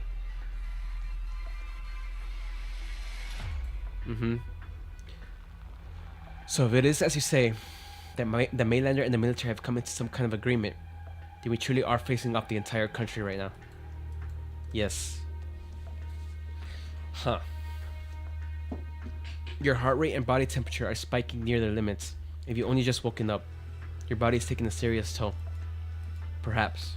Sorry, you're at your limit. Silence. Jared modified your drone. I've seen the prototype blueprints. When did you? Its current load-bearing capacity is at least 2 adults for a short distance glide. Get out through the hole Ifrit opened.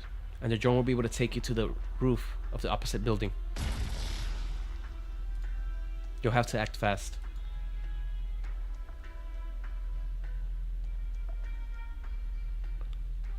I'll wait for you to go over, and then I'll exit through this door and divert the pursuers. Their numbers are many, and I won't be able to fend them off for long. Saria. You still haven't given me an answer. Your inability to make a genuine stand against Ryan is because deep in your bones, you've always been the same as them? The same as Control? Sorry, Silence. I thought it through, and I'm unable to give you a definite answer. If Kristen's experiments violates any laws that shouldn't have been broken, I will stop her. Just like all the wrongs Ryan has committed over the years, the wrongs should be made right. For I've always believed that the stronger one is, the less rash they should be acting.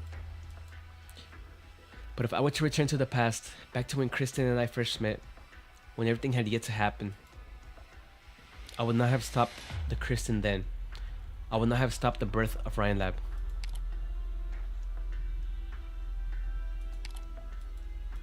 Yes, even if I knew that Ryan would create so much suffering in the future, even though I could foresee the ambitions of Kristen, Parvis, and Ferdinand growing out of control, I would still stand with them.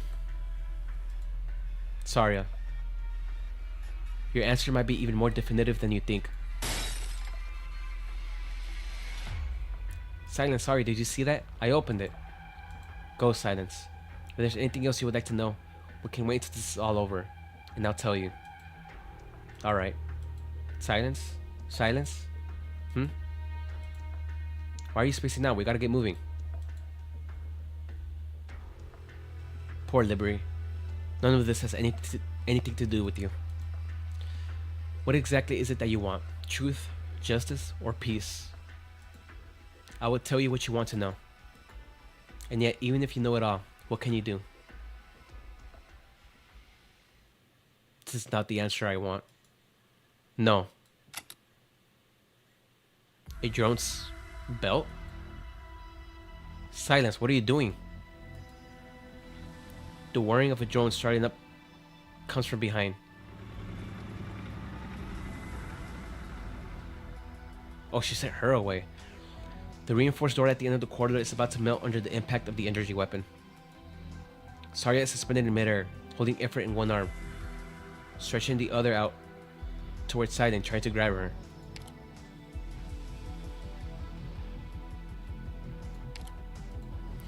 But Silence doesn't return her grip, and retraces the path she's taken in reverse. I should have talked with you sooner, Saria. I only just come to understand why I can't help but get mad at you. I thought it was from the falling that we had during the diabolic crisis, or that I'm dissatisfied with the way you insist on shouldering everything yourself. But actually, the one I'm most annoyed with is myself. The blame I push onto you for not doing enough, it's only because I built a habit of depending on you. I had hoped you could change Control, just like I once hoped the Professor could save Ifrit, and that Control could change Ryan Lab. I had hoped every deadlock would be solved by someone stronger. I'm so weak, aren't I? On the one hand, I loathe the powerful figures that manipulate everything and treat innocent lives like expendable resources and numbers. On the other hand, I still pin my hopes for the future on people stronger in not just power, but also morality and empathy. Only now do I understand that no one can truly carry everything on their own, that is beyond the capacity of a single individual.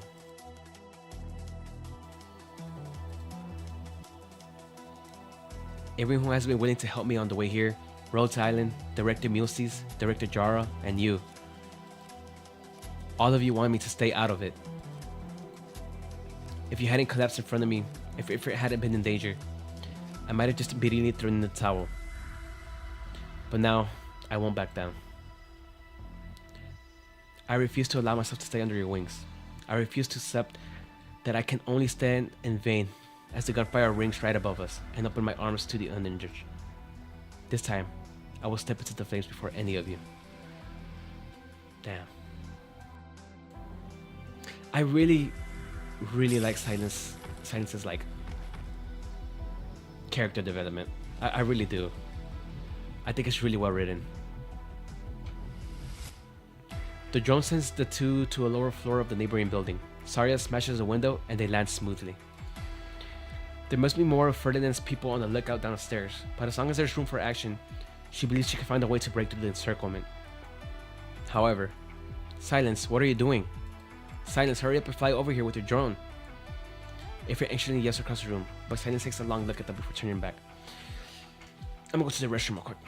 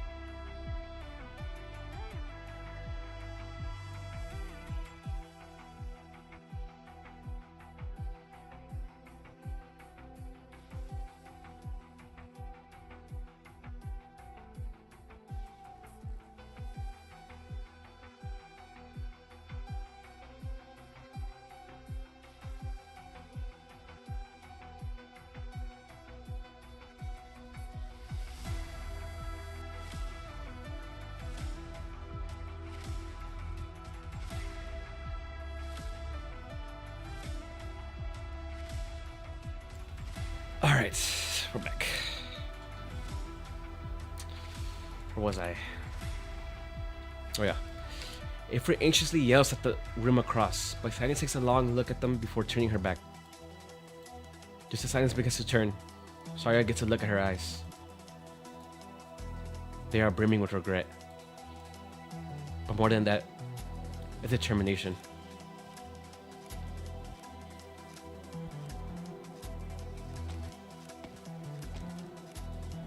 Ferdinand, we've got someone in the corridor. She says she has business with you. Silence. Why are you? I'm sorry, Director Jara. I've already made up my mind. I have unfinished business, so I can't leave just yet. I remember you. Parvis' stellar student.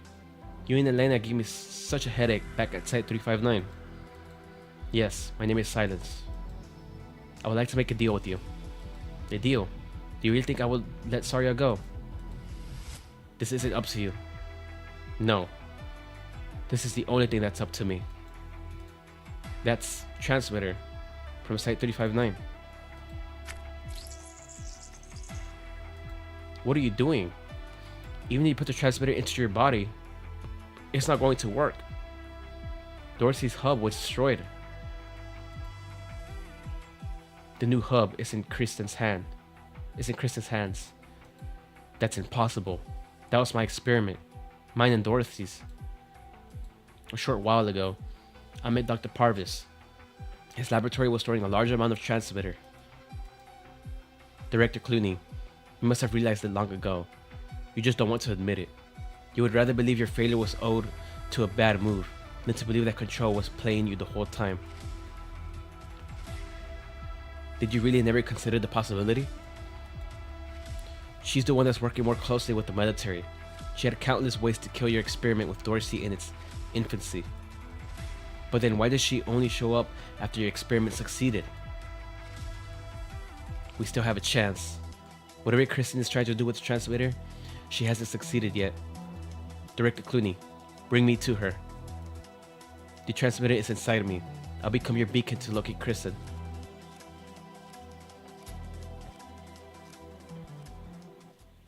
Mission complete.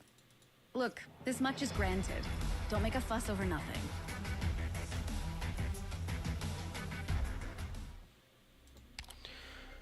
Whew. Alright, after this one, I'm gonna end up for today.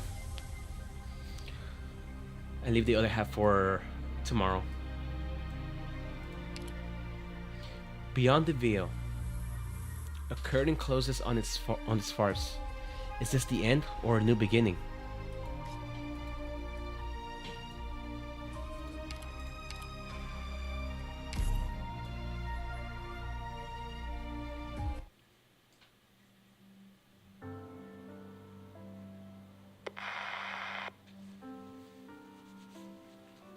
It's not getting through.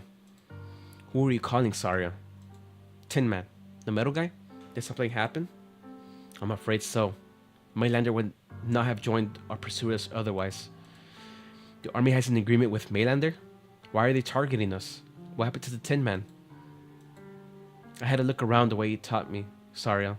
All the soldiers are gone, and so are the agents who were on us. The pursuers would not have disappeared if she was just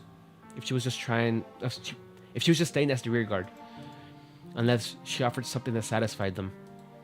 The silver liquid? I saw it around her.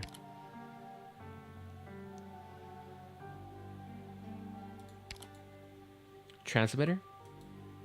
She was in contact with Dorsey at Site 359 and undoubtedly got the transmitter from her. Did Dorsey expect her to do something?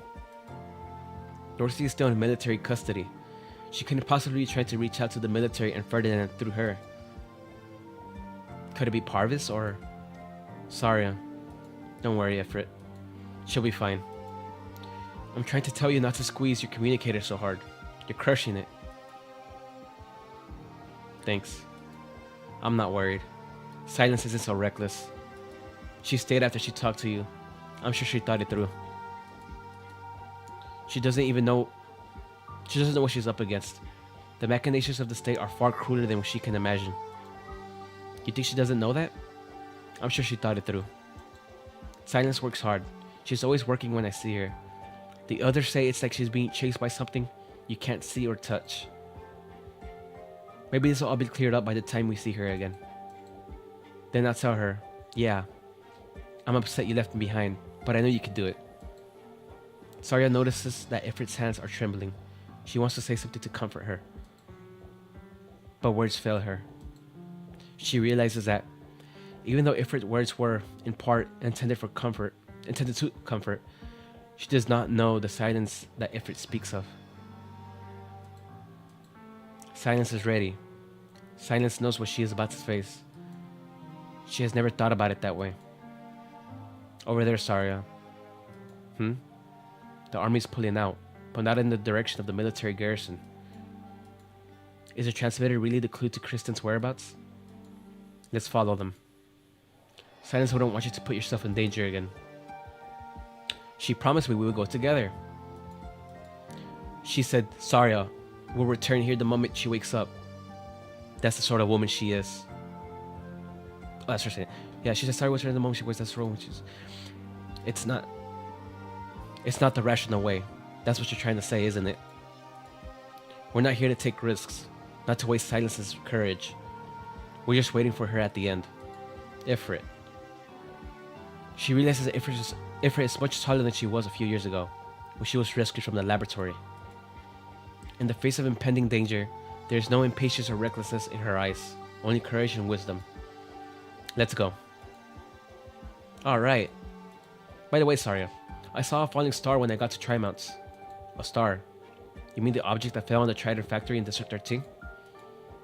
It was a star.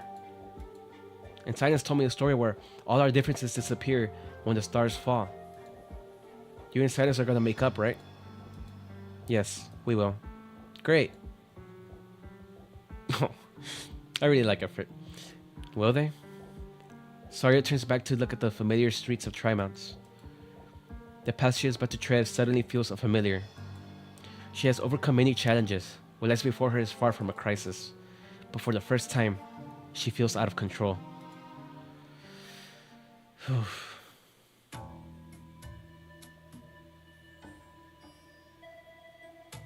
Holy hell, I'm freezing. Look out, there's a car. Damn, everybody's being hit by cars in this event. That was a close shave. Can't even think clearly in this cold. I tell you, sir, this weather, it's all that tech company is doing. They use drones to spray chemicals that make our lungs freeze with every breath. Sounds like your typical US conspiracy. They want to kidnap us, put our brains in jars, and turn us into nutrients for their artificial sun. Look up there in the sky. What? Those stars ain't stars. They're cameras that the monsters send up there to watch our every move. They even kidnapped our president, put his skin on, and locked all of Colombia under their control. Here's a few bills. Find a warm place to spend the night. I don't need money, sir. I'm just waiting for dawn to break. Between the two of us, I'm organizing a protest against the vice president and these tech companies. The people must wake up. Take this too. All my money, you can have it. Wait, sir. He's just like, bruh, just hop off a bit. I knew I would find you here. Good morning, Ferdinand. One more cup of tea and the sun should be up. Time for me to go to work to the other side. On the other side. Enough with the act, Parvis. We need to start working with Kristen. You, Jar, Justin Jr. and Nasty. You fooled me into thinking that I had Kristen isolated. That was just one step from success. I became a laughingstock. My gamble, all my efforts. Just another rung on the ladder for her to climb. T, Ferdinand? You. Underhanded old goat? Let me make one thing clear. I don't know where Kristen is. She doesn't trust me so much. And I'm not so interested in her secret. But you didn't come to ask questions. Otherwise, you would have brought the muscle you brought her from that colonel, as you did with Jara. It's not like you should swallow insults from pioneers and come back to grovel at the feet of the colonel after he abandoned you once.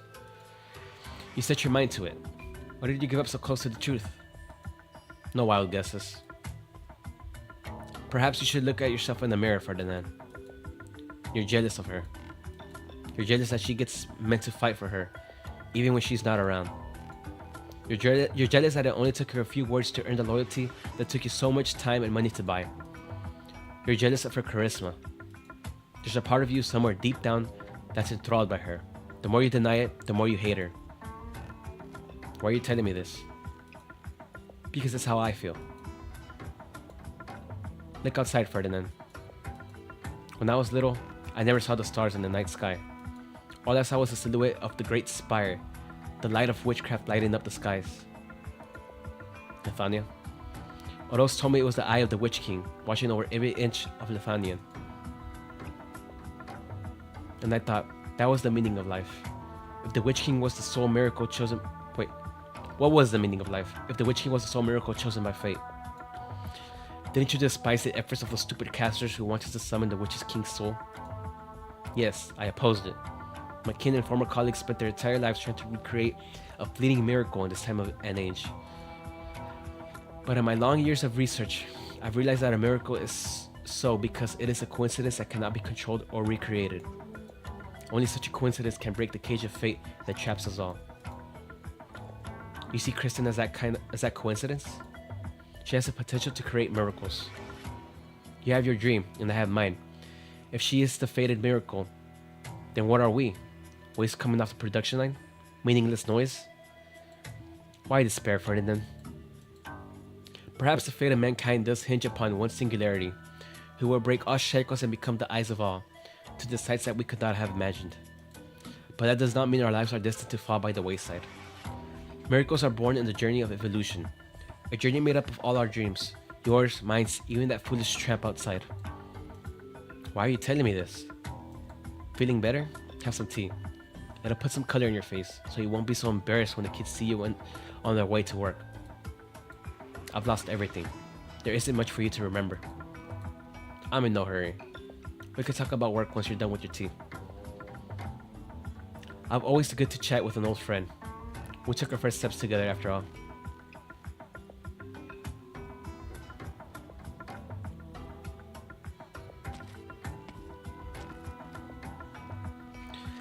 Hello there, good sir. Megaphone and signboards? This is what you spent the money on? Not food and blankets? There are things more important than creature comforts. Give me that board. Ryan Lab. At least spell the company's name right if you're going to protest it. That's much better, thank you, sir. Tell me, what do you dream of? What is the future you're fighting for? Oh, wow. Cool backdrop. How do you like my vivarium, Doctor? Nobody can barge in. Our Rasmata seems to like it. Rasmata stands quietly in the verdant lab. She carefully observes each plant, then meticulously records their form in her notebook. Her gaze stops on the last page of the notebook. You know it is where the letter is kept. Are you still reading the letter, Rasmatas? Yes, Doctor. I want to remember what happened today and record it in my terminal before I forget. Loken Williams. What is the home that he talked about like? Is it like Rhodes Island? No. Then he's not my family. I don't like him, Doctor.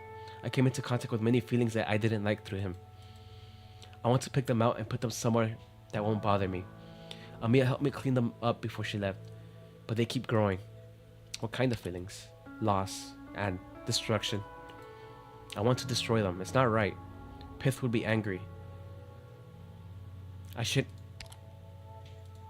see Loken again, should I, Doctor? Do you want to learn about your past responses? Memory is precious. I don't want to use it on bad things. But I want to see with my own eyes again. I want to know what I would do. It may not be to learn. It may be to throw it away again. But I'll say goodbye properly this time. Okay. Get some rest before that, though.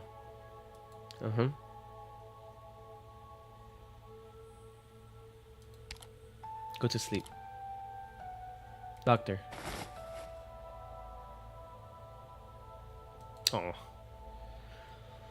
Her breathing is fragile yet resilient, as it is when she is awake. She's tired. Responses are heavily dependent on attention. What about you, doctor? Let's talk somewhere else. Let Resmontes sleep.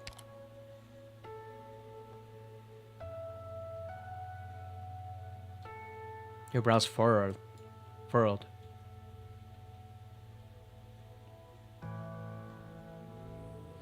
Rhode Island has been dragged into the maelstrom of Tri-Mounts. The explosion at the Trident factory, the attack on the vice president, Kristen's disappearance, Tri-Mounts is in chaos right now.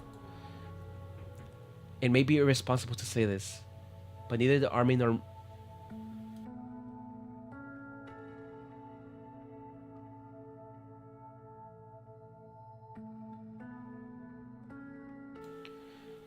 the Mainlander Foundation have time to deal with Rhode Island.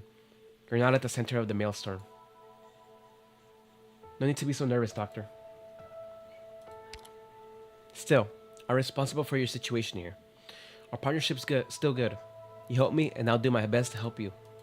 If it comes to it, I can arrange to get you, Resmontes, and Iffy out of Tri-Mounts right now. That's not what I'm concerned about, Mulcis. Your position has been vague from the beginning. We're partners, but I don't know what you really think. A dance doctor? Oh, this is what we see in the animated PV.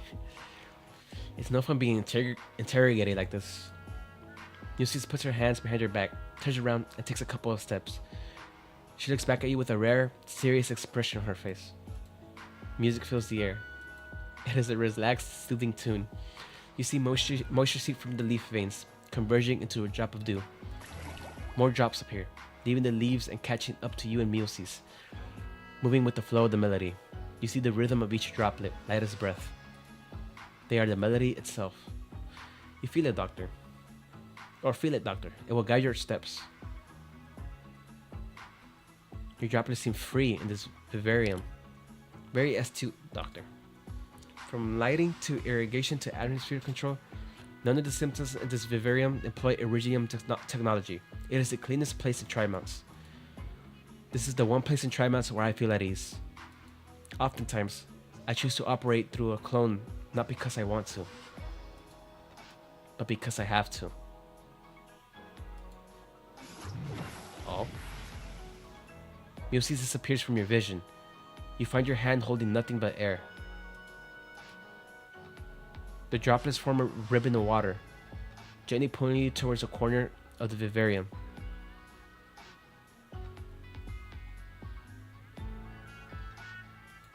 The Pelfer is extremely sensitive to its environment. Pollution from Iridium industries have reduced its habitat to a small number of hilly areas in Colombia.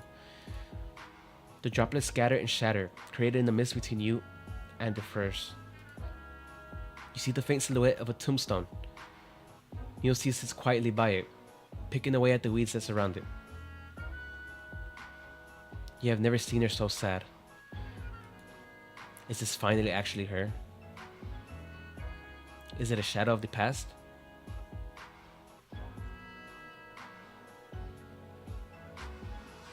Oh, whoa. I grew up in an orphanage in Trenton, near Tri-Mounts. The headmaster said I was found on the doorsteps of the orphanage. No one knows who my parents are. I realized at an early age that I was different. My powers are unique, but they are not Iridium arts.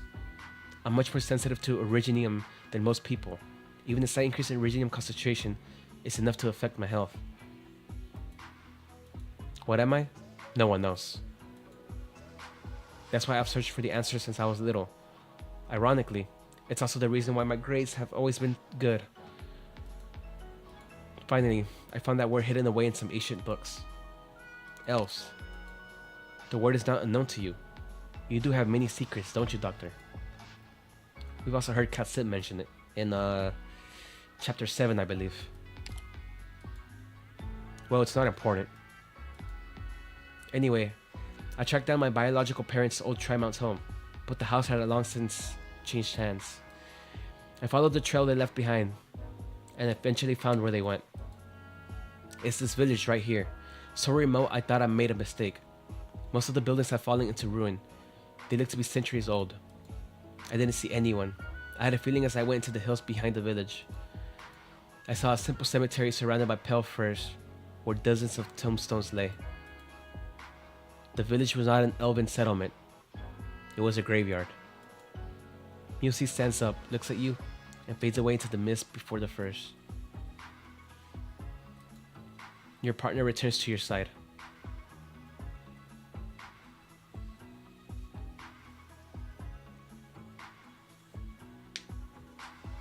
Elven nature forced you to distance yourself from modern civilization. Why did your parents abandon you? They contracted oropathy. Elves are highly sensitive to originum and lack resistance to oropathy symptoms. Few live more than a month after contracting oropathy. Damn. Like most elves, they cannot accept spending the rest of their days in remote mountains and sought a more convenient, more advanced, more interesting life, despite the dangers. I wonder how her being on board Rhodes Island then, like, how does she protect herself? They knew Originium would kill them someday. They accepted it. Well, I guess she could have her own little room. She just uses water clones to move around. Knowing their days were numbered, they left me behind in the village far away from the cities and returned to the place where they came from, to await the coming of death. Do you find it regrettable or absurd? Are you looking for a way to change the fate of your people? Next dance, Doctor. More dropless writes in the vivarium as the music enters a new passage. The smile returns to Mulesi's face. The melody sings on. You do not know if the topic will continue. Sometimes I envy Rhodes Island. There are so many people there. You came to Rhodes Island. Oh, you knew? I sneaked in once or twice to see if he was doing well, and see what Saria was doing. Oh yeah, we saw that in the manga. And I saw someone standing on the deck, gazing at the sunset, lost in thought. I didn't notice you. Don't tell anyone. Just one of my tiny clones. No danger to anybody. I thought, why would you be on the deck with only your thoughts for company, when there's so much joy waiting down below? I wanted to see if I could remember anything. I feel like there used to be someone I would watch the sunset with. Did you find any memories of that person? After all these years, all I know is a name. So there are answers beyond even your reach. That makes things seem a little bit fairer. She leads you on, doing the half pirouette. You're a good dancer. Of course I am. I was the ace of my university dance team. Oh. After I left the village, I spent all my time studying. Every Colombian child knows that science and tech are the best ways to change your life. I studied to become top of my class, then went to schools in Trimonts where I stayed on top. I spent a lot of effort to blend into modern life, fashion, gaming, literature, music, dance. I studied etiquette, met a lot of people. For others, these are hobbies, but for me, it's a mission, an exploration, a test.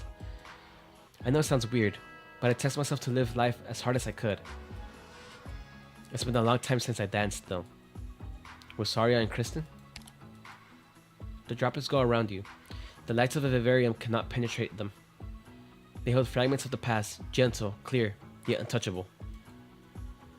The newly renovated lab, mostly empty bottles. Saria and Kristen, and Mulesi's, was a disappointed look on her face. Three stare at each other in the middle of the room, like three wooden mannequins. New Year's Eve, not long after Rhine Lab was founded, everyone was happy. I was the happiest. I met Kristen and Saria shortly before I graduated. Kristen is not your average investor's preferred partner. You know you're in for a surprise the moment you see her, and not all of them are going to be pleasant. As for Saria, she just felt steady as a rock. My advisor happened to be involved with a project of theirs, but she wasn't very interested, so she sent me in her stead. I had nothing back then, other than my obsession with living hard. I tried everything and went nowhere. They helped me get over a period when I was lost between my identities as a graduating student and as an elf. It was just me, Kristen, Saria, Parvis, and Ferdinand at the time. Parvis hid himself upstairs, saying he couldn't stay up all night. Ferdinand left early for other business. Can you believe it? At the end of the day, I couldn't find anyone to dance with me. I ended up grabbing Saria and Kristen. None of us knew how to dance in threes. I can still remember the looks on their faces. Why are you so obsessed with Kristen? Because of my dream. We agreed she would help Nasty set out on her journey, and she'll bring my dream with her. The music ends. The vivarium is empty, except for Mulesy standing opposite of you, calm as a pair of pale fur. You hear the sound of the air circulation system running. The wind on your face feels unusually moist. The scent of plants, the soft earth. You realize that the droplets of water, the music, and the dance really existed. You found my wobbliness, Doctor. Yes, I'm trying to manipulate everyone, including you. But everything I do for myself. The few kin I have left, so we can breathe, feel the wind, run, travel freely. To make our journey a little less hard. All I've done, I did to keep the few friends I have, so that in this city, I won't be so. This is all I can tell you, all I can promise you. There are a lot of things you haven't made clear.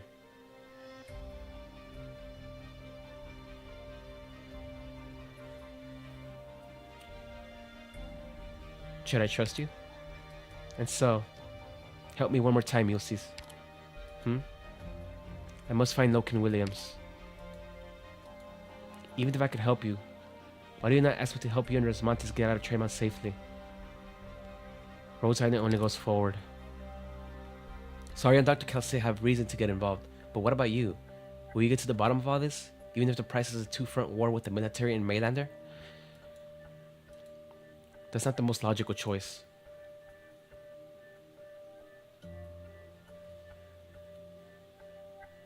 I want the truth. Are you so interested in Kristen's dream? Alright, we have a deal. Our partnership will go on.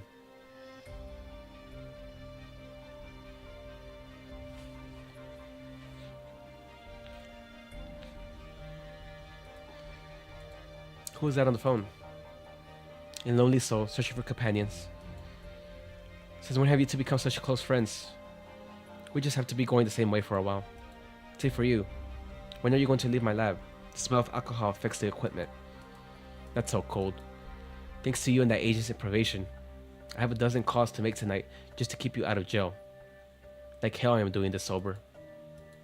You got what you wanted. Is Kristen's price not enough for a businessman like you? Price? Are you reminding me how much I lost to this crazy plan? Then you should have gone to Casimir's. Join the chamber and play the knights and play with the knights and speculators? Yes. The plan has been laying in my terminal for years. I could make more money and do so in a safer way. But all those great projects, they're about a nation, an era. I want to seize the opportunity before me to see a future far beyond anyone's wildest dreams rise from my palms. Is that a dream from a practical person like you? Anyone can dream, especially facing the fickle tides of fate. You put it astutely, going the same way. Look at those scientists. For all the conflicts they went through, from friend to foe and from foe to friend, they all end up in the same path. They also are part of themselves in the least likely of all futures. What about you? A meaningless question. Why do you think I've tolerated your presence for so long? That's why I like the going the same way part, even if it's only temporary. Miss Nasty Lunaray. If we still have our life and liberty after tomorrow, will you come with me to the highest point in Trimounts and take a good look at the sky that hasn't changed for thousands of years? Huh.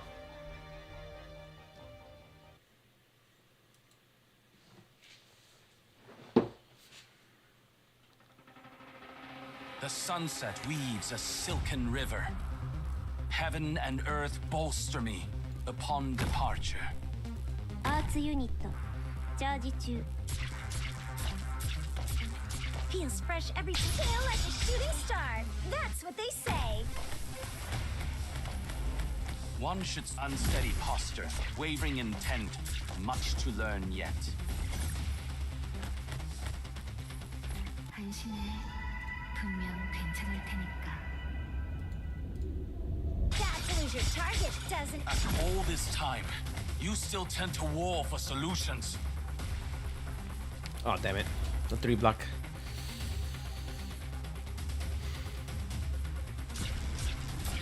Any instruction feels bad to lose your target, doesn't it? Oh, don't tell me it's going this way. Are you serious? At your 1,000 moves. 노랫소리가 당신들 마음에 스며들 거야. Oh, I didn't even notice that. あなた様の望みを満たすでしょう。有序撤退，唔好令隊伍崩潰。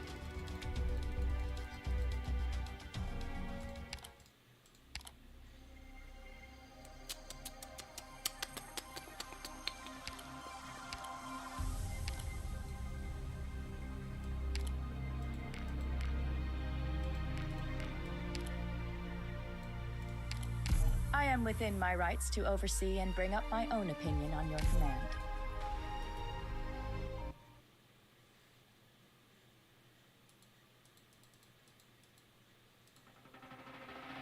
「重傷の先生を背負っていた時に得た背中の感触は未だに記憶から消えてはいません。あれは 그럼 이 먼 바다의 노래에 귀를 기울여봐. 美を測るには都合がいいのです。 At your 1,000 moves in one breath. Okay, so I should probably...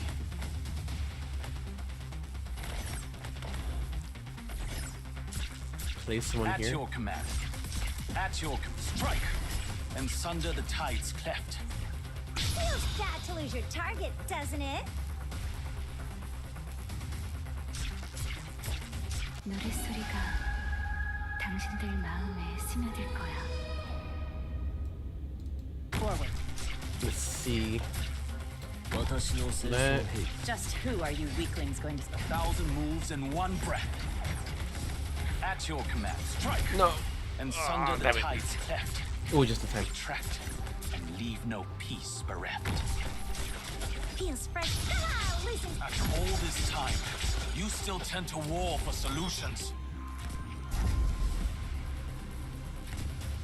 逃げ道など必要ありません。 This will be over soon. Oh, that's bad. 一個都咪使知過去。 This will be over soon.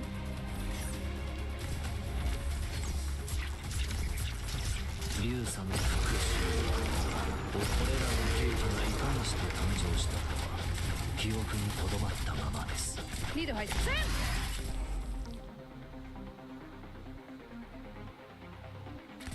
Any instructions for me? You can't hide your fear. Picked out your bait yet? Don't keep me waiting.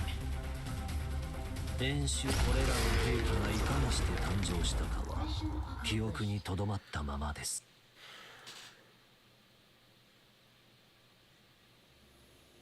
Wow, all these notes have had stories so far. A lot of noise. Another delivery from your engineering director? Oh, hey. Final test will take about 45 minutes. Plenty. My greatest achievement will be complete once this data is transferred. I will retain your research records. I know, give it to that girl. Hohayak. Or someone else. I don't care. Being able to finish this research here and my final days almost lets me forget all the regrets in my life. Haha. I still remember how hard it was to accept when you showed this to me for the first time.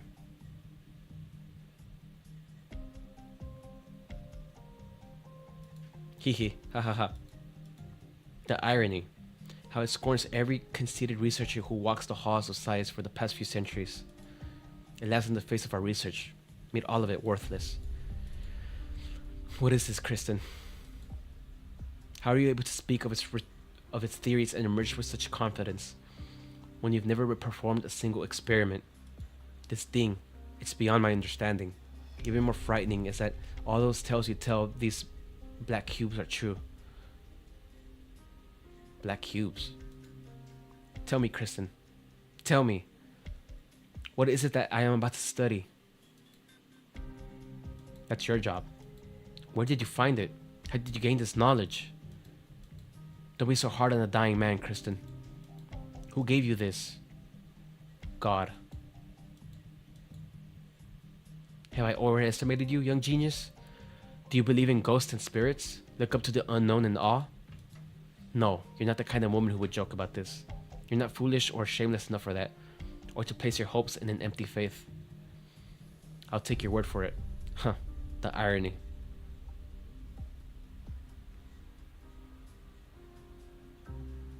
God. Another month has passed since God bestowed on me his mercy. In this short period of time, I completed more work than I could have imagined for decades.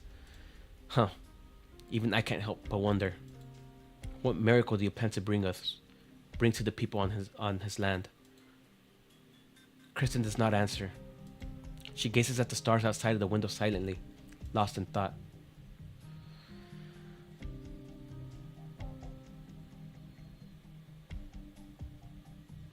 Another half an hour. Bah, I should start thinking about supper. Donut, fried fowl beast, hot dog. Oh hey. All of Trimus is up in arms over this place, but look how carefree the heart of the storm is. Who are you? I want the blueprints and efficiency data for the shaft and the associated facilities, now. Sir, that's highly classified. Do you see my closes? My security pass right here? Or do you need me to put Blake on the line for you? No sir, I'll put it together. No need.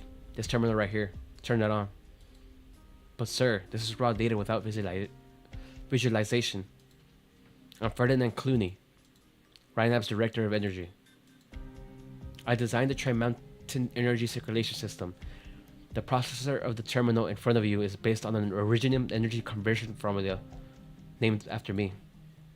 The Clooney formula, you've wasted 2 minutes. Data, now. Yes, sir. Seconds pass, then minutes. Ferdinand could almost hear the sounds of military convoys moving through the streets. Blake could find Kristen any moment. He must hurry. For what? Here and here. Have these data been manipulated? Of course not. All the data are transmitted in real time to the Army's labs. It's more than my life's worth to upload false data. No one wants to get it on the wrong side of the Army. It doesn't match. I beg your pardon?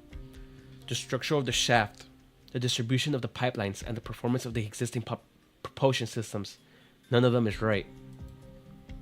Just discreet enough to avoid notice. Damn. That can't be. You must be mistaken. No, I suppose not. You of all people. Perhaps this is a temporary plan for experimentation and development. An adjustment will be made before the official launch. What's the plan for the official launch? Hammer should be on the mobile plate near the shaft. Kristen stole the entire plate. But the propulsion device is still here. The Army has impounded all the launchers that were under construction. Even if she manipulated the data, she couldn't. Not with this propulsion performance.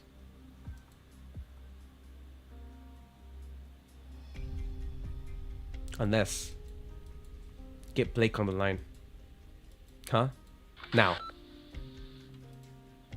This had better be important, Ferdinand, for you to bother me at a time like this. Listen, Nasty Lunar Ray is one of Kristen's. The propulsion device that she designed does not have the performance to lift Hammer off the ground. Justin Jr. must have bought out your scientists to cover up Kristen's real goal. They're working together. So you're telling me everyone in Rylab is complicit in Kristen's suspected treason? I'm not. You need to tell me something new. What? If the researcher you sent me is actually useful, then I'll drag that control of yours from the stolen hammer soon enough. Which is to say, I will soon know how many insurgents there are in Rhine. Then Rhine, is there anything more important than that you want to report? No, sir. Congratulations in advance on your successful mission, Colonel. Close the file. Yes, sir. Is there anything else you need? Do you have a maintenance aircraft? The kind that can reach Hammer's theoretical ceiling?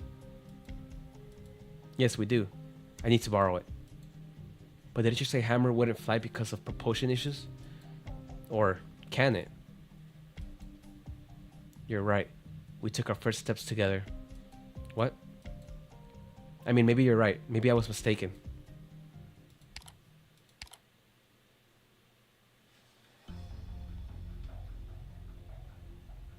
Strong transmitter reaction. I can feel a lot of it lying ahead. Right in the middle of urban tri-mounts. Yes, sir. The area ahead is sewage treatment and garbage disposal. Very few people live here. You mean Kristen Wright did Hammer in some other building, right under our nose? Target may have set up jammers in the area. Our guys didn't detect any signals when they passed through. Those egghead sons of a bitches and their tricks. Should we turn the place upside down? No, that'll take too much time. And draw the enemy's attention. Can you locate it? I need to borrow your neural electricity simulator. Yes, stimulator. Do you know how to use that? I believe Ryan developed it. There's no getting away from you people, is there? Give it to her. Yes, sir. Cranial electricity will trigger resonance in the transmitter inside of me. Resonance will also occur in any nearby transmitter, strong enough for your sensors to detect. Go on. I got a reading. It's increasing in strength. Increasing output by 10%. Pre-epilepsy symptom. Should I take over? I have MEP operating experience and long-range arch unit implants. Her transmitter is from Site 359. It's the only one that will work. Proceed. I can take it. We got a stable signal. Coordinates have been synchronized to officer terminal, sir. Good. We know where Hammer is now. Proceed to the target ASAP.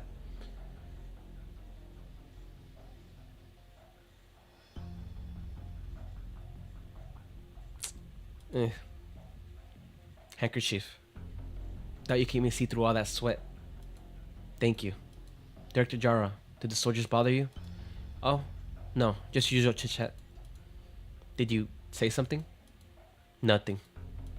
The funny thing is, I don't even know anything. I know Kristen like Kristen knows me. I didn't sign on to her adventure, and she refused to let me risk my remaining life for her. Control is lucky to have you. Lucky? No, I don't think so, Silence. When I look at Kristen, I don't see the inscrutable, dominating control of Ryan. I only see a girl too proud to bow her head. Maybe time stopped 20 years ago for the both of us. You mean the day when Control's parents were killed in a flight test accident? It was supposed to be a sunny, cloudless day. Is it regret? Remorse? Is it because I watched them fly to their end? Because I didn't check their flight plan carefully? Or because I didn't expect the government and capitalists would allow that sensitive little girl to become the target of all the attacks on her parents in order to protect their name?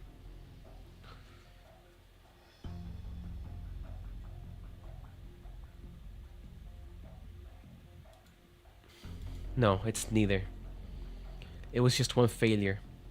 Even if it was my only one, it should be nothing for an experienced agent. But I can never forget the look in her eyes. That ball of fire falling from the sky continues to burn in her eyes. It's appeared in my dreams on many a night. I don't want to see it extinguished again. You left the Maylander Foundation because of Control. A scientist stops being a scientist when she develops an emotional attachment to her test subject, huh? You, of all people, should understand. I was never a mother. But I have a child.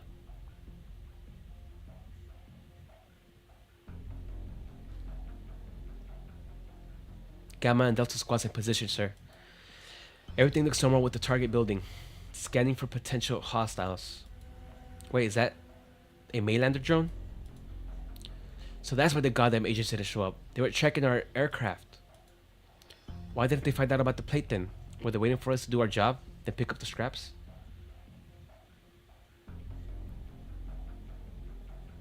Maylander's eyes are everywhere. Konami has changed a lot in the past 20 years. I used to protect people like the rights from conspiracy theorists and technophobes. I suppose even the great Maylander can be wrong at times. Look at the mad scientists out there. They're the greatest threat.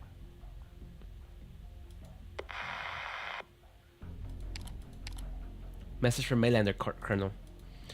They're seeking the drone's data with us. There's 10 life forms within 10 clicks of the target. We had an elite squad keeping an eye on Kristen before she disappeared. Are you telling me that a bunch of scientists and a few assistants took out an entire squad of commandos? Maybe we went to the wrong place? No. That's not impossible for the control I know. Keep your eyes open. Don't let your guard dip. What was that? I think we just hit something, sir. No, sensors aren't picking up anything. It's wind. It's a wall of wind.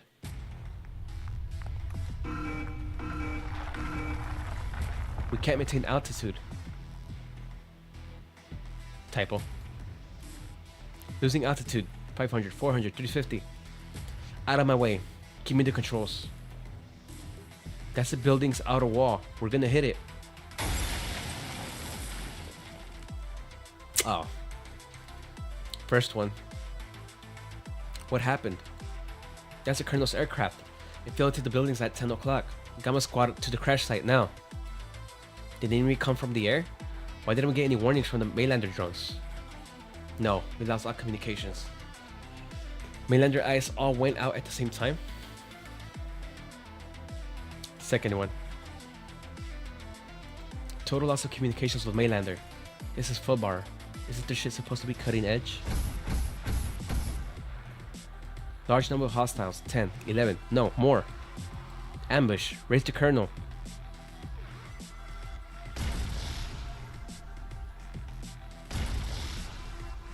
There's too many of them. Hold. The Maylander douchebag said that there was less than 10. Was the data wrong? Or did they screw us? Ah. It's not the data that's wrong. Colonel, you're safe. Form up. Gamma and Delta. Pull back and find cover. Have the power armor assault team move up. Let everyone know. We're facing the latest prototype unmanned power armor. Oh.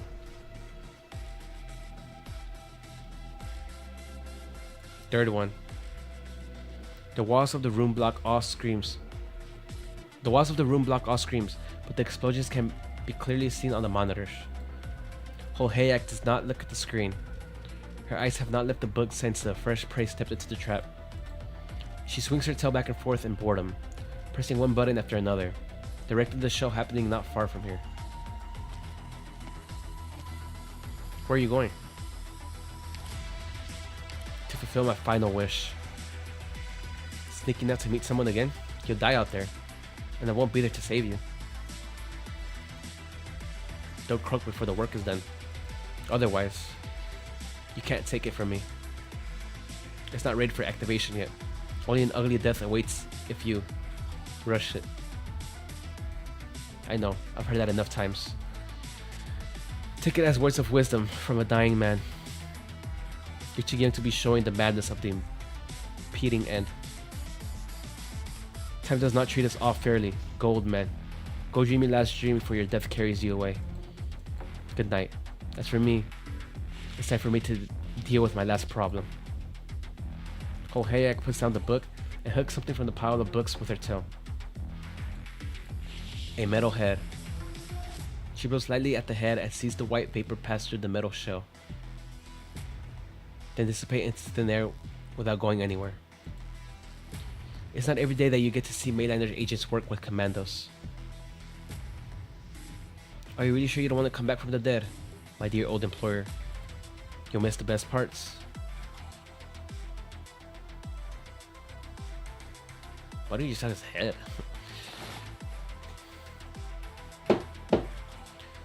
Who's the enemy? Only someone with the internal access code can disable all of Maylander's eyes at the same time. Control has someone from Maylander with her? An elite Maylander agent, codename Holhayak. She took over the task of monitoring Kristen from me. I wasn't sure if she had turned traitor, until now. Hoheak, yesterday. Hoheak means yesterday. Oh, really? It's unknown whether it's your codename or the one she was born with. Kristen brought her to Rhinelab 1 year ago, saying she was Rhinelab's new bibliology consultant. I looked into her background but found nothing. Maylander had concealed most of her files, of course, but that wasn't much of a problem for me. Not even Maylander knows about her past. It's like she popped into the world yesterday. Her knowledge, her powers, her arts, none of them have anything to do with modern technology. Have you ever heard of the legend from the days when the world was just a barren land? She is Liberi. She is Phidia. Birds and snake. She rides with the wind and dances with the stars. She is the last elder still blessed by the heavens.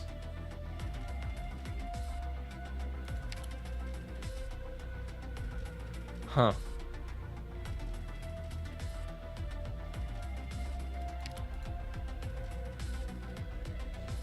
Interesting. Forward, forward. Same formation, cover the others. Wait, up in the sky. Hostile approaching. Take aim. Energy beam. Wait, how could this be? It won't fire. Are our weapons being attacked? No, the weapon's fine. It's the sky that's being affected. Unknown energy interference in the area. Ah. A great force takes hold of him. Even in his metal armor, the soldier feels frail and helpless, like a naked infant. He waves at him futilely, but he cannot control his body, or the exoskeleton wrapped around it. He is flung like a plastic toy, smashing into another power armor. Silver green shadows leave the shattered armor. Silver green shadows. A silhouette approaches slowly in the smoke.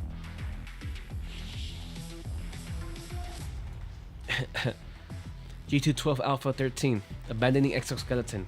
Hostiles contact. Support requested. How many hostiles? 1. 1.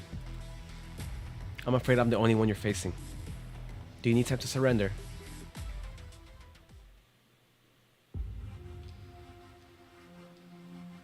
Oh, Hex arts are pretty cool. We're almost there. That's the hideout Kristen prepared for Loken. Walked a few hours underground. Where did you get your info, Muses? I befriended a straightforward engineer. Whew, I've smelled better. Kristen hasn't changed. You could throw her into a garbage dump when she's in the middle of an experiment, and she wouldn't care one bit. Did you know that Saria and I picked all her clothes? Even Saria is more concerned about fashion than she is, and... they're fighting. Drat, we don't have the time. Time for what? Doctor, Loken is a convict with a few hundred years on his sentence. You want to take Rosmantis to see him, then you have to beat them to it. How do you plan to explain to the military if they find us together? Rosmantis? What's with the kitten? Is she thinking about something? Thinks she's sensitive to the battlefield environment. Keep an eye on her, Doctor. I need to find a way in. Maybe I can use my water to get in through the vents, then hack the door's circuits.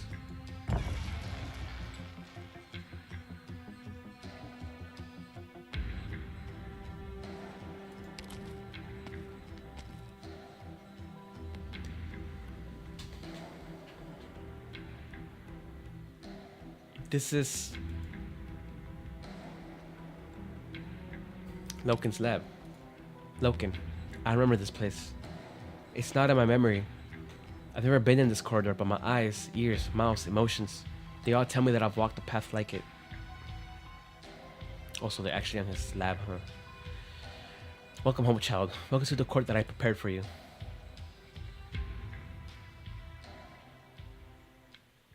We've won a lot of times before, Doctor. I like how it took like 3 years to get more we're like struggling for our own destiny, our own context on future. Rosmantis' That's the backstory. real fight, isn't it?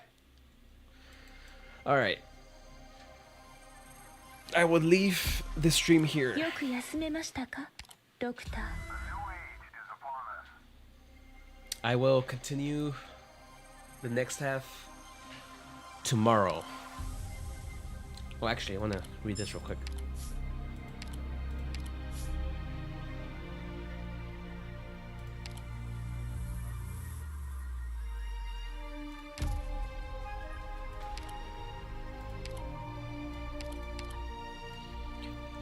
Part 2, interview from the past. Journalist, hereafter J. Thank you for agreeing to the interview, Miss Nasty. Nasty, hereafter N. Thank you, Jara. She put all my other work on hold, leaving you the only thing on my agenda. I just can't fathom why you reporters won't give me a break. It's a historic achievement for the sarcasms like you to reach an executive level position in a Columbia tank company, so the public is very interested in you. No, should I go written enclosure at the zoo to say it in until your curiosity has been satisfied? Or so should I go? Miss Nasty, I've met many others just like you, and no matter how much you deny it, surely it's as plain as day that nowhere but Columbia would have given you this opportunity in the first place. Let's just get on with it. Excellent. So you learned architecture while in exile, correct? Oh, I can already imagine the army of struggling college students resented you for that. Though your original arts are quite unique indeed, I presume your sarcasm sensibilities must have helped a lot? They're nothing compared to other banshees. Does every banshee carry a pen as sleek and modern as yours then? No, this is my own redesign. Incredible. I think you might just start a new trend. Miss Nasty, you've always been upfront that you grew up in Kasdal.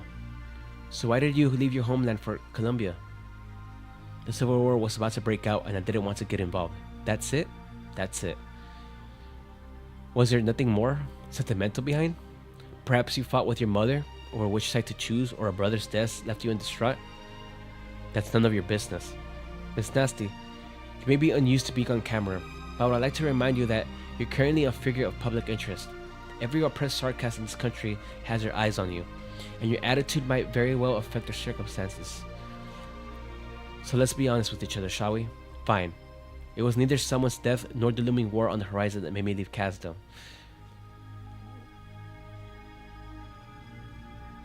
To my knowledge, most sarcasts are rather belligerent.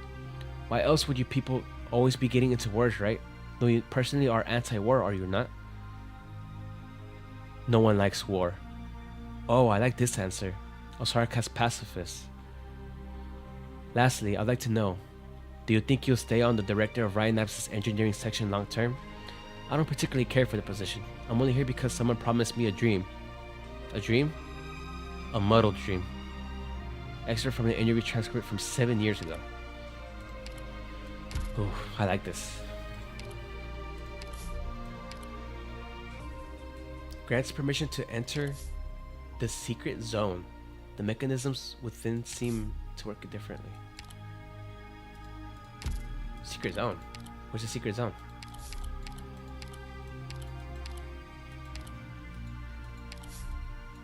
Wow, 5 stages in and this is the only CG.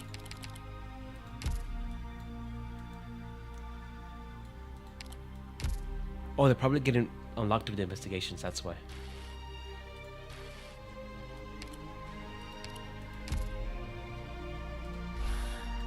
Secret zone. Huh. Anyways, yeah, I'll leave it off there. I'll continue the next half tomorrow. For any of you who stopped by, thank you for coming in. And I'll see any of y'all potentially tomorrow, whether you're watching this live or as a VOD. So, see ya, take care, and peace.